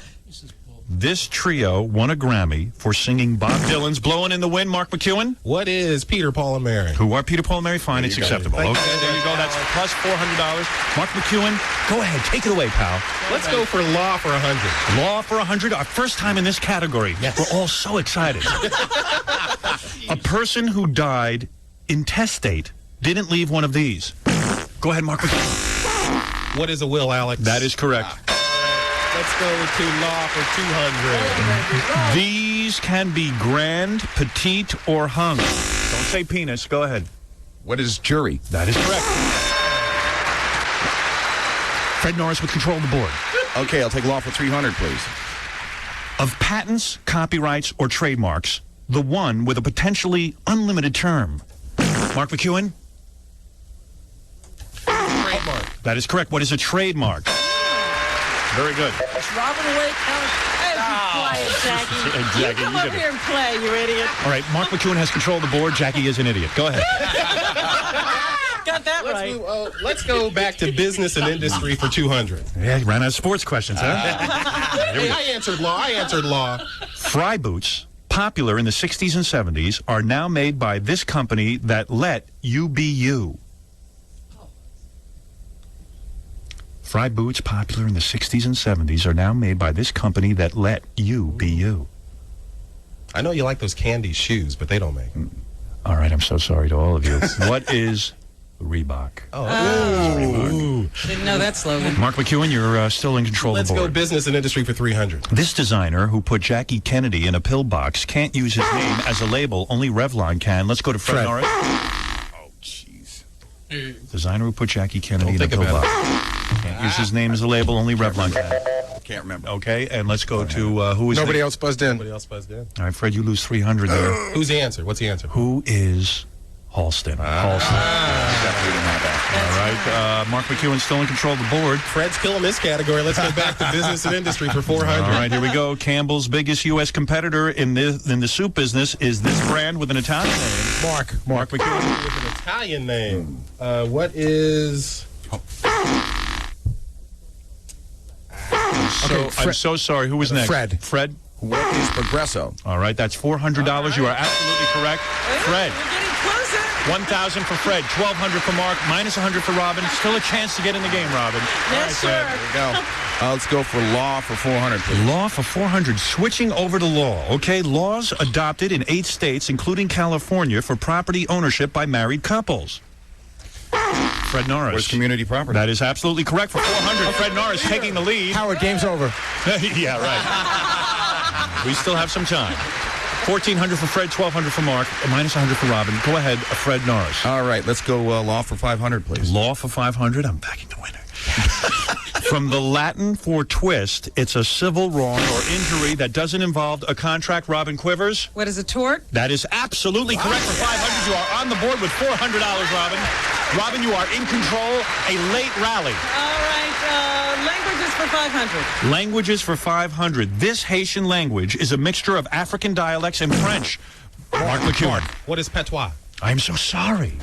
Fred Norris. This Haitian language is a mixture of African dialects and French. Oh, I'm so sorry. What is Do you have a guess? I'm so sorry. Robin Quivers, what is Creole? That's from Haiti? Of course. That's in New Orleans. Everyone knows that. All right. Languages for 400, Alex. Quechua, Quechua, was the native tongue of this pre-Columbian civilization. Fred Norris. What is the Incas? That is absolutely correct. $400. 400. Oh, let's get ready. Oh, better not say that. I'll get sued. Go ahead. Go ahead. We only got one category. All right, business and industry for 500. Finishing out that category and the game. U.S. paper money is printed on paper made by this Dalton, Massachusetts stationery founded in 1801. Whoever gets this deserves to win. U.S. paper money is printed on paper made by this Dalton, Mass. stationery found in 1801. I'm so sorry to all. Wow. I'm so incredibly sorry. What is crane? Crane. We all knew that here. I'm surprised you Yeah, didn't. you got the board in front. Oh, that's why I knew it. Well, I tell you what, we're going to take a little break, and let me tell you our category for Final Jeopardy. First of all, everyone's on the board. Fred at 1,800, Mark at 700, Robin at 400. All of you, all in the money. Fred, I hope you know how to play this. Your Final Jeopardy category is U.S. history. Not feeling so smart today, Mark, huh? Yeah, but looking pretty good. You look handsome, I'll give you that. By the way, our beautiful bikinied 18-year-old is doing a wonderful job, Ilana. Very good job. Very nice work. And what are you, a D cup? Yes, absolutely. What is a D cup? I got that one right, Robin. That's your category. I bet. Final Jeopardy, U.S. history. Write your wagers down. And you know what they do on the game? What do they do? They allow you to write what is. Or who is or where is. Yes. Feel free to do So, that. is Yes. this a who is or what is or who is or what is Yeah, or and where remind is. Mark not to write hi to his wife and kids. This is, I don't know what it is. Just write both. Who is, where is. It doesn't make a difference. I'll accept both. And please, Mark, no personal messages to your family. Okay. How about personal messages to your family? Yeah, okay. No, hide your... Robin, put your hands and cup it. All right, but we have to wager. Wager what you want now on U.S. history. And you know what, Gary? Collect their wagers so there's no chance of them changing. Good. Because they all cheat over there. And we'll be back right after these words. We need paper. When I was a little girl, Daddy wouldn't let me play very far away from home. But I always did. We'll be right back.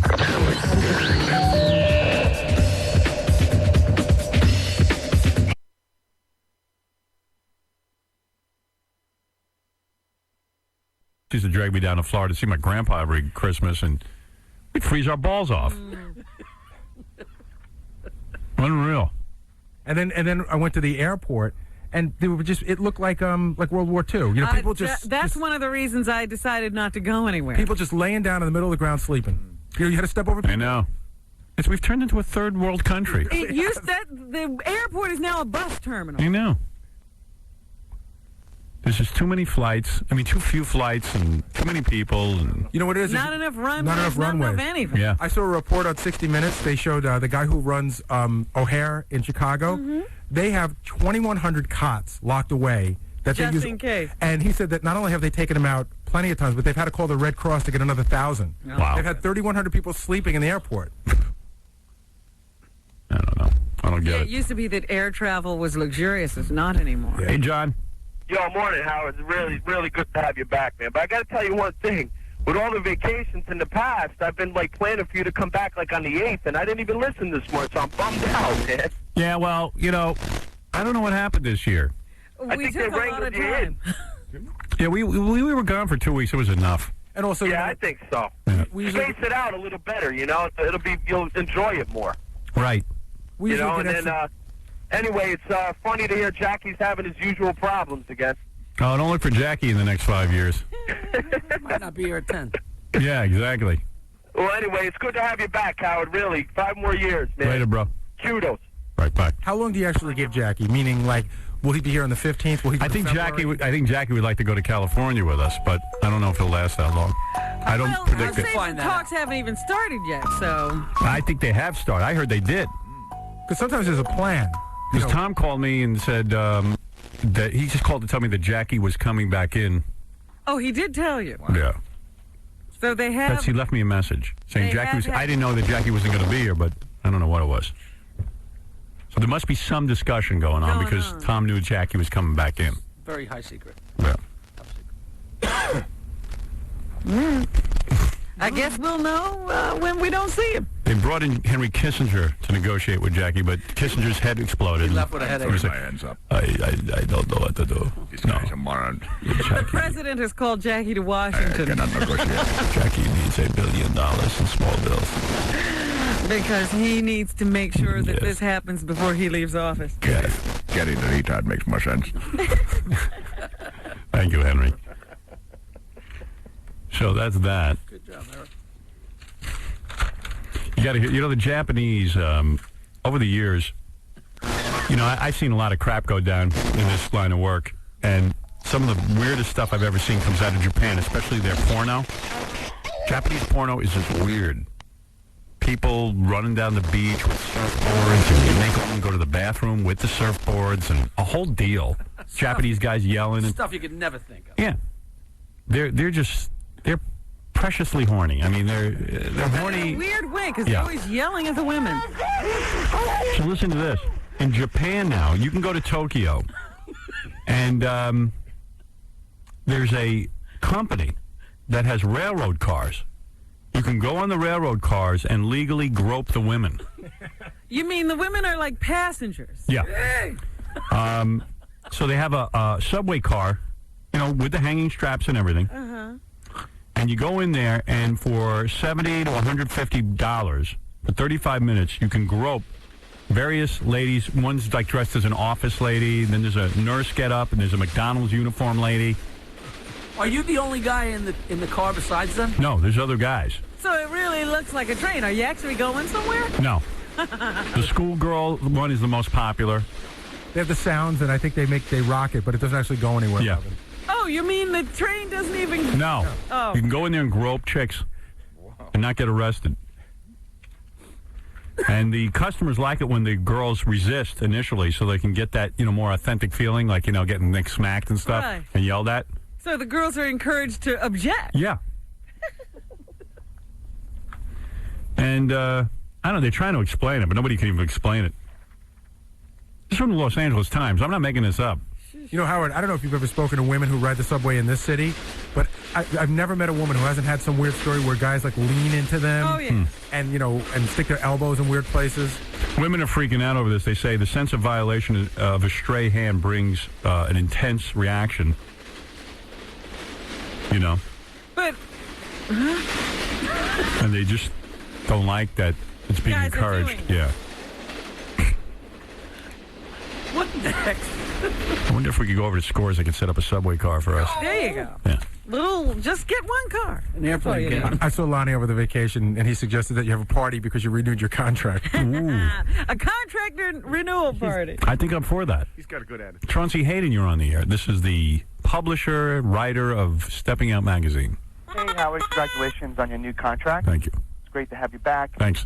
I know over the years, you and Pat Cooper have had your ups and downs. Yes. And apparently... I've had no ups and downs. Pat has the ups and downs. Pat has, yeah. What do we do now? I don't know what set it off. He did my internet talk show over the vacation. Yeah. And we were talking about comics. I asked him what comics he likes today. Yeah. And somehow it turned into you and how you're a Hitler, you're a dictator, you think you're Jesus. You got that on tape? Apparently he wants to get a bullhorn and stand outside your apartment. What? And he thinks you ruined people's lives. I mean, he went off on about a 10-minute tirade. You got to give me that. It's unbelievable. You have a copy of the transcript. I don't want to. What good is that going to do? Give it to us to play on the radio. Yeah, you want to play it? Can you play it? It's your radio show. Of course you can. Okay, I'll send you guys a copy. Is it a radio show? Yeah, it's like... So it's your radio show. Okay. Why can't I play that? Yeah, he's got to ask himself permission. He doesn't know how to do it. If you're giving me permission, I'm fine with it. Okay, well, it's just that over the years you couldn't play the tapes of interviews. So. Well, they weren't your interviews. Okay. All right. I don't know the rules. I'll send it over to you guys. Was it a radio show? Yeah. Oh, yeah, we could play it. No, you used to do private interviews where you had a Right, and then you cassette. wrote stories from them. But this is you're saying this is an interview that Pat did. Right. I would like to hear what he has to say about me. He's really... What did I do? Didn't I just see him? Didn't we have a great time with him? I thought so. I've never heard him. So you know how he gets upset? He gets, like, shaky? Yeah. He was in one of those modes where he's actually trembling. I don't know. I'm looking at the transcript, Howard. It's pretty ugly. I'm the only one who even, like believes in the guy. The last time he was in there. Last time he was in here, we had a great time. Great. The guy's, he might have a real... What happens when he leaves? I don't know. You gotta... I'm Hitler? No, you're Jesus. I'm Jesus and Hitler. Not Jesus. I'm not Jesus. Are you not? I know I'm not. I thought you were. And you know what? Can I tell you what the question was that lit him up? What comics do you think are funny today? Oh. And then he talked about this one, then he talked about Dice, then he talked about another show that Dice does, and he talks about how you and these guys are competing, and then he talks about... Then he goes nuts. He just goes nuts. And then he talks about he's going to stand in front of your house with a bullhorn. But why? Yeah, what? Hold on. Well, what did I do to him? Where is he? Forget it. Just give me the tape and I'll play it on the air. All right. Oh, he's crazed. He, I know what started it. I'm trying to figure a way to bring it up without... What? Because it's our radio competitors who sit and rip off my show daily, and it's all that. Right. All right, you ready? I'll just give you the last part of it. Howard Stern, Howard Stern, Howard Stern. Sue me, you rat bastard. Sue me. Howard Stern, Howard Stern, Howard Stern. You rat piece of dirty. He thinks he's a dictator. That's how Hitler started. People have to stand up to Howard Stern. He's not Jesus. He's not anybody. It's over for Howard Stern. What? Wasn't he just in here a few weeks ago? Yeah. We had a great time. Who cares, though? What did you do to him? I don't know, but I think maybe we're done with Pat. We always say that. Come on. Sounds like he's done with you. But it was a great appearance last time, right? It was great. He was great the last time he was here. How can you say no to Pat Cooper? That's true. But you know what, you wonder if it's a bit, though. You know, sometimes I think he just goes off like that to be over the top. Maybe he thinks I like it. What? I don't know. Hey, Howard, I saw Pat Cooper on OTB not too long ago. Yeah. And everything was cool. He was loving you. Maybe he's mad. Maybe he made fun of his suit last time. Yeah, but I don't think he was offended by that. I mean, it was fun. It gave him some room He's to wearing a jumpsuit. So what? trying to give him something to riff on. But you know when you're interviewing Pat, you just have to mention a name, and then he goes off into this long, crazy, rant. Yeah, it's like a slowly I turn. Yeah, I think it's that kind of thing where just names come up and he just goes crazy. He doesn't even know what he's saying. And then now, if you talk to him, he'll probably apologize and say, He doesn't apologize for anything ever. No, he never apologizes. That's what I think. You don't Hey, like listen, I mean, in all fairness, Pat doesn't talk to his own children. I mean, that's a guy who, I'll never figure out. He's mad at his kids because They stay with their they stay with their mother, but he left. And then I don't know. I don't know. I'll never understand Now we'll him. get into trouble because we said that. That's all right. I don't care about being in trouble. The guy obviously doesn't care about me. I also think it's interesting that he doesn't talk to his mom either. All right. Mother dear. Hey, she had already had him. He didn't need her anymore. It's weird. Yeah, but I don't know what happened. I mean, he definitely was liking us, and nothing strange happened that I know. We of. had a very pleasant time the last time he was in here. Yeah. Should I as call I him recall. or not even bother? To see Whatever. Well, I mean, Let's listen to the tape first. We'll Can you listen get to that the- to us quickly, Chauncey? I can show you the transcript and. well, I'll read the transcript and then But I'll play the it's tape. better to play it on the air. Right. Log on to there. Thank you very much. All right. Welcome Bye-bye. back, Howard. Right. Okay. Man. With friends like Pat. And we don't have many good friends. No, we got the worst friends. You think he'd love Turn us? on us at a moment's notice. Like we always put him on and promoted his shows. And look at the things that have happened to his career as a result of the exposure here. Yeah, but then he'll say, no, we had nothing to do with it. That irks him. It irks him that this has done something for him. He used to tell me all the time, like, young people dig him now. And, Right, he's got new audience. He gets those shots on different radio networks that try to capitalize on what they hear here. Well, people say that Pat could have had a much bigger career if he had learned to just sort of shut his mouth once in a while, because a lot of people wanted to help him. Right. So maybe this is what they're talking about. But we've said ourselves, he shoots himself in the foot all the time. He's turned on everyone who's ever done anything for him. Yeah, that's weird. Hey, Toke, you're on the air. Yeah, Howard, how you doing? You gonna have a birthday party this year? Well, we're of sorts. It's not quite a birthday show. We decided to take the budget and go to Los Angeles for the week and do a week's worth of shows Well, there. maybe he's talking about a private party. Oh, private birthday party? No way you want to acknowledge my birthday. No, because I went to your birthday bash last year and it was the best time I ever had. Yeah, it's a lot of fun for a lot of reasons, but we figured we'd mix it up this year, do something different, and maybe go to L.A. for the week. Can I still get on the guest list? Guest list of what? Come on, let me go.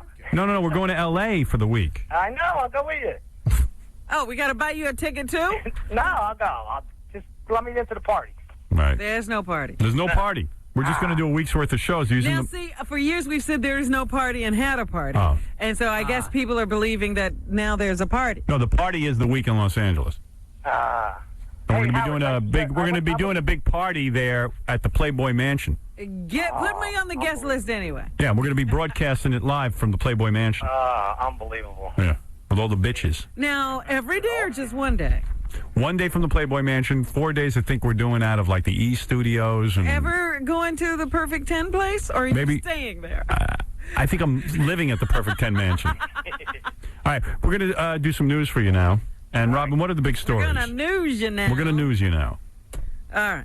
Let's do a little news for you now. Now it's time for the news with Robin Clemens. Robin Clemens is here. Right. First of all, I just have one observation to make. You know, every year at the change of the year, they clock who's going to have the first baby. Yeah, right. I don't know why that's a big deal, but the first person to give birth, they always get their picture in the paper, et cetera, et cetera, Right. et cetera. And, you know, as we were growing up, it was always some married couple standing there showing you their new birthday, you know, their New Year's baby. And now you just get these people who hardly seem to be related to each other.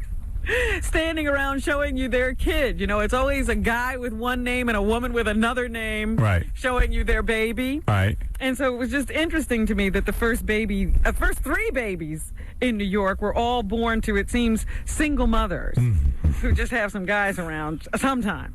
Baby daddy. Yeah. So there's a lot of new babies with baby daddies. Well, you don't know that, though, Robin, because sometimes, like, married couples, they keep their own names. Oh, you think so? Yeah. Let's be fair. I don't think so. They don't say they're a married couple. They go, oh, yeah, here's this woman and her friend. Some women show up with, 3 girlfriends because there's no guy in the picture Wow. at all. Well, the guys are busy. Yeah, so at 12:03, Kenyon Dixon and Kimberly Lennon had a baby. And then here's Maricel Vasquez with her sister and a friend, all girls in the picture. So, you wonder what that family looks like when they go home. So, just a little change in the time Yeah, I'll say. with what goes on with the new baby. There was an attack at St. Patrick's Cathedral yesterday on our new bishop, Bishop Egan. Yeah, this guy was real loony. He was like an ex-choir boy or Altar boy. altar boy. I'm an old altar boy, Father.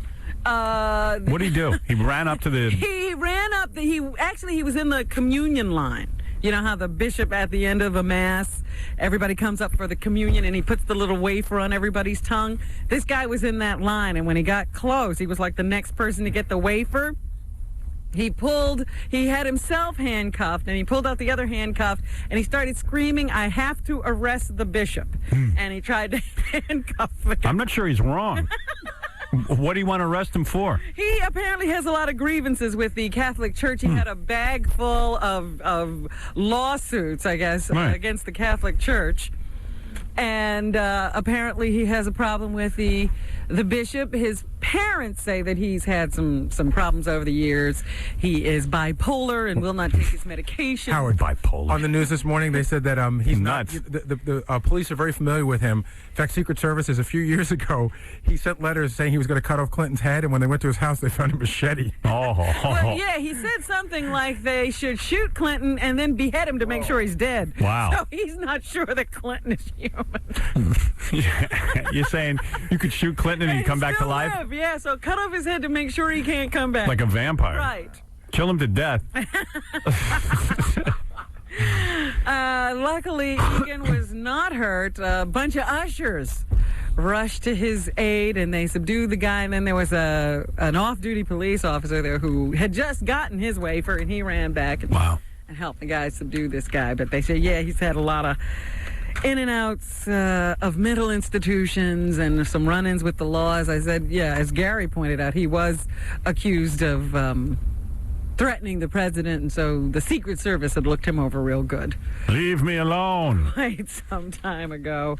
And his parents are saying, yes, he's a very troubled young man, but he wouldn't hurt anyone. Let me alone. Let me alone. Let me be, will you? So why me? Why me? Why did it have to be me? He's under arrest, and the bishop is fine. As you heard earlier, this is the last... You're fine too, Robin. Oh, thank you very much. You know. This is the last year that we will be able to say Mayor Rudy, because Rudy has to step down because of term limits after this year. He didn't want any snow for New Year's Eve. He didn't want anything going bad. He got rid of all the snow. He's an amazing mayor. That's right. The day before New Year's, it snowed. Mm-hmm. Next day, it was gone. It's gone. Like the homeless. Just made him disappear. And they had a foot of snow in Central Park. Yep. So that's, I mean, there's a lot of snow. Yeah, he got rid of it. This guy's a great mayor. But we won't have Mayor Rudy anymore. He says don't look at him as lame duck, though. He's got a lot of ideas about what he wants to do with the city before he goes. And not the least of which is to close down more sex shops. I'd love it if his girlfriend there ran. Your idea. Judy. Or, you know what? I'll run for mayor. Mayor Judy. And I'll tell everyone. I'll be a puppet.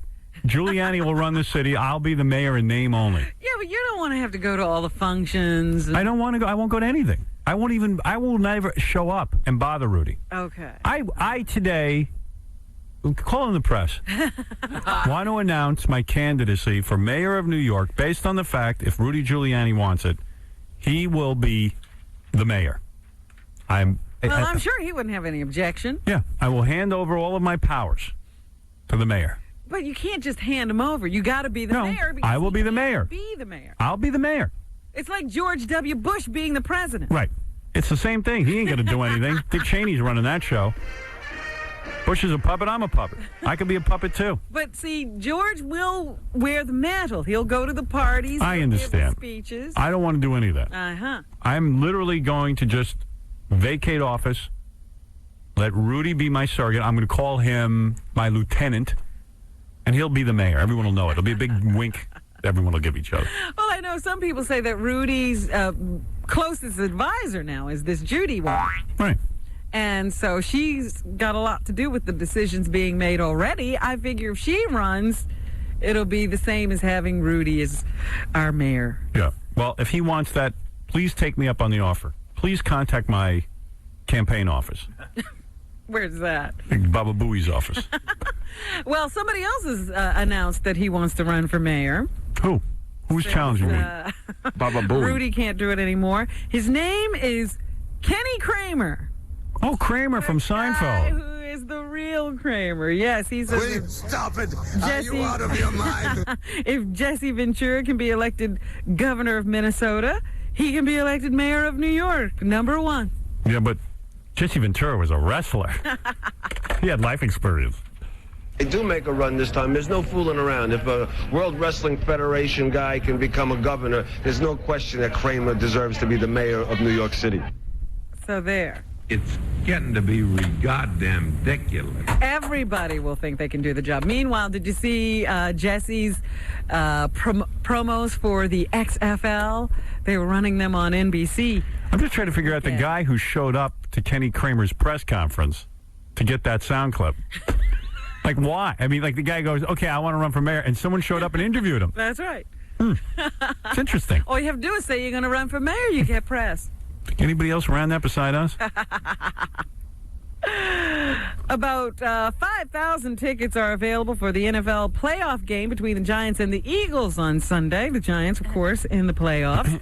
They go on sale today at Ticketmaster outlets throughout the Northeast. Tickets will not be for sale at the Giants ticket office or the Continental Airlines Arena box office. The game is scheduled for 4:15 on Sunday at Giants Stadium. How bad did the Jets choke this year? Real bad, and now they're looking for a new coach because Al Groh quit to take a job at some university in Virginia. Yeah, his alma mater, I think. Yeah. Bill Parcells, they're looking to him again to try to bail him out, but he says his coaching days are over. Wow. He told the Boston Globe that he has no intention of returning to the sidelines following the sudden departure of New York Jets coach Al Groh to the University of Virginia. They also report that Parcells is considering leaving his job as the Jets' director of football operations. Yeah. So he doesn't want any part of the team. Wow. So the Jets, they really will have some rebuilding to do in the off season. Have any Super Bowl picks? Who, me? Yeah. Who's going to wind up in I the don't Super know. Bowl? Yeah, what do I know? I didn't know whether you had been following this or not. Hell no. Always look for your guidance. I'll know like the day before. Yeah, like when they finally whittled it down to 2 teams. Yeah, that's when I'll know. That's when you'll hear from me. Okay. The president has called Yasser Arafat to Washington. The Israelis and the Palestinians have been trying to come to some kind of peace agreement during the last 8 years that Bill Clinton has been in office, and he wants it to happen before he leaves. But Yasser Arafat, they say, is dragging his feet. Yasser. So after a couple of phone calls yesterday that took over an hour, he compelled Yasser Arafat to come to Washington, D.C. to try to work out the deals of some kind of an agreement before he leaves office. He's still looking at his legacy and trying to figure out how to make it something other than the fact that he cheated on his wife in the White House. So Yasser Arafat is coming to town. It's freezing in here. Hillary Clinton becomes a senator today. Wow. She will take her oath of office, becoming the junior senator from New York. They say she's looking for housing in Washington and looking for something rather large. So Hillary really enjoys the real estate market. While we were gone, they say she did close a deal for like $8 million to write her memoirs. How wrong is that? But it's All good. you have to do is get that office. She made the deal with Simon Schuster, which is good because that's Viacom that owns this company and owns this radio station. And she's going to owe us some favors. You think we'll get to interview her when she's promoting that book? She's going to be giving us lap dances for $8 million. The new president-elect, George W. Bush, has been announcing his cabinet appointments. Anybody doing impressions of him yet? Fred, are you working on one? Which one? George W. Bush. One? Which one? Which one? What does he mean, which one? He sees There's out two of it. Bushes. Well, I mean, the new president. Same guy. Okay, go ahead, Is Robert. there a yes or, that was a yes or no question? I'm sorry. Go ahead. I talked to Fred. That was Fred, for sure. That's correct. Eric is a more decisive guy, I suppose. Eric, I don't talk to. I know the guys from You don't talk to Saturday either Night one. Live kidding have anybody. been doing impressions for some time with the two of them. Right. Fred, you better get on the stick. You're a little late. Anyway, they have announced some appointments already, and yesterday, I guess it was, that George W. said he would like to appoint John Ashcroft as the Attorney General. And now civil rights groups are saying they're going to oppose that nomination. They're going to start calling Democratic lawmakers and trying to get them to block that nomination. All right. So maybe he'll have some trouble getting some of these nominees through the Congress. You never can tell. Everybody thought he'd be a little more bipartisan in his picks, and so far I don't think he's nominated any Democrats. No, let him do his thing. I mean, come on. As a president, let him do his thing. Get his people in there. See what he does. Believe me, nobody does anything anyway. In Oklahoma, I understand, I think it was Oklahoma, they're planning to put about 8 people to death by lethal injection this month. And that would still be short of a record, Howard. You can put 8 people to death and not break the record. But one of the new twists in this month of executions for them is one of the people on death row is a woman, a black woman, who killed her lesbian lover. So they're saying this would be the first time a black woman has been put to death in quite some time. And the people who object to this woman being given the death penalty and having it carried out say, you know, they exploited her sexuality during her trial, and no one ever took into account her mental impairment. They say this woman, Wanda Jean Allen, has an IQ of as low as 69. Who doesn't? I'm not sure mine's much higher. And that was never brought up in court. Best way to execute 3 people is to line them up and use 1 bullet. Don't waste ammo. They say that she shot her lesbian lover in front of a police station, I think it was. So I mean, then you know she's guilty. that was not. It sounds like that 69 is about right. It's a sexy number, though. Yeah. Well, I believe she deserves to die. Go ahead, Robin. Well, the short shrift of that poor Right. woman's life.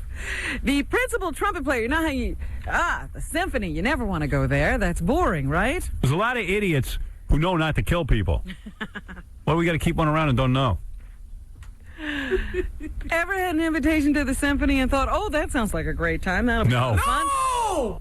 Maybe even some surprises in store. No! But in Trenton yesterday, the principal trumpet player with the Trenton Symphony Orchestra collapsed and died on stage. Wow. Yeah, that happened last night.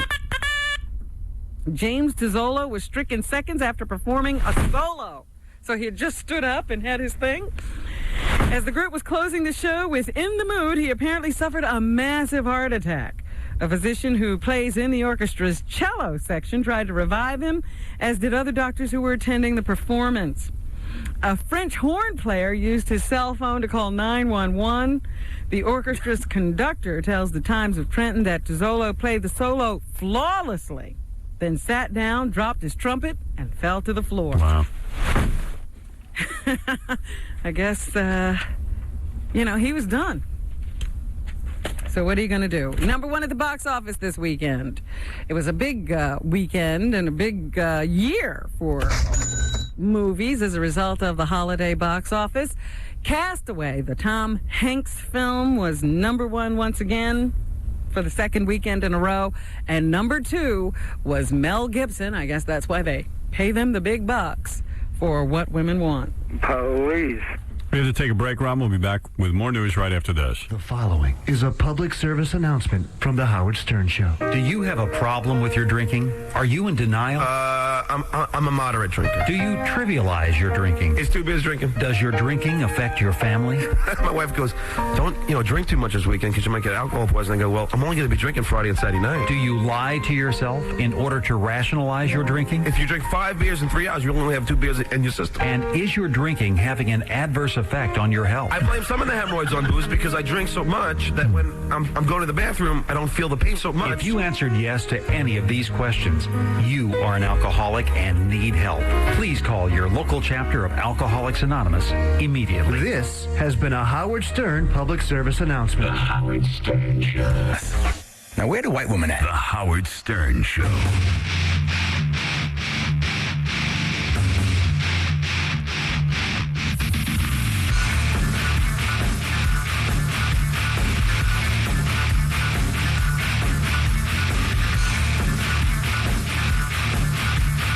Hey, what's happening? What is this? Me? You. Robin, we can wrap up the news now. Alrighty. There's a new book out. I'm sure women will be rushing to the store to Hot get. dog and donut. It's called The Marriage Plan, How to Meet and Marry Your Soulmate in a Year. And the woman says, first you start by setting a date. You just pick a date you want to get married. Put that down, and then you go out and you write down your ideal man. You write down the characteristics of your ideal man. Then you tell all your friends. You just got to disclose. Look, I really want to get married. Be honest. Then you just start dating, and you size the guy up right away, and you got to be honest with him and tell him right away, look, I want to be married in a year. If he's not with that program, let him go. Wow. I mean, the first date, you tell him. Yeah, got to be up front. Tell him right away. That makes... who's giving this advice? This is a woman who wrote a book. Yeah, well... She said it worked for her. She set a date and was married the guy she was married to for 25 years and 7 weeks. Well, there you go. After meeting him. She married Quasimodo? I'd like to meet the guy she married. Yeah. But she says you just got to be upfront about it. After setting the goal to get married and writing down the date, she advises women and men to draw up a profile. Once you fall in love, you're just hooked. That way, if you tell the guy right away, you don't wind up trying to make somebody marry you. If you get it out of the way before you fall in love with the guy, he'll go and you can move on to somebody who really wants to get married. She says if a guy really loves you, he'll accept that you want to get married, and he'll be the guy who says, I can live with that. I'm ready for that. So hey, Benji. That's what she's advising people to do. Why don't you just pick a date? Yep. She says men should do it too. Yeah, Benji ought to do it. Pick a date, Benji. All right. April Fool's Day. April Fool's Day. The other thing is, she says, don't have sex before commitment. Right. So if you're interested in a guy, don't have sex with him. Oh, boy. Benji can do that. Hold out, Benji. Here's someone who must have used the plan. Kate Hudson got married over the weekend. She's 21 years old, and she married 34-year-old Chris Robinson of the Black Crowes. They've dated for about a year. And it'll last another 2. Got married at her mom's ranch in Aspen. She's 20 years old. I met her. She's a nice girl, you know. He's, I met him. He's a flaky rock guy. I wonder if he knows he was married. I don't know. It'll last 2 years. It's a date. It's a date.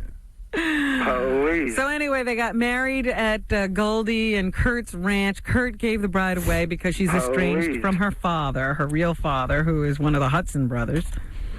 And she wore a beautiful Vera Wang gown, and the event had a romantic 19th century theme. Mm-hmm. So there you go. Her first marriage. Jackie's marriage had a 19th century theme. No, they got married. Oh, in the 19th century. Oh, okay. Wasn't a theme, that was the time. Oh, I didn't realize. Heather Graham. I do.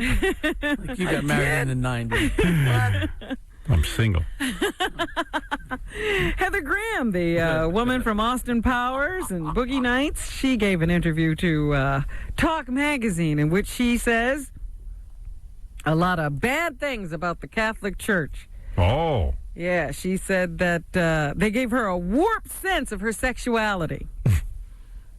She grew up, I guess, Catholic, and she felt guilty for having sex. Felt guilty for having sex. Thought a woman's sexuality was evil, and as a result, didn't know how to really relate to men because of it. She's estranged from her family and hasn't talked to her parents in 6 years. Wow. That's because they don't like some of the sexy roles she's taken on in film. Mm-hmm. They've tried to contact her, but she's stayed away. She says, you know what, I feel you ought to surround yourself with people who are positive about what you're doing. Sounds like our own Robin Quivers, who had him do that several years ago. Get out of the car. So she hasn't talked to them in a while. Sometimes you got to do that. Well, it's whatever, take care of yourself. She's absolutely right. Not an easy thing to do. No, most people won't let you do that. A radical environmental group has claimed responsibility for burning 4 homes under construction in Suffolk County. A message painted on one of the houses says, if you build it, we'll burn it.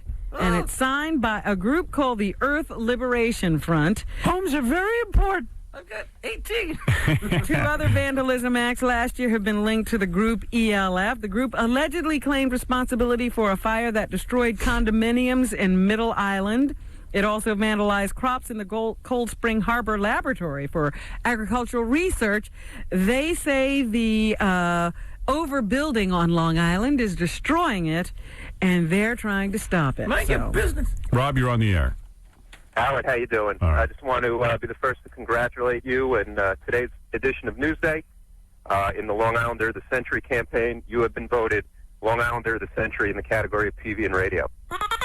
Well, let me, on behalf of the show... Oh, God, don't get pompous. F. Billy Joel. Do you want to hear... Who else is there? Are no other Long Islanders. In second place was Captain Kangaroo. Captain Kangaroo? Yeah, he's from Long Island. He's from Long Island. I never knew that. Goes to my dentist, Dr. Kaufman. That's true. He still has his own teeth? Yeah, he still has all his own teeth. He's still alive. Followed by Rosie O'Donnell. I beat Rosie right. O'Donnell. She's a Long Islander. That's right. The Gambling Family. Good. The whole family you beat. I beat that whole family. Jerry Seinfeld. Good. Alan King. Yes. Rune Arledge. Right. Tony Danza. Go ahead. Bill Moyers. And it bottoms out at Susan Lucci. Well, at least Newsday had the balls to print that I won. A lot of these polls ignore me, even though I win. They take your name off the list. Yeah. In the caption of your picture, it says King of All Media redefines broadcasting standards. Isn't that nice? Hey, what about me? Oh, what at the Martlings place? They didn't even have Martling on the list? Dynasty.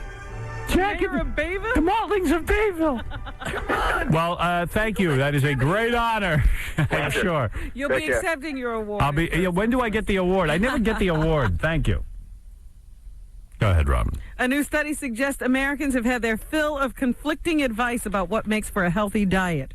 Researchers at the Fred Hutchinson Cancer Center in Seattle surveyed more than 1,700 Washington State residents for the study.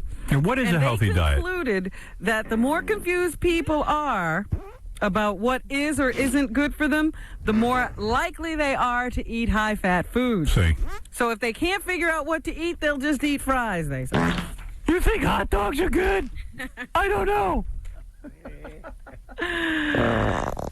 Everybody is it's French onion soup and vegetable. Playing scenes and the theme from 2001, A Space Odyssey. By 2001. That's there you right, go. Because forgot about that. This is the year the guy wrote about and the movie was made about. Here's a scene, number 2. Oh, hey, 2001, I didn't think of that. Get in the pod. The 9000 series is the most reliable computer ever made. No 9000 computer has ever made a mistake or distorted information. We are all, by any practical definition of the words, foolproof and incapable of error. Huh.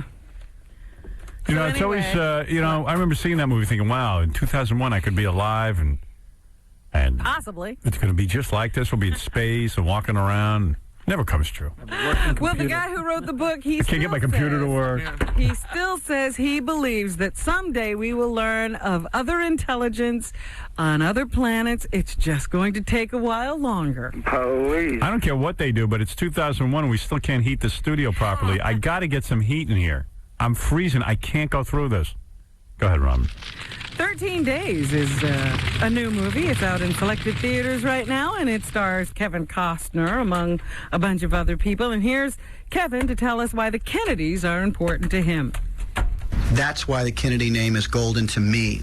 Not because they were good looking, not because they were men of privilege, and not because of who they bed, but because in 13 days, they fought off not only the Soviets, but their own instincts and their own demons that were around them to say life needs to go forward.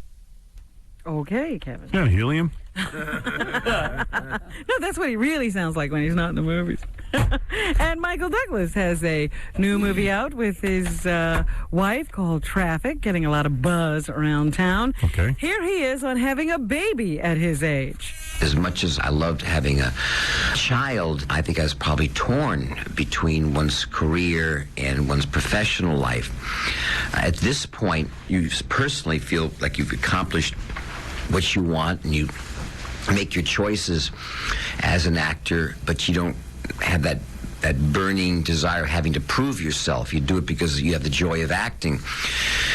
And conversely, I can spend that much more time with my young son. Yeah, so you sound like a lot of fun.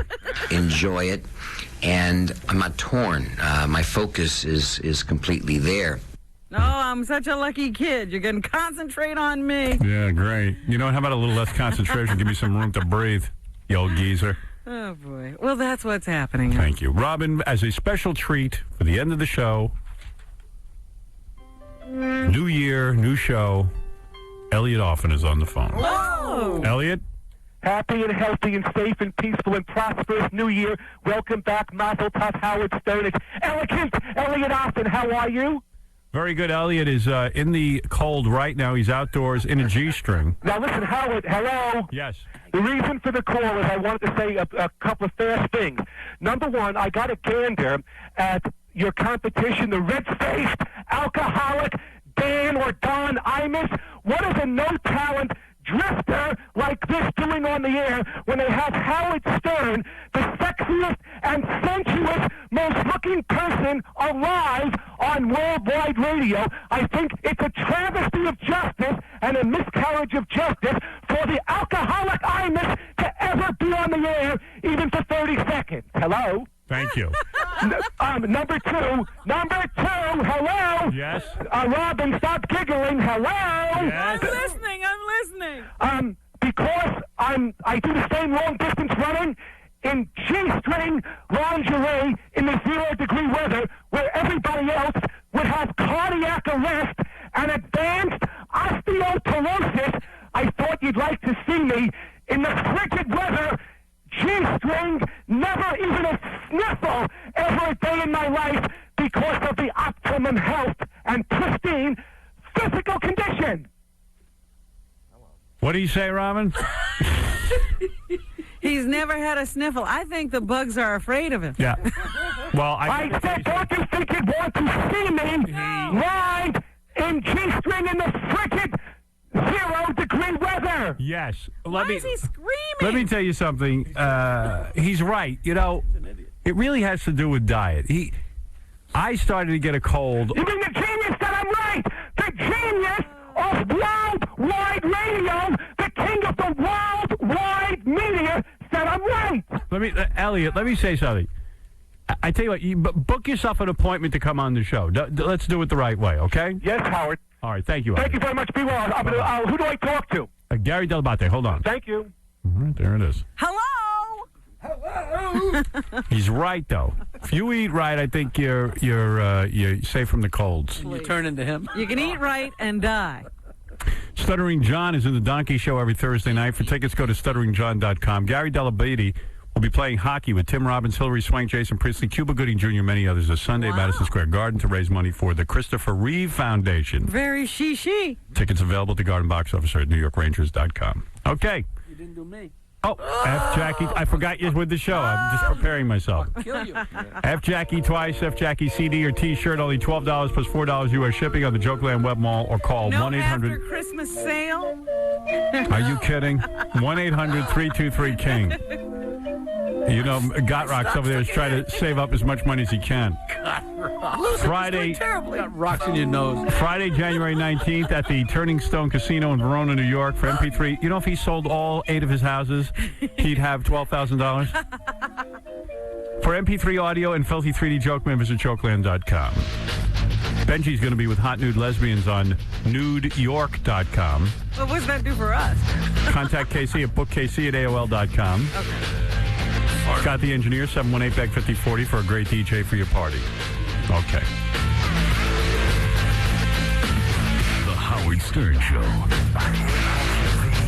Rock Radio. 92.3 K-Rock. Bring in your K-Rock 92 free card to Tower Records and you can save on Relationship of Command from at the Drive-In. Sale price for only $8.99. Don't have a 92 free card? Just call 1-888-739-9200 and be sure to check out Tower online at towerrecords.com. Hello? Ted, it's Phil. Look, man, I feel awful about this, but I can't attend your wedding today. Asthma attack. I'm really sorry, pal. Since when do you have asthma? Hey, don't waste another second worrying about me. It's your wedding day. Now hang up and get that tux on. Phil, Look, you're having what, 200 guests? You won't even notice I'm not there. Phil, you're the best man. Yeah, well, I don't deserve to be, Ted. This is awkward. Your fiancé and I used to live together. There, I said it.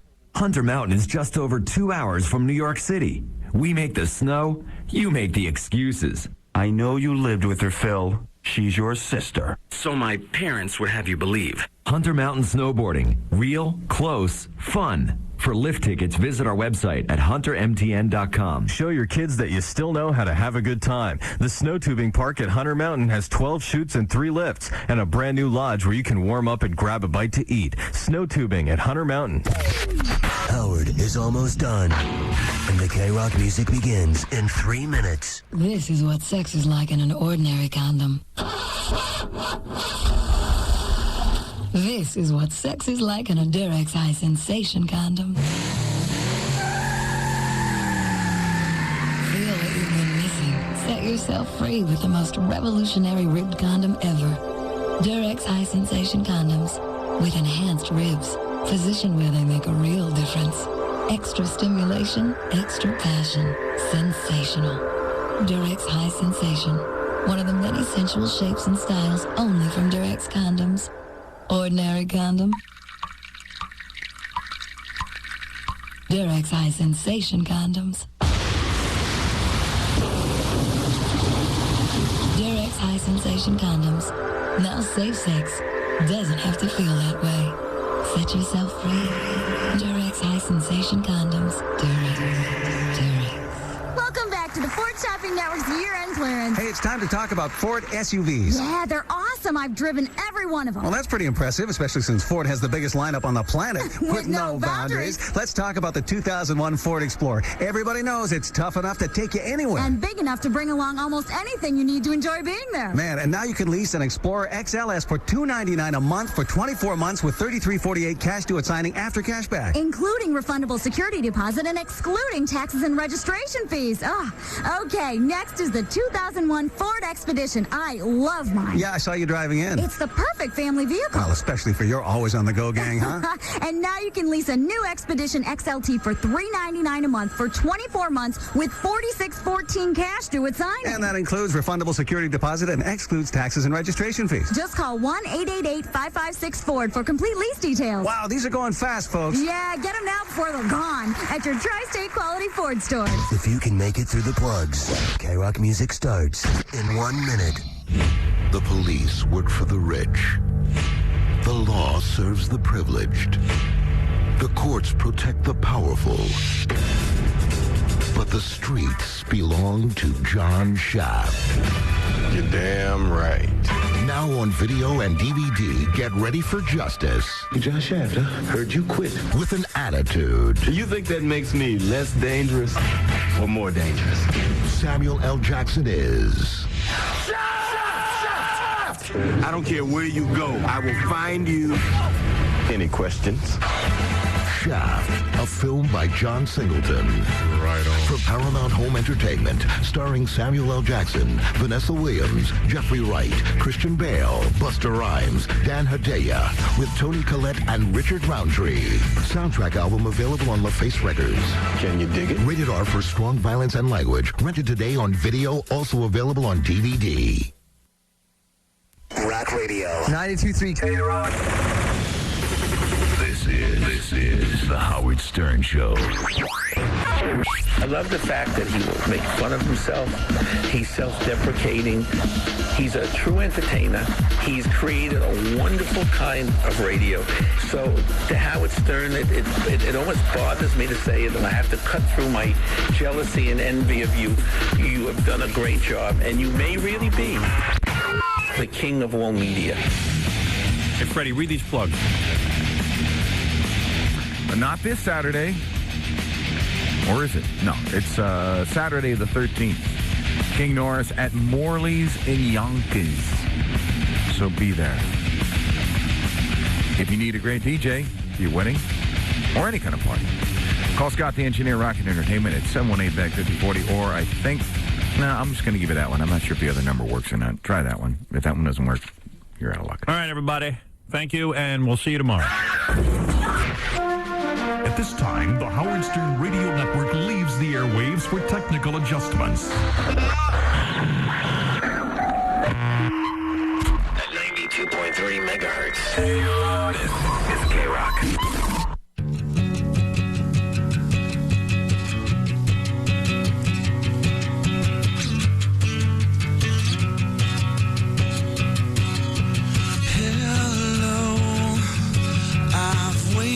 For you ever long. Tonight I throw myself into and out of the red, out of the head she sang.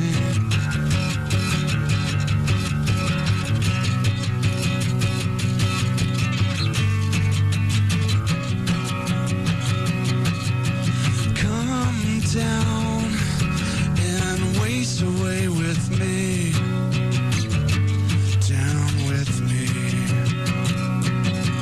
Slow how you wanted it to be.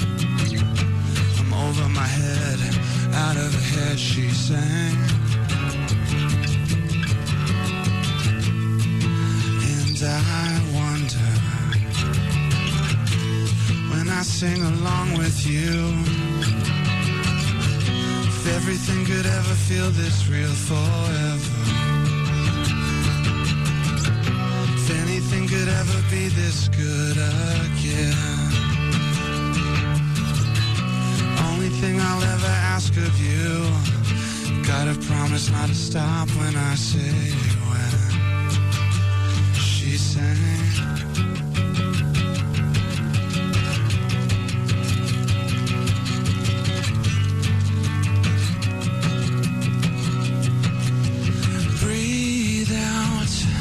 So I can breathe you in, hold you in. And now I know you've always been out of your head, out of my head I sang. And I wonder, when I sing along with you, if everything could ever feel this real forever, if anything could ever be this good again. Only only thing I'll ever ask of you. Gotta promise not to stop when I say when she sang.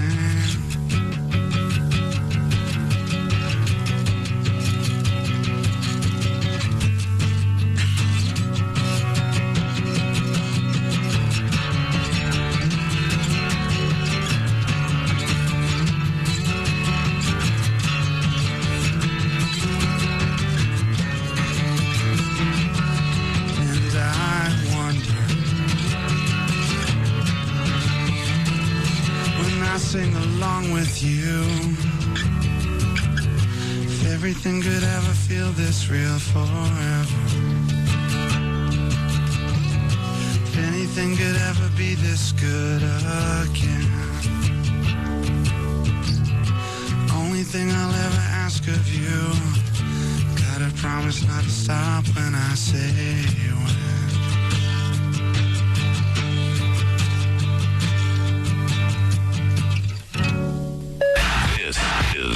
Come on! My computer to me.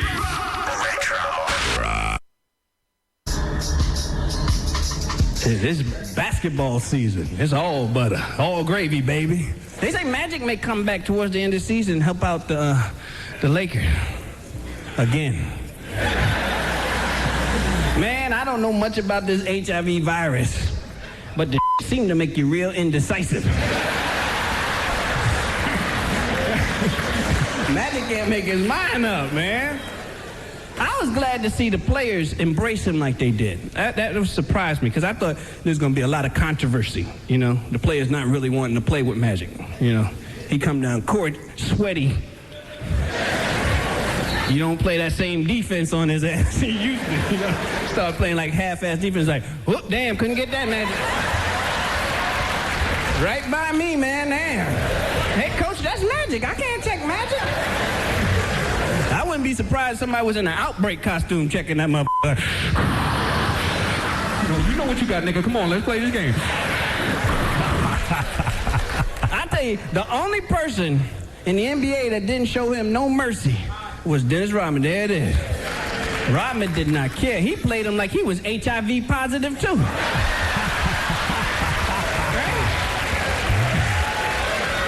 Wasn't afraid of the contact, man. Just kept throwing him on the ground. Like, boom, boom. Like, look, I f*** Madonna. I don't know what I got. Ooh, that's David Wayne. Oh, is that? I couldn't get the point. Who is this guy? That's one funny man. You know, they've let Dennis Rodman go from the Dallas Mavericks. No. Yeah. Already? Already, after a month. Couldn't take it anymore. Wow. What that? Boy, is he self-destructive. Mm-hmm. It's over. When did that happen? When did they announce that? I just heard it this morning. Mm-hmm. Mm-hmm. Did you hear that they let? Did you hear that they let Boomer Esiason go from Monday Night Football? Oh no! That's what I heard. Really? Gary, how did we hear that? Well, you know, I have my theories as to why. What is your theory? I'm not a huge Monday Night Football consumer, but I've watched that telecast a few times. Uh-huh. And it's my humble opinion that Al Michaels could not stand Boomer Esiason. Is that right? Yeah, I don't think there was any, no chemistry. I had heard rumblings that there was no chemistry. I'm saying, how much goddamn chemistry do you need to comment on football? What do you care about chemistry? A man and a woman need chemistry. When you're doing it. Mm. I don't know what's all this chemistry, but I had heard they let Boomer Esiason go. And Boomer Esiason, supposedly. It's been so tough to keep anybody in there with Al. Well, Al never liked GIF. Right. He didn't. And they always say that. Like, what was the other guy's name? Howard Cosell? Dan Dierdorf. Meredith. Don Meredith, yeah. Nobody liked him. No one. What's the common factor? I don't know what. You know what? Is that a fact that Boomer Esiason has been let go? The gadget sits in the paper today. It is? All right. See, I always think that when you take You think Al Michaels hated him? I do. It just didn't look like they got along when you watch them. I don't know why they can't get. Why can't we get along? Why can't we talk football? But you know what? Why can we? announcers, as a general rule, don't like it when you bring jocks into the booth because you're just taking a guy off the street and saying, you're as good as your 20-year career. Expert. Yeah, he's got color. He's got insight. Yeah, but go explain that to Al Michaels, who spent his entire career trying to be a good broadcaster. Al's never thrown a football. So what? Comment on the game. Hearing a guy's inside he gives you how view tough it is to do of what it's like to be wherever they are in the game at that point. I'm just saying that's how it's always Take it up with Al Michaels. Jocks and announcers have never got. We're back with the Howard Stern Show. So now that we're doing a TV show, Ralph, the annoying hairdresser, is in here every minute fixing my hair, and it's like I like to use the time in the commercials to sort of take a moment to take a breather, collect your thoughts, think about what you want to do next. And now every minute it's Ralph, and Ralph hums behind me, makes commentary. He's right in on everything. And I like Ralph. Don't get me wrong. I like hanging out with Ralph. I was surprised to see that big credit Ralph gets. Oh, did he? I didn't see the. I don't get E-television, so I didn't see the show. Howard's hair and makeup. Oh, really? I thought it was he wanted to be known as a stylist. Stylist. Or something like that. I know it was. We'll get that straightened out. Yeah, I saw the hair first. and makeup stylist, baby. Yeah, I saw the first show, and I want to change some of the microphones around and things like that. I've got a whole bunch of thoughts, but I'll discuss those with you later. We're on O.J. Simpson right now. I won't bother you every break. It just your hair's a little dry, and I just had to fix it up. Yeah, I know, but you don't understand. I need some downtime away from you, Ralph. And if you do come in, don't hum or talk. Well, he has this thing like usually my. I told you something important too. So. Yeah, but you can go tell Gary that. You don't have to tell me. Okay, yeah. And he has an annoying voice. You know how he's like, yeah. So I'll speak louder. That's better. Okay. And wear a bag over your head. Yeah. Give that plastic back to him. See how he looks. I was watching the TV show when Ralph was on, and they didn't show Ralph's big purple tooth and gum. Do it now, maybe it'll get on tonight's show. Just do a big smile. Look at the black around the. Let me just do commentary while maybe they can even circle the tooth. Yeah, but smile bigger. Okay. All right. You see, not only does his tooth look funny, but it's got a big purple ring around it on the gum. An aura. It's a glowing aura. And there's if you notice, there's to the upper, I guess, right hand of your screen. Show your bottom teeth. Your teeth are pretty messed up too. Yeah, I noticed on the close-ups my bottom teeth look real bad. I'm going to go have Dr. Kaufman. Go like this. Let me see. I'm going to have Dr. Kaufman fix them and bleach them. Yeah. Because it looks real bad. My lower teeth. I inherited my teeth genetics from my father, whose teeth are like green. I'm going to have him fix mine too. Yeah, I'm telling you. Well, I don't know if he can get near that mouth. How long has it been since you've been to a dentist? No, I went to him like 3 months ago and had a cleaning. Okay. I had a big meeting yesterday on the phone with the E-people, and I said, you know, you guys are working a little too close to my face with the cameras. I said, this is not a face made for intense close-up scrutinization. You know, I saw Tom Chiusano. I saw Tom Chiusano on the first E! show, and he looked absolutely beautiful. Fred was in here going. No makeup, nothing. Yeah, Fred goes, God, Tom's gorgeous. I said, yeah. Everybody now sees what I've been seeing. Yeah. I'm in love with him. It's unbelievable. It's very difficult to work with Tom. Yeah, it really is. I see what Robin sees.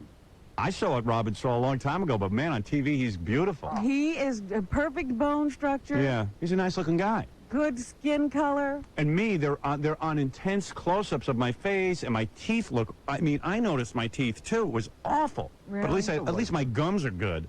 You've got gum disease. It's just this one right here. What did Dr. Kaufman say about your gums? Did he say that they're diseased? No. What did he say? I needed a cleaning. I need another cleaning too. Yeah, maybe you need like 12 cleanings. I need to be cleaned every day. How many cleanings will it take before that area turns white? Yeah, snaggletooth. Like when will it start looking normal? I don't know. Probably never. Snagglepuss. And then if you notice Ralph's berry, that's something you could remove. Wow. Yeah, I don't know why I don't take it off. You think He's I sort should? of attached to it, I think. Is it?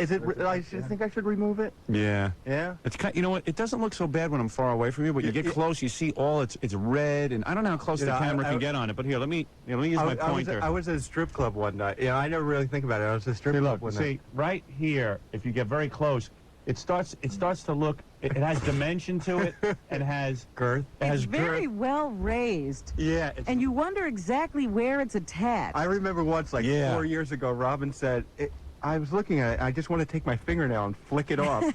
I know, and it's almost like a mood berry, because when he gets really upset, his face turns red and the berry turns purple. Yes. And like when he's happy, it's almost greenish in color. What color is it now? Right now, it's like it's turning almost purple. I'm not upset though. Yeah, but I don't know. You might be a little flushed or embarrassed. Nervous or something. Plus, your berry was in the sun yesterday. That tends to throw it I was off. sunning my berry. Yeah. I put a little sunblock on it so it wouldn't get too I wish red. Gary, our producer, would take his big teeth and bite off Ralph's berry. Ralph There's might a bleed show. to death. Ralph's teeth are more rotten than OJ's marriage. Because look at this. Look, let me show the camera. What the hell? Let me show the camera. Let Look this be a lesson to every child out there. This tooth right here has. It's on? Yeah, that one has the ring around it. Look around the gum. But look at all the teeth over here. This row. Move your finger. They're almost green. No, they're not. Oh, take a look in the mirror. No, I brush my teeth. And all you the have time. that one fake tooth Yeah. that's completely white, and all the rest are Well, completely you know, different color. You know, like black guys have that big gold tooth. I'm Yeah. doing something different. I have a big white tooth. Yeah. All right. Well, why don't you get out of here? I really want to talk about O.J. Simpson, not you. I really don't want to talk about Ralph on today's show. Just don't be annoying during the late. commercials. Right. Don't annoy me, because it really. And you know what he does? He's like messing around with my hair, and he's like pulling on it and stuff. And I go, Ralph, dude, you don't understand something. The content of this show is more important right now than you fotzing with my hair, because he doesn't like the way it looks with the headphones on, and he wants a certain amount of hair cascading into my face. I see. And I can dig where he's coming from, but I need some downtime to sort of mellow out. And he's back there going, hey, man, hey, man. And then I go, Ralph, can you quiet down? Oh, I'm sorry. I go, I'm asking you to quiet down because I'm trying to think. Oh, okay. That was when I was doing your hair in the back this Yeah. morning. Well, like, when I come in the morning, I want to read the newspaper and know what's going hum on. for 2 seconds. And he's like, I'm happy. Yeah, and it's like the guy wants to badly be noticed, and he's got to understand, I can't talk to him then. It's not gonna, this whole thing isn't going to You work. were talking to me. I didn't even say anything to But you. he was and you being started polite, talking to me. probably. Oh, dude. And then he goes like, You love me. Then I'm looking at O.J. Simpson's story, and they have different pictures of girls O.J. dated and great pictures of O.J.'s ex-wife, who's a real knockout. Hey, now. And Ralph's like behind me going, hey, now. And I'm like, dude. Don't I'm sorry. disturb. Yeah, like, and you know, he's like a little kid. He looks at the pictures. I didn't care what they said. Hey, no. Yeah, she's dead, dude. What a shame, man. Yeah, that is a shame. All right, get out of here now. All right, man. All right, thank you. Anyway, let me begin my next dissertation on O.J. by playing this incredible piece of tape. I have not heard it yet. This is the Peter Jennings call? Yeah, this is the Peter Jennings. ABC obviously switched to covering O.J. Simpson because that was a big story. What is it, Baba Booey? We, if you want, we have the guy who made the phone call. Oh, you do? Yeah. Plus, we have another. Not as it wasn't as national, but a very funny phone call that was also made to the news about you and OJ. Oh, good. Okay. This was out of Los Angeles. I wondered who made this call. It wasn't one of the regulars? No. In fact, yeah, we'll get everyone to. You know what? Let me take a little break, and I'll have a whole phone call presentation for you right after these words. You're listening to The Howard Stern Show. 92.3 K-Rock. Hi, everybody. This is Pete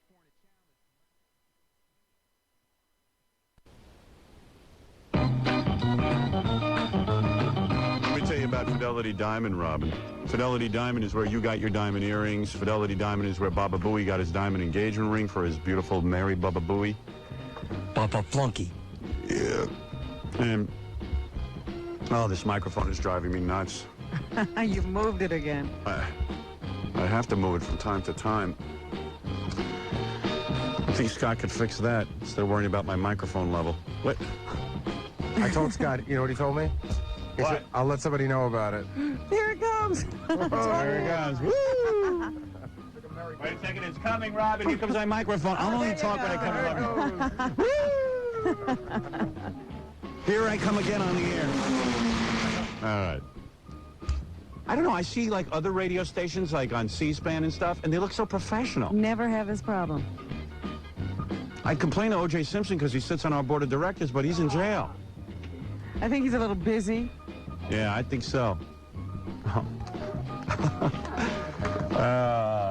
Anyway, maybe putting the show on TV is too much work. I'm starting to think that way. I knew immediately that you'd find some way to make it annoying. Yeah, it's bothering me. Fidelity Diamond really is fantastic. Fidelity Diamond is the diamond importer. This is just not going to do. No, don't touch it. I got it. Don't touch it. Anyway, the best jewelry stores don't have the prices that Fidelity Diamond has. You know why? Because Fidelity Diamond sells to all the jewelry stores. They sell to the Diamond District. They're diamond importers. They're diamond importers, Robin. I know that. Tom Calesino picks out the diamonds himself. Yeah, it's great. When you go in there, it's like you go into an office. Man, it's hot in here today. Can you put the air conditioning down lower? I was telling the people from the E-Television Network that I think we've got to just move studios and go to a place that's air-conditioned in order to pull this off. We don't have any kind of control here. There's nothing uniform about our air conditioning. No, I mean, I'm There's sweating. no way to rely on it. You're freezing, I'm sweating. I mean, it's just crazy. So I said, why don't we just go build our own studio? Actually, I'm very happy with the lights, simply because they keep me warmer. Yeah. What year is it in your studio? I think we are in different years. I think my studio's in the Ice Age. Fidelity Diamond, 1-800-6-MARRY-ME, 1-800-6-MARRY-ME. Fidelity Diamond. Fidelity Diamond Importers, the engagement ring specialist. I can't even read it, so dark in here. 193 Route 17, South Paramus, New Jersey, just 15 minutes from the GWB. Thank you, Fidelity Diamond. Howard Stern Show. Yes. Yeah. Yeah. Yeah. Yeah. Yeah. Yeah. We're back. I was just going to point out that you're wearing very dark glasses in a dark studio. Well, the whole TV show thing is weird that we're taping the radio show for TV because I want to look handsome, and I saw a piece of tape of me wearing my regular glasses that I normally wear in here, and I didn't look handsome. I got to wear dark glasses, so it's a dark studio with dark glasses, and quite frankly, I'm near blind. You don't care about your eyesight. No, I want to look handsome. You'd rather go blind. Right. Thank you. Now you got it. You got your priorities straight. Thank you, Robin. What is it, Baba Phony? We have two phone callers on the line. The first one, this guy right there, that's the guy that made the phone call to Peter Jennings on Friday night about the O.J. Simpson thing. Okay. Hello, gentle sir. Oh, by the way, Robin, you had something you... hi, how you doing? Hello. Okay, give me a second here, Robin. You want to announce the name of the judge. I want Robin to... Now, don't announce it right this second. Okay. I want to first say something. If O.J. Simpson had the book thrown at him by this judge, O.J. came up before a judge, he had just beaten his wife's face in, the judge should have taken this O.J. I would love to interview this judge and say, what, do you have a hard-on for celebrities? I mean, what is... I hope that someday, if I ever get in trouble, I get you as a judge. If you're that enamored with celebrities. Because... Well, you have to understand, he probably couldn't even get good counseling. The counselor. The psychiatrist, whoever he was talking to by phone. Oh, I'm talking to O.J. Yeah, I mean, everyone is enamored of O.J. Simpson, and it's like, wow, a judge sees a woman all bloodied. I don't care who punches you, if a celebrity or non-celebrity, throw the book at the guy. The law should be administered equally regardless of station. I'm going to predict the judge is 1, white, 2, a football fan, and 3, too old to be in his position. Or something, because we are now going to announce the name of the judge. I don't know his age. He really should be disjudged. Or whether he's a football fan, but his name is... What is the word? Wait, no, we're going to have a timpani and everything when you announce the name. What is it when, like, a lawyer gets disbarred? What is it, disjudged? I don't think that's the term. Disrobed? Defrocked? De-wigged? Defrocked. De-judge? What is it that they do to a guy to throw him off the bench? Unseat him? Unseated. I know some of these judges, and I've never been able to figure this out. Some are appointed by politicians, and some are elected. Yes, and I don't know which this would be. Yeah, would you understand that whole thing? Like, how many judges are appointed by politicians? I mean, I've never gotten into that, nor do I care, but how come some of them have to run for re-election, and then some of them are appointed? Yeah, the federal judges are appointed. Right. I think state judges are elected. But some of them have to be appointed. You don't vote for the chief judge or, you know, the guy who's on the appeals court. Yeah, because I know when I vote for judge, they might maybe give you 5 different judges to vote for at the most, and there's tons of judges. Yeah. So I don't think that all of them are elected. But get this guy off the bench. Give him a hook if you have to, because someone has got to set an example to these judges that they must throw the book at people. I don't mean in stupid little cases. I'm talking about when a guy walks in and his wife is full of blood, and this guy has done it. If O.J. Simpson had been locked up for a month even, and that would have been a big story. O.J. in prison, he would have lost. There had been repercussions. He would have lost revenue. Who knew this guy had so much money? My God, you see the money he has just from Hertz Rent-A-Car? Incredible money.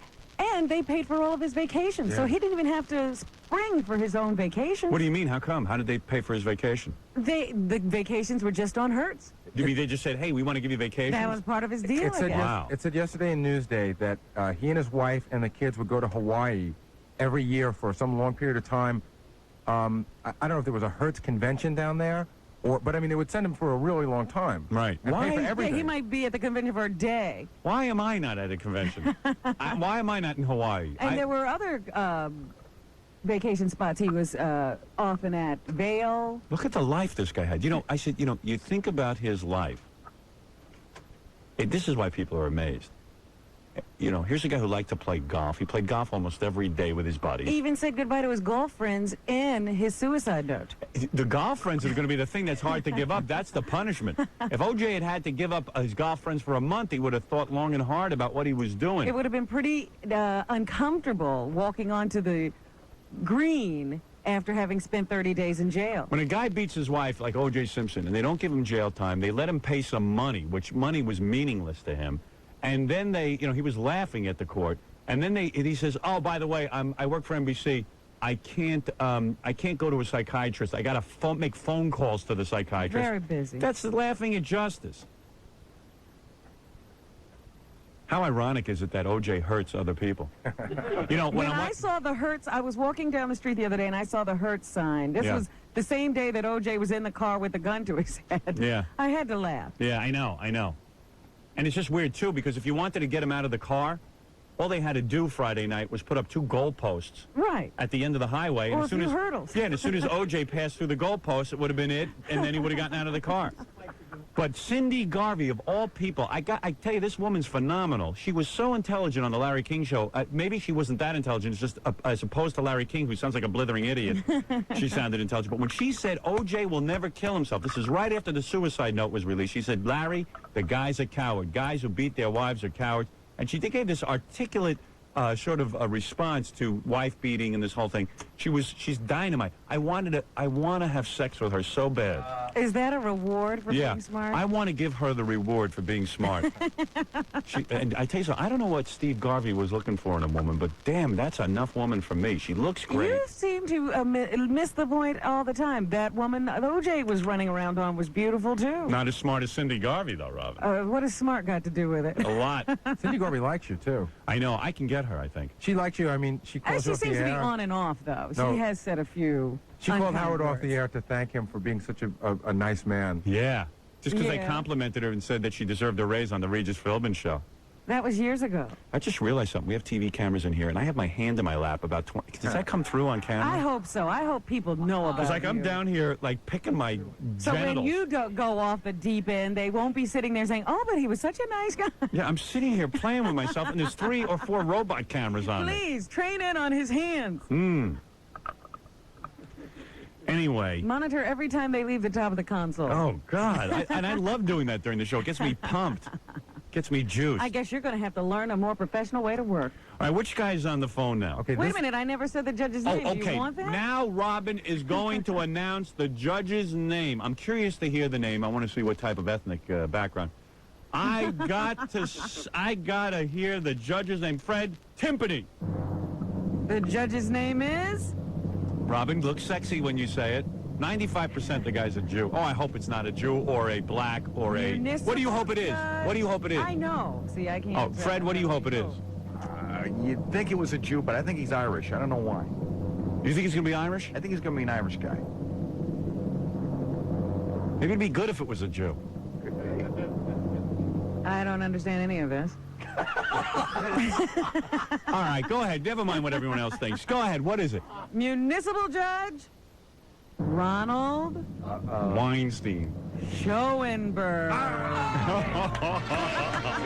Liberal. Where's the Hitler card? They say he wouldn't comment on this last week. But Adolf Hitler said the following. Aber wir werden auch die nicht vergessen, die den richtigen Weg einschlagen. All right, enough of that. We have to thank the USA Today for revealing that name.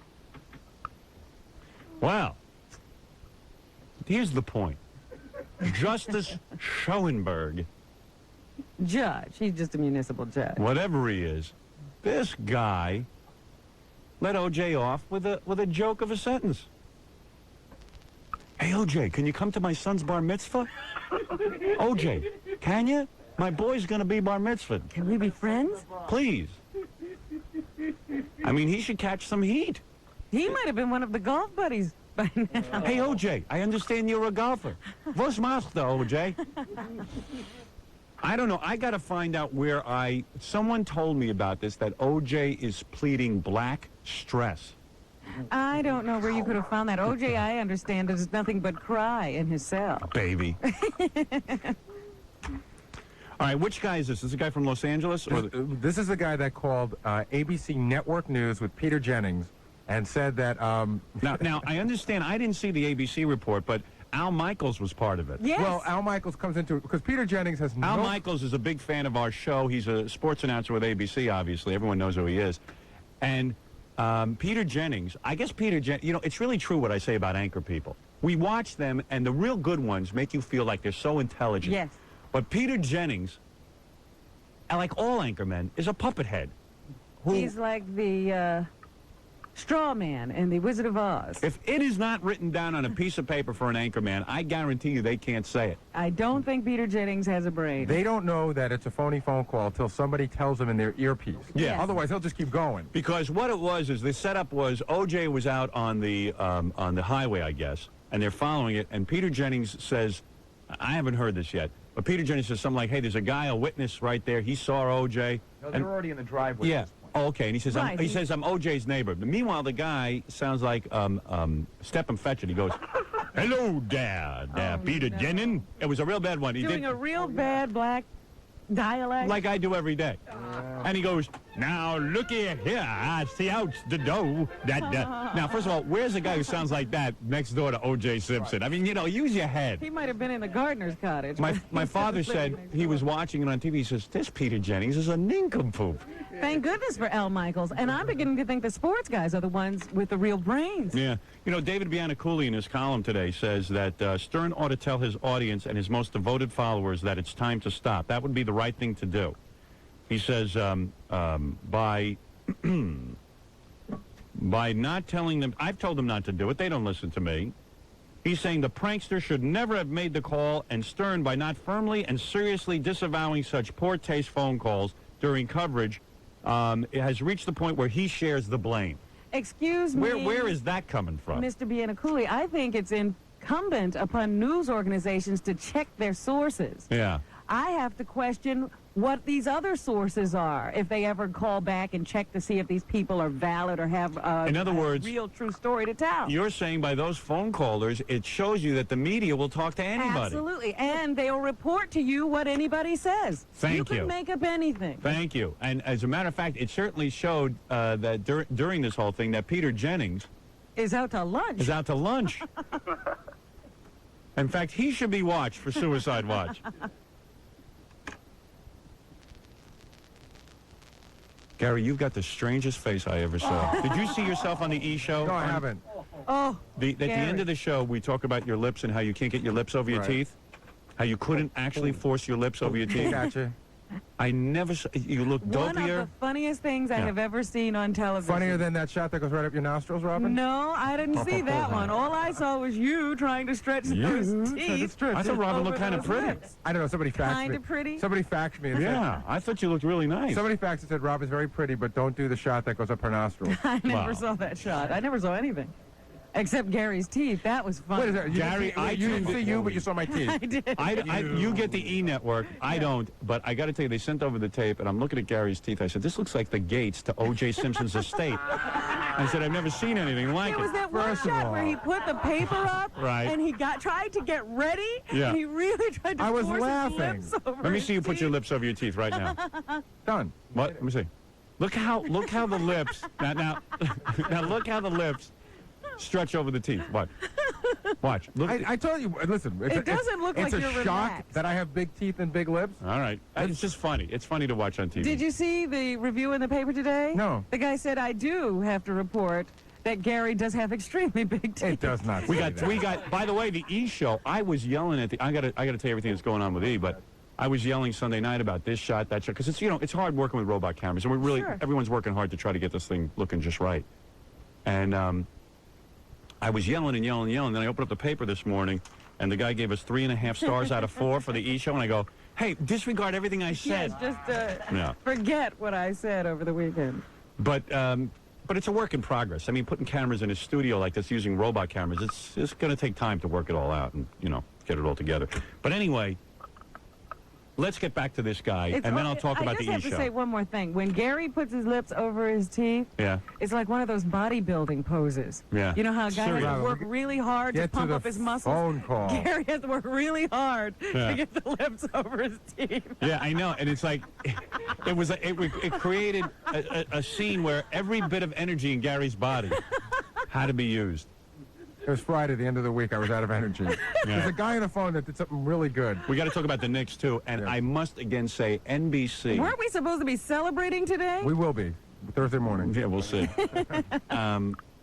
NBC is out of their minds. I am telling you, they should. Not only do we need the name of the judge in the O.J. Simpson case, we need the name of the NBC executive. All right. Who sits there and says, gee, 50 other channels are covering O.J. Simpson. I better cut away from a basketball game, a championship basketball game. I'm going to cut away now for the entire third period almost and cover O.J. Simpson in a car. At the very least, put the car in the lower corner of the screen and keep the game going. Why remind people that there's something more important than this game? You should tune over to another station. It's insanity. I mean, people want to see this game. And if you want to see what's going on with O.J. Simpson, there are several other channels doing full coverage. Well, you know what it was? It was a case of the guy going, gee, what's better, the game or O.J. Simpson? So I'll cover both badly. I'll cover the game badly. I'll cover the O.J. Simpson thing badly. The point is, however, that they could never have gone to full coverage. There was only one place you could see the basketball game. Why is it that these NBC executives or television executives in general have no brains? Why is it so apparent what they should do to everyone else but them? You know who I bet made the decision? You know who I bet pushed Warren Littlefield. I bet you it was whoever is the head. He's the same guy who lost David Letterman. Gee, I think I'll go after Jay Leno and dump Letterman. Warren. Retard. I'll bet you it was the guy, whoever the head of the news division, probably went there and said, we have legitimate news to cover, and you're not letting us, do what we're supposed to do. Yeah, there's a guy in a car. We have to go cover it. There's 500 other channels covering it. Stick with the game. That's what you went with? Go with it. That was the only place you could see it, and they took that away. All right, anyway, so over at ABC, you're the guy who made the phone call? Yes, I am. Yeah, how'd you get through? Okay, what I did was, first of all, I'm also the guy that made the Dexter phone call on the LIRR. Oh, you're the guy who did the Colin Ferguson call. I made 2 prank phone calls this year, and they both made the paper, so I'm very happy about that. Well, let me tell you something. I was reading the Prodigy billboard service on computer, and many of the fans of the show were saying that whoever made that call has reached his peak of his talents. Because this call you're about to hear. I see, okay. All right, so you called up and you said... what happened was this. Like you said, I was watching the Knick game. They cut away from the Knick game, which I was freaking out about. But I couldn't get through to Channel 4. That's who I really wanted to get through to, because it was really annoying not to watch the game. Right. So what happened was I ended up calling Channel 7 again. I figured I had luck with them the first time. And I said... They're extra stupid, I guess. Yeah. So I called up and I said, hi, this is KTLA. I need a producer right away. So they go, KTLA? Yeah, KTLA Los Angeles. Mike Fox with you. Get me a producer now. So they go ahead, scrambling around. All of a sudden the producer, hello, KTLA? Yes, that's right. We got a satellite link up over there, and we've got some mobile units on non-site location. If you're interested, I could patch you through on a switchboard if you want. Let's do it now, though. And in the background, and they're freaking out now. I hear in the background, some guy goes, okay, we got a guy from KTLA. They're flipping out over at the Channel 7. I don't know what's going on over there, but I'm cracking up. Trying not to laugh. So then they're just like, okay, what do you got there? And I'm yelling in the background while they're doing this. They go, okay, Chicago, line 76, go with it. You're adding atmosphere. Yeah. I really wanted to I had my brothers in the background. It was funny. So then finally they said, okay, we're going to give you through. I put them on hold for a second. I said, we're going to try and make the call. I put them on hold. I didn't make a call. I put them back on. I said, what kind of operation are you running over there? Don't you guys know what the hell you're doing? I'm screaming at the guy. I wanted to get through right away. He goes, okay. We're going to give you a number right now. It's going to be direct line to the newsroom. Peter Jennings is going to pick up the phone. So this points up again that nobody checks sources. Let me tell you the truth. You guys have a better screening process than they do. Gary, you should feel proud. So Gary, Maybe you can't cover your lips with your you can't cover your teeth with your lips, but you certainly can scream. Hey, boss, are you saying I'm smarter than Peter Jennings? I am. I'm saying a piece of wood is smarter than Peter Jennings. Well, I feel good. So what happens is the next thing I know, I go ahead, I shut off my TV because I know there's going to be a delay on. I call up. But this is, first of all, let's just say everyone was in a state of confusion because on one channel, you had 10 black guys. This is what I had observed: 10 black guys playing with a ball. And the other channel had 2 black guys in a car playing with a gun. I'm saying, where are the white people at? What is it? I can't get white people on my TV. Friday night and no white people on TV. The only white guy I saw for a few minutes was Larry King, and that's a poor example of a white person. I said, what is this? It's like color television. They literally meant it when... What, white people don't show up good on screen? Did that guy in his article, when he wrote about this phone call, did he say anything about how the networks don't do anything to check? No. And how they're all in such a rush to scoop each other that they put on things like this? No, they just blame us. And by the way, I mean, really, what is the big deal if a guy gets through and says Baba Booey? Right, it's not like it's the most important. It's not like a presidential funeral. And what if it was? So what? If the guy got on and just lied convincingly, they would appreciate that much more. Yeah, right. Which they do all the time. So anyway, you get on. So don't let me interrupt your story. So you get on. Right. So I end up calling up, and Peter Jennings' producer is right there next to Peter Jennings, I guess, or right behind him. And they said, "Okay, you're the guy that spoke. That's right on location." So then all of a sudden I come up with this voice. I go, "Why, yes, I am. This be Robert Higgins, and I'll be across the street from O.J." All right. So let's go listen to the tape at this point. Okay. All right. Let's put it on right now. And it just seems perfectly clear that Cowling wants everybody to be calm.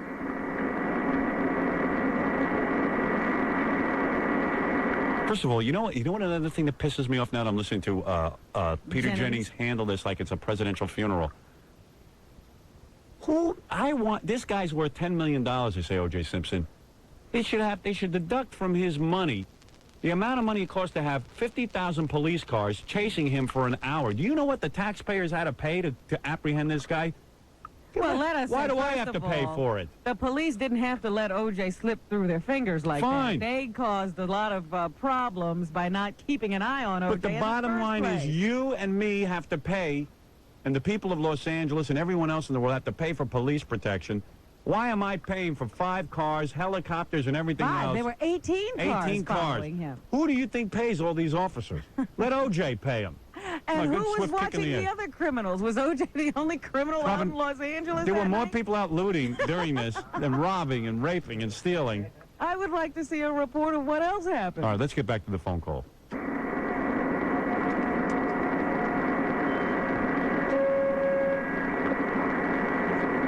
Right now, Peter Jennings is, letting things Nobody's whispering anything in Peter's ear. happen. Right, he's looking Peter, wake up. You look half asleep from that bad eye job. Right, here we go. Did he have an eye job? I don't know. All right, looked like it to me. Peter, wake up. Say something, quick. Wake up. Everybody to be quiet for a moment. We have on the phone with us as well Robert Higgins, who lives in the neighborhood and is on the ground and can see inside the van. Mr. Higgins. Yes, how are you?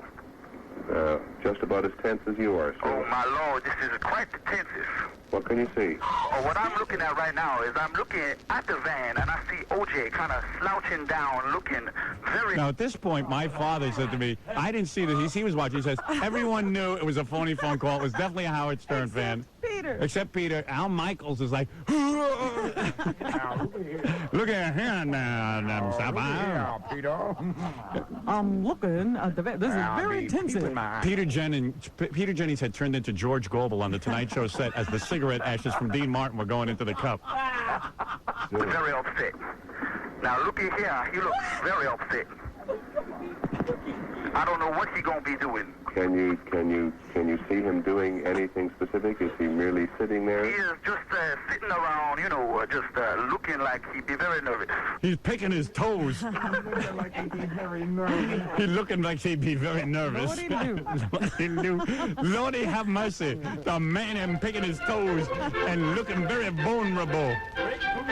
Great googly boogly. I can't believe it. Is it possible that Peter Jennings, in his distinguished career, has never spoken to a real black man? Well, he's Canadian. Oh, okay. They don't have many.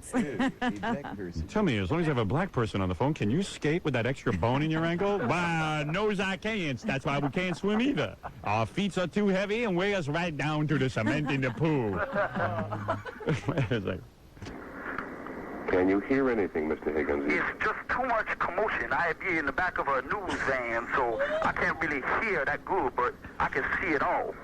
And I see O.J. I see O.J., man, and he looks scared. And I would be scared because there's cops all deep in this. Thank you, Mr. Higgins. And Baba Booey to y'all. The driveway of O.J. Simpson's home in Brentwood.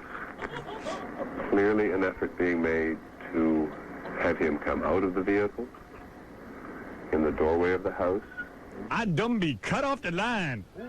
Hey, does Peter know now? Yeah, I think they might have informed him in his headphones. But he's so heroic. Such a robot. Yeah, a robot puppet head. Makes no reference to it. The phone call just goes away. What is this, Stuttering John? Keep on playing. He doesn't know until. No, I'm going to keep playing. Because I want to hear Al Michaels explain Baba Booey to him. Could you even believe that they didn't stop me right at the first word? No. Now looky here. That should have been a clue for anybody. And you were supposed to be O.J. Simpson's neighbor. Yeah, like the guy with that voice lives in Brentwood. Yeah. Well, I done hit oil in my backyard and I made my money that way. Oh-de-do-do-do-do-do-do-do-do-do. I've been sitting back in the news van here, and he looked very scared. Members of the Ku Klux Klan called up and were blushing. They were so embarrassed. I mean, we're trying to make everybody think white people are smart, Peter. Now, look here. I'm be next door to O.J. Been living here for many, many years. In fact, Mr. Drysdale coming over with my money right now. I like that, Miss Jane. Haven't the papers pointed out like 50 times that O.J.'s the only black guy in Brentwood? Yeah. That's why he's suffering black stress. His friend, Al Cowling. Peter, by the way, just for the record, this is Al Michaels. That was a totally farcical call. Lest anybody think that was somebody who was truly across the street. That was not. He said something in code at the end that's indicative of the mentioning of the name of a certain radio talk show host. Okay, thanks, Al. So he was not there. All right, we have them on every coast. Thank you very much. What did Peter Jennings say? We have them on every coast. His code name. His code name is Baba Booey. Yes, it's indicative of some peripheral character, Baba Booey. From the talk show radio host. Now, hold on there, Mr. Michael. I'll be right with you, Mr. Jennings, because this man is making a terrible statement about my reputation. Peter, we have to point out that there really are no black people that talk like that anywhere in the world. You know, you're a real peckerhead, Peter. This is Al Michaels. I just want to go on the record as saying that. You're going to interrupt the game and... Peter, you that piece was of wood. not a real Negro. Thank you, Al. I repeat, not a real Negro. Peter, you block of wood. I mean, the words "looky here" should have sent you running for your life. Did you listen to the man, Peter? Al Michaels trying to slap some sense into Peter Jennings. Wake up, damn it. We got to get Al Michaels on the phone about that. That's Peter, just too I'm funny. really surprised your head doesn't rattle. Peter, you idiot, that wasn't a real phone call. Look, I know Negroes. Wait, I got to replay that. I know Negroes. They've got woolly heads, big lips, but they don't talk like that. It was the same producers as the Dexter phone call, by the way. I spoke with the same two guys. Yeah? So I guess they didn't get fired, but maybe they will now.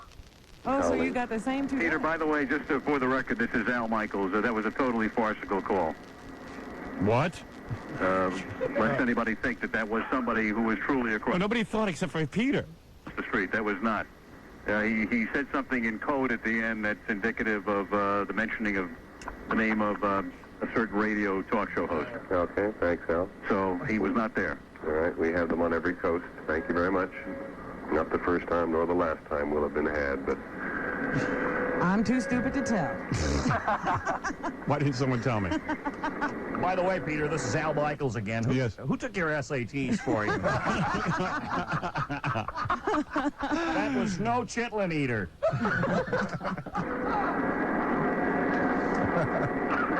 That's it. If the police do get their hands on O.J., he will be taken to the Los Angeles County Men's Jail, where he will be held until a preliminary hearing is held, which is normally 2 weeks after he's arraigned. You probably already know from earlier today that various blood samples. You think Peter Jennings talks like that because he's depressed about O.J., or No, is this... I'm telling you, they're telling him that in his ear as he says it. Right, and Maple syrup in his head. What is that, Al? He's got maple syrup in his head. Thank you, Al Michaels. If O.J. is arrested, that's if O.J. I don't is think- arrested. If O.J. is arrested. I think if they hired me to be an anchorman, I would fail the test because I could never talk that slow and dull. It'd be like, if O.J. is arrested, I believe it will be very soon. He will be taken to the men's prison. Excuse me, how long have I been asleep, Los Rob? Well, thank you for the call. Howard, let me tell you one thing. Peter And by the Jennings way, is I don't approve of the phone call you just made. What's that? I said I don't approve of the phone call you made. Oh, I'll never do it again, Howard. All right, thank you. He is batting 1,000, though. Every time he calls, he gets in the news. All I have to say is I won an Emmy this year. You got it. Rip out your phone, Guys, please. good talking to you. All right, I'm going to trace you down and I'm going to stop you. Now, look at here. I can't be founded, okay? All right, I know where you live. You lives next door to OJ. Now, look here, Miss Missy. You done give away your address. Mr. Peter Jennings can't be getting me in no type of trouble. All right, dude. All right, later, Howard. Thanks, Bye, man. Robin. Bye-bye. In a minute, a call from L.A. Similar kind of phone call. Is that right? Yeah, the setup on this next one is great. He tells him that he's got a police scanner, and he's monitoring the phone call between O.J. and the police. That's coming up next, right after these words. Jackie the Joke Man Martling from the Howard Stern Show. 92.3 K-Rock, Samuel Adams, and me are throwing a party to celebrate the release of my new comedy CD, also available on cassette, The Joke Man. It'll be this Wednesday from 5:30 to 7:30 at Caroline's Comedy Club, 1626 Broadway, between 49th and 50th Streets in Manhattan. I'll be there. Jackie the Joke Man, Sister Stuttering John, and even Billy West. And both. The first 50 people at the door get a free copy of my Joke Man CD.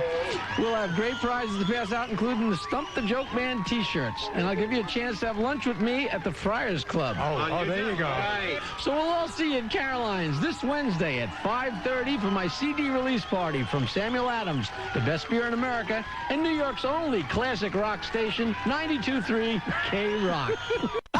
Moving on up. Moving on up to the left line.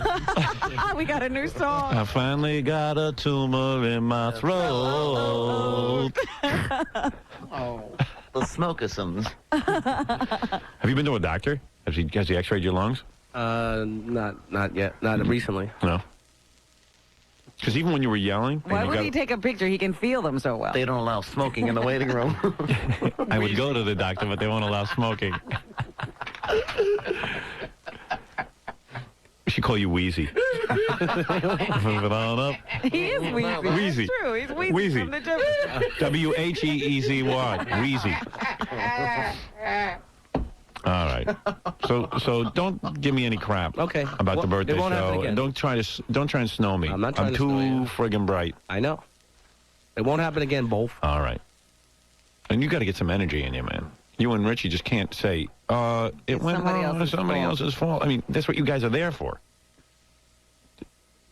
You know. And if Richie thinks I'm wrong, he should come in here and tell me why. Okay. I know I'm right. There's no excuse. And I know you're going to go back there. You two are going to dream up some excuse. But No, I'm there's not no gonna- excuse. I'm not gonna You say had the answer and you He didn't open your doesn't mouth. understand. I know that's the first words that you Yeah. he doesn't understand. He's just a DJ. You're right. I don't understand. All I know is when I have the answer to something, I volunteer it. Okay. Okay, thank you. All right, Smokey. Okay, thank you. Wheezy. Go have a cigarette. I know you're all stressed out. Totally. Look at the size of you. You're the size of Buddha. I should go on your diet. How was that food yesterday, by the way? Wasn't bad, thank you. Okay, good. All right, I'll talk to you about it after the show. Good. Thanks. He's a good engineer, don't get me wrong. He does a fine job. He knows. He just doesn't tell. Right. Oh, occasionally. All right, thank you. Goodbye. Goodbye. You've said enough. And the funniest part was when he started yelling. Did you see that? Oh, I wish we had that isolated so we could play it back. Scott's tantrum. They don't know. They don't know. I was like, oh my God. Do it with a microphone. It's the first time I ever saw him yell. Yeah. He was actually spinning around in the chair. And he was totally wrong. He was like, his whole argument was, if they don't know how to work a microphone, why are they holding one? Right, why do they pick it up? You don't know how to work a microphone? Why do they show up?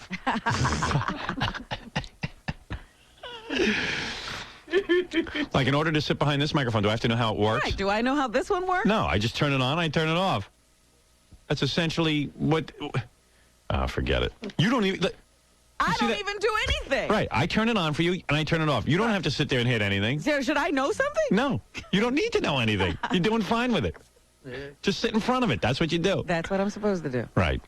Scott makes it work. Fred doesn't even know how to sit in front of it. But yet he's here. All right, let's take a break, and we'll be back right after these words. You're listening to The Howard Stern Show.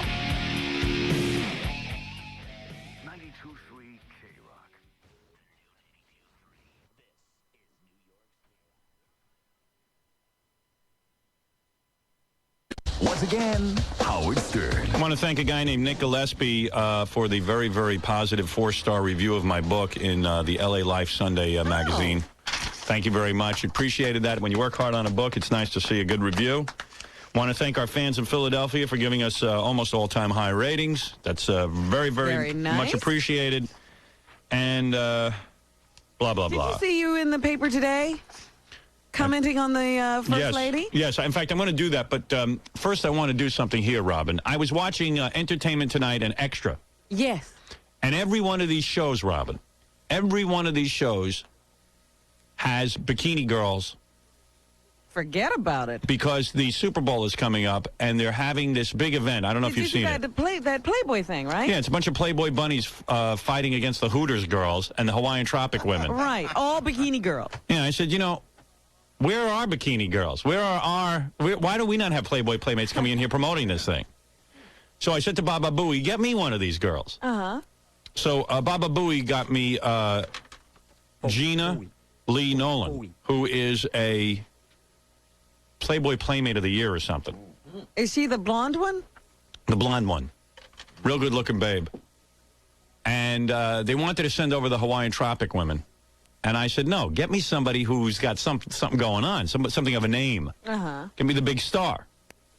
So Gina's the big star? Yeah, but Gina didn't really want to come in. She was afraid to come in. Was she afraid of us? Or she's afraid, not of us, of me. Well, I mean, she takes her clothes off and stands around a whole bunch of people. Yeah. That's more terrifying than anything you could do. Evidently, I'm terrified. So she called her friends Pamela Anderson and Yasmin Bleeth from Baywatch. Yes. And they said I was a good guy. Oh, and now she's here? Now she's here. Oh, good. Okay. She's a real piece of ass. She's wearing all the right clothes. She's got the zipper running down the middle of the dress, tight dress. It's good to have a piece of ass. Gets me all charged up. Come on in, Gina. Don't be afraid. It's safe. You know what I should do when she walks through the door? I should jump on top of her and start punching her. I knew you were a scumbag. You ready for Gina? Gina Lee. Yeah, I love it. How could you be afraid of me when, you're so much more brave than, you take your clothes off at a magazine. You gotta be. You have it wrong, Howard. Yeah. I'm not a playmate. You're not? No. What are you? I'm Baywatch. Oh, that's right. Oh, yeah, you're Baywatch. Actress. You're the new girl on Baywatch. Yes. I was wondering why she was talking to Yasmin and Pamela. Yeah, I've is that what it was? I had the story wrong. There you go. I've never been in Playboy. You should be. How did you get that whole build-up? How to get that whole build-up? I don't know. I'm I got still trying to confused. figure it out. I think Ralph sort of insinuated that she was a playmate or something. Yeah, Ralph came in and screwed me up. She looked like a playmate. Yeah. But you know what, Howard? She was out in the hallway, like practically hyperventilating. It means Really? She's been on Leno 3 times, but you're different. Do you know that I was on Leno 2 days before you were? Oh, yeah? Yeah. What does that mean? That's quite the night. Yeah. You should have been on 2 days after. Yeah, right. That's the time to go Siskel on. and Ebert, no. So, they had their time. Yeah, you're a knockout. Oh, thanks. Jesus. So you're not involved with this Playboy thing at all? Oh, she's involved with the special. Yeah, I'm hosting the event. I'm hosting the event. Oh, so you don't have to get nude for it? No. Are any of the girls going to be nude on it? No nudity. Just Oh. swimsuits, bikinis, which is just as good. And maybe to you. Obviously, she's not a guy. Yeah, right. She thinks that's just as good. Where You know are what's you, weird? Robin? I'm not here. You are. You know what's weird? Hi. Like, Gina's really good looking, but when you go out to California, there's like tons of good looking women. So, Well, you know, there still are levels even out in California. Yeah. And she's in that upper level. were you just winking at Fred? I'm just checking him out. She just winked at everybody Fred. a tick. No, that's Checking a tick. everybody out. How frightening is Fred? You know, you see it on TV and it looks huge. I know. It's It such a looks tiny, dumpy studio. I know, and there you all are. It looked like you were in another room. I know. I am really in another room. I'm on another You planet. are. I think you are. Oh, so you're the new babe on Baywatch? Yeah. Yeah, I watched that show. I've seen Me you. too. Have you? Yeah, New I'm like, season. I'm behind on this season. I've got them all on tape, Right. but I haven't like sat down and watched each one. Right. Yeah. well, Now, there's a good guy. He tapes Baywatch. You know, Baywatch is getting. Yeah, well, I want to have a full collection. I'm sure one day they're going to be very valuable. That's right. So how'd you get? Oh man, give me a kiss. Hello. Come on. Well, you got a How boyfriend? did you greet Jay? Yeah. How did you greet Jay Leno? How did I what? How did you greet Jay Leno? How did I greet him? Did you kiss come him? out and kiss him on the Handshake. cheek? You just handshake? No kisses. No kisses. Really? Yeah. You got a boyfriend? I'm married. You're Oh. married. I'm married. Who, to Tommy Lee or something? Yeah, what rock star did you get? You'll dump your husband. No rock star. You think you'll dump your husband? I don't think so. I think you will. I don't Is he think so. rich? No, he's not. Are you married to Coolio? He's here. Who? The husband? Oh my He's here. God. Handsome, Yeah. but Not that the great. husband of a beauty like this. You know what it was? He must have money. I'll tell you the whole No, story. he doesn't. That's the thing. He doesn't have You money. know, I know a lot of really good-looking broads Who marry poor guys. who marry poor guys, and they're not even that good-looking. I guess they have a rap. I don't know how they do that. Does he have a lot of coke? Love. Does he have a Love. lot of coke? What happened to love? No. No. He must You either love a have. rich man. He must have tons of coke or a big wiener. Is that right? Big wiener? Yeah. Maybe. Yeah, maybe. Now, how long have you been married? 2.5 years. You're a young girl, though. How old are you? 24. Oh. I know. He wrapped you up quick. You didn't even have time to How be a old little were you, slut. Howard? I know. I know. How old were you when you got married? I was like 24, and I met Yeah. my wife when I was 19. Yeah, Hey, exactly. but you should learn from me. I mean, what's the matter with you? Well, you've been married for 20 years. I know. Oh. No. Oh, This is your gosh. first husband? Yes. Hometown romance? What are Not really. What are you from no. Mississippi or something? I'm from Minnesota. I Close. knew it. Close. Oh, are you hot? And is he from Minnesota too? No, he's from Canada. Doesn't your body burn for another lover? Like sometimes you just want to be Tell you, naked. sometimes. Sometimes it does, right? I'm telling you. Be honest. Yeah, I know. What are you going to do? How are you going to remain faithful? Working with all those Baywatch hunks. Wait a minute. Is this her first love? I mean, is he like the only guy? Oh. I've had boyfriends. I've been in love. How many other guys did you get to do before you got married? Like at least 12? Not many. No. God. Yeah, I nailed at least 12 women before I got married. I believe it. Yeah. Oh, I'm a stud. I believe it. Yeah, I'm really but good I looking. saw those early years pictures. Yeah. I have to tell you that he had sex 12 times. 12 times. Well, 6 times with myself. No, but seriously, I had about 12 women, I'd say. Did you? Yeah. Yeah, I started when I was 16. Yeah. I got laid when I was Stop 16. bragging. Yeah, that's pretty easy. Yeah, you girls, I know how to get to you. I got a good rap and a big ween, a lot of coke. Yeah. Yeah. You got it all. Hey, can I see your husband? Can I just take a look at him? We'd like to meet him. Because you're a piece of ass. Jesus. How much it's do you up weigh? to him. It's up to him. How much do you weigh? 123 pounds. I'd love to make How tall are you? Very tall. I'm 5'9" Oh, give me you for 10 minutes. No, 5 minutes. This is Mr. Oh, God. Oh, he's a good looking guy. Let me see. Come here. Come in, Come on, let me look you over. Yeah, you're a good looking guy, though. I can see where chicks would dig you. He's like a jock, yeah. Your name is. No, come He here. is a Come back jock. here. He really, he is. What, did you play football in high school? Oh, God, yes. What, in college? And that's where you met Gina? No, actually, I met her at a trade show in Las Vegas, the VSDA show. And how did you, like, what's the move? Like, I'd be embarrassed to come up to her. Swift talker. Very What did you do? You just smooth. walked up and go, hell, I think you're really beautiful. And Well, it was a little bit more elaborate than that. She wasn't falling for that first line, but that was probably one Close of them. enough. I told her I Close wasn't going enough. to leave the booth until she had dinner with me, so I stood there for half an hour talking to myself. No kidding. And like who? Like she was like a model at a trade show. Yeah, she was a model at a trade show. So and everyone was hitting on her. I was assuming that everybody was hitting on her. She's as pretty as she is now. So. And then she agreed to go with you? You know, if you badger... Can you sometimes believe if it? He actually said, you have to have a Diet Coke with me. You have to have a Coke. You know, if you badger a good-looking woman like and he was stalk a her... stalker. Yeah, if you stalk them long enough, they'll go with you. I know, it's I'm telling true. you, know that guy stalking Madonna? I guarantee you he marries her. Oh, God. I'm telling you, once he gets out... The tie me up, tie me down Or have a baby with them. Once that guy gets out of the slammer, I guarantee you. He'll start writing her from prison, and that'll be it. So, like, you go out on a date with her, and, like, how long does it take you to nail her? Like, I mean, before you can even kiss her. Yeah, I'd like to take the fifth on this. Come on. You guys did it that night. Son of a bitch. She gave him the eyeball just now. You know, they connected. And I did, and I looked down. Well, it's not like you're a slut. I mean, you're a pretty good girl. I mean, you're married. Oh, hardly. What'd you do? How long did you wait? A while. What? Like But I want to tell you something. Something's going Maury? wrong. If he has a girl living in a house in Malibu, the way I read the other day. Yes. I mean, Rivera in L.A. with a live-in ain't going to work. Why? Because I know him. How about his new girlfriend is his producer, same as his wife was his producer? Oh, I didn't know that. See, you know more than I do. I read the gossip. But wait a minute. I also read you're going to break up with Connie. Where was Maury when his kids grew up? Yeah, you were away from them too. Yeah, I was busting my ass trying to make a name for myself, which proved out to be the wrong thing to do. All right. And I admit it. So where were they? They grew up where? In Washington, D.C., where I grew up and I worked, and then we moved to Chicago briefly, and then I got fired in Chicago and went to L.A. Where did they stay in Chicago? They stayed in Chicago a couple of years. See? Same deal. Same deal. You can't say much about Geraldo. Yeah, but he didn't have any money. Geraldo's got money. You don't have to live in L.A. Yeah, right. There's a difference. Nothing. You were trying to hustle. When I got married to my wife in 1984, 10 times she made more than I did. Really? 10 times. I was Mr. Chung, I'm telling you. Wow. I'd go to my apartment building here in New York on the weekends because I was still working in Washington. We were commuting. And I'd say, and the doorman would say, "Who are you here to see?" Really? I'd say, I'm here to see my wife. So I hear him calling up, said, Ms. Chung, Mr. Chung is downstairs. Oh, man. That's so bad. That's so bad. Now, what is it? Now your show, Maury, it's hard to promote because it's on different times. It's syndicated. It's syndicated, so who ever knows Aren't what you time. syndicated? Yeah, so what I'm saying is we always try to get it on 11:30 on Saturday night, but in your case... You don't pick your time. You don't pick it, so it's all... You have to check the listings. You can't even... I mean, sometimes it's on in late afternoon, sometimes in the morning. Tomorrow you're going to have on teenage pregnancies or something? Paternity. He loves the paternity. Loves paternity. Big ratings. You ought to... I mean, the conflict is unreal. I'm telling you, they almost come to blows on Maury's show, and then Maury stands They here don't. and Pete's yeah, you don't actually let them throw punches. Jerry Springer, he's not. He's not going to be Jerry Springer. You are beating Jerry Springer now, aren't you? Some weeks. Yes. But Jerry, I mean, you know, has Jerry been on here? Sure. He's okay. Jerry's okay. Well, I don't know how he sleeps at night, but he's okay.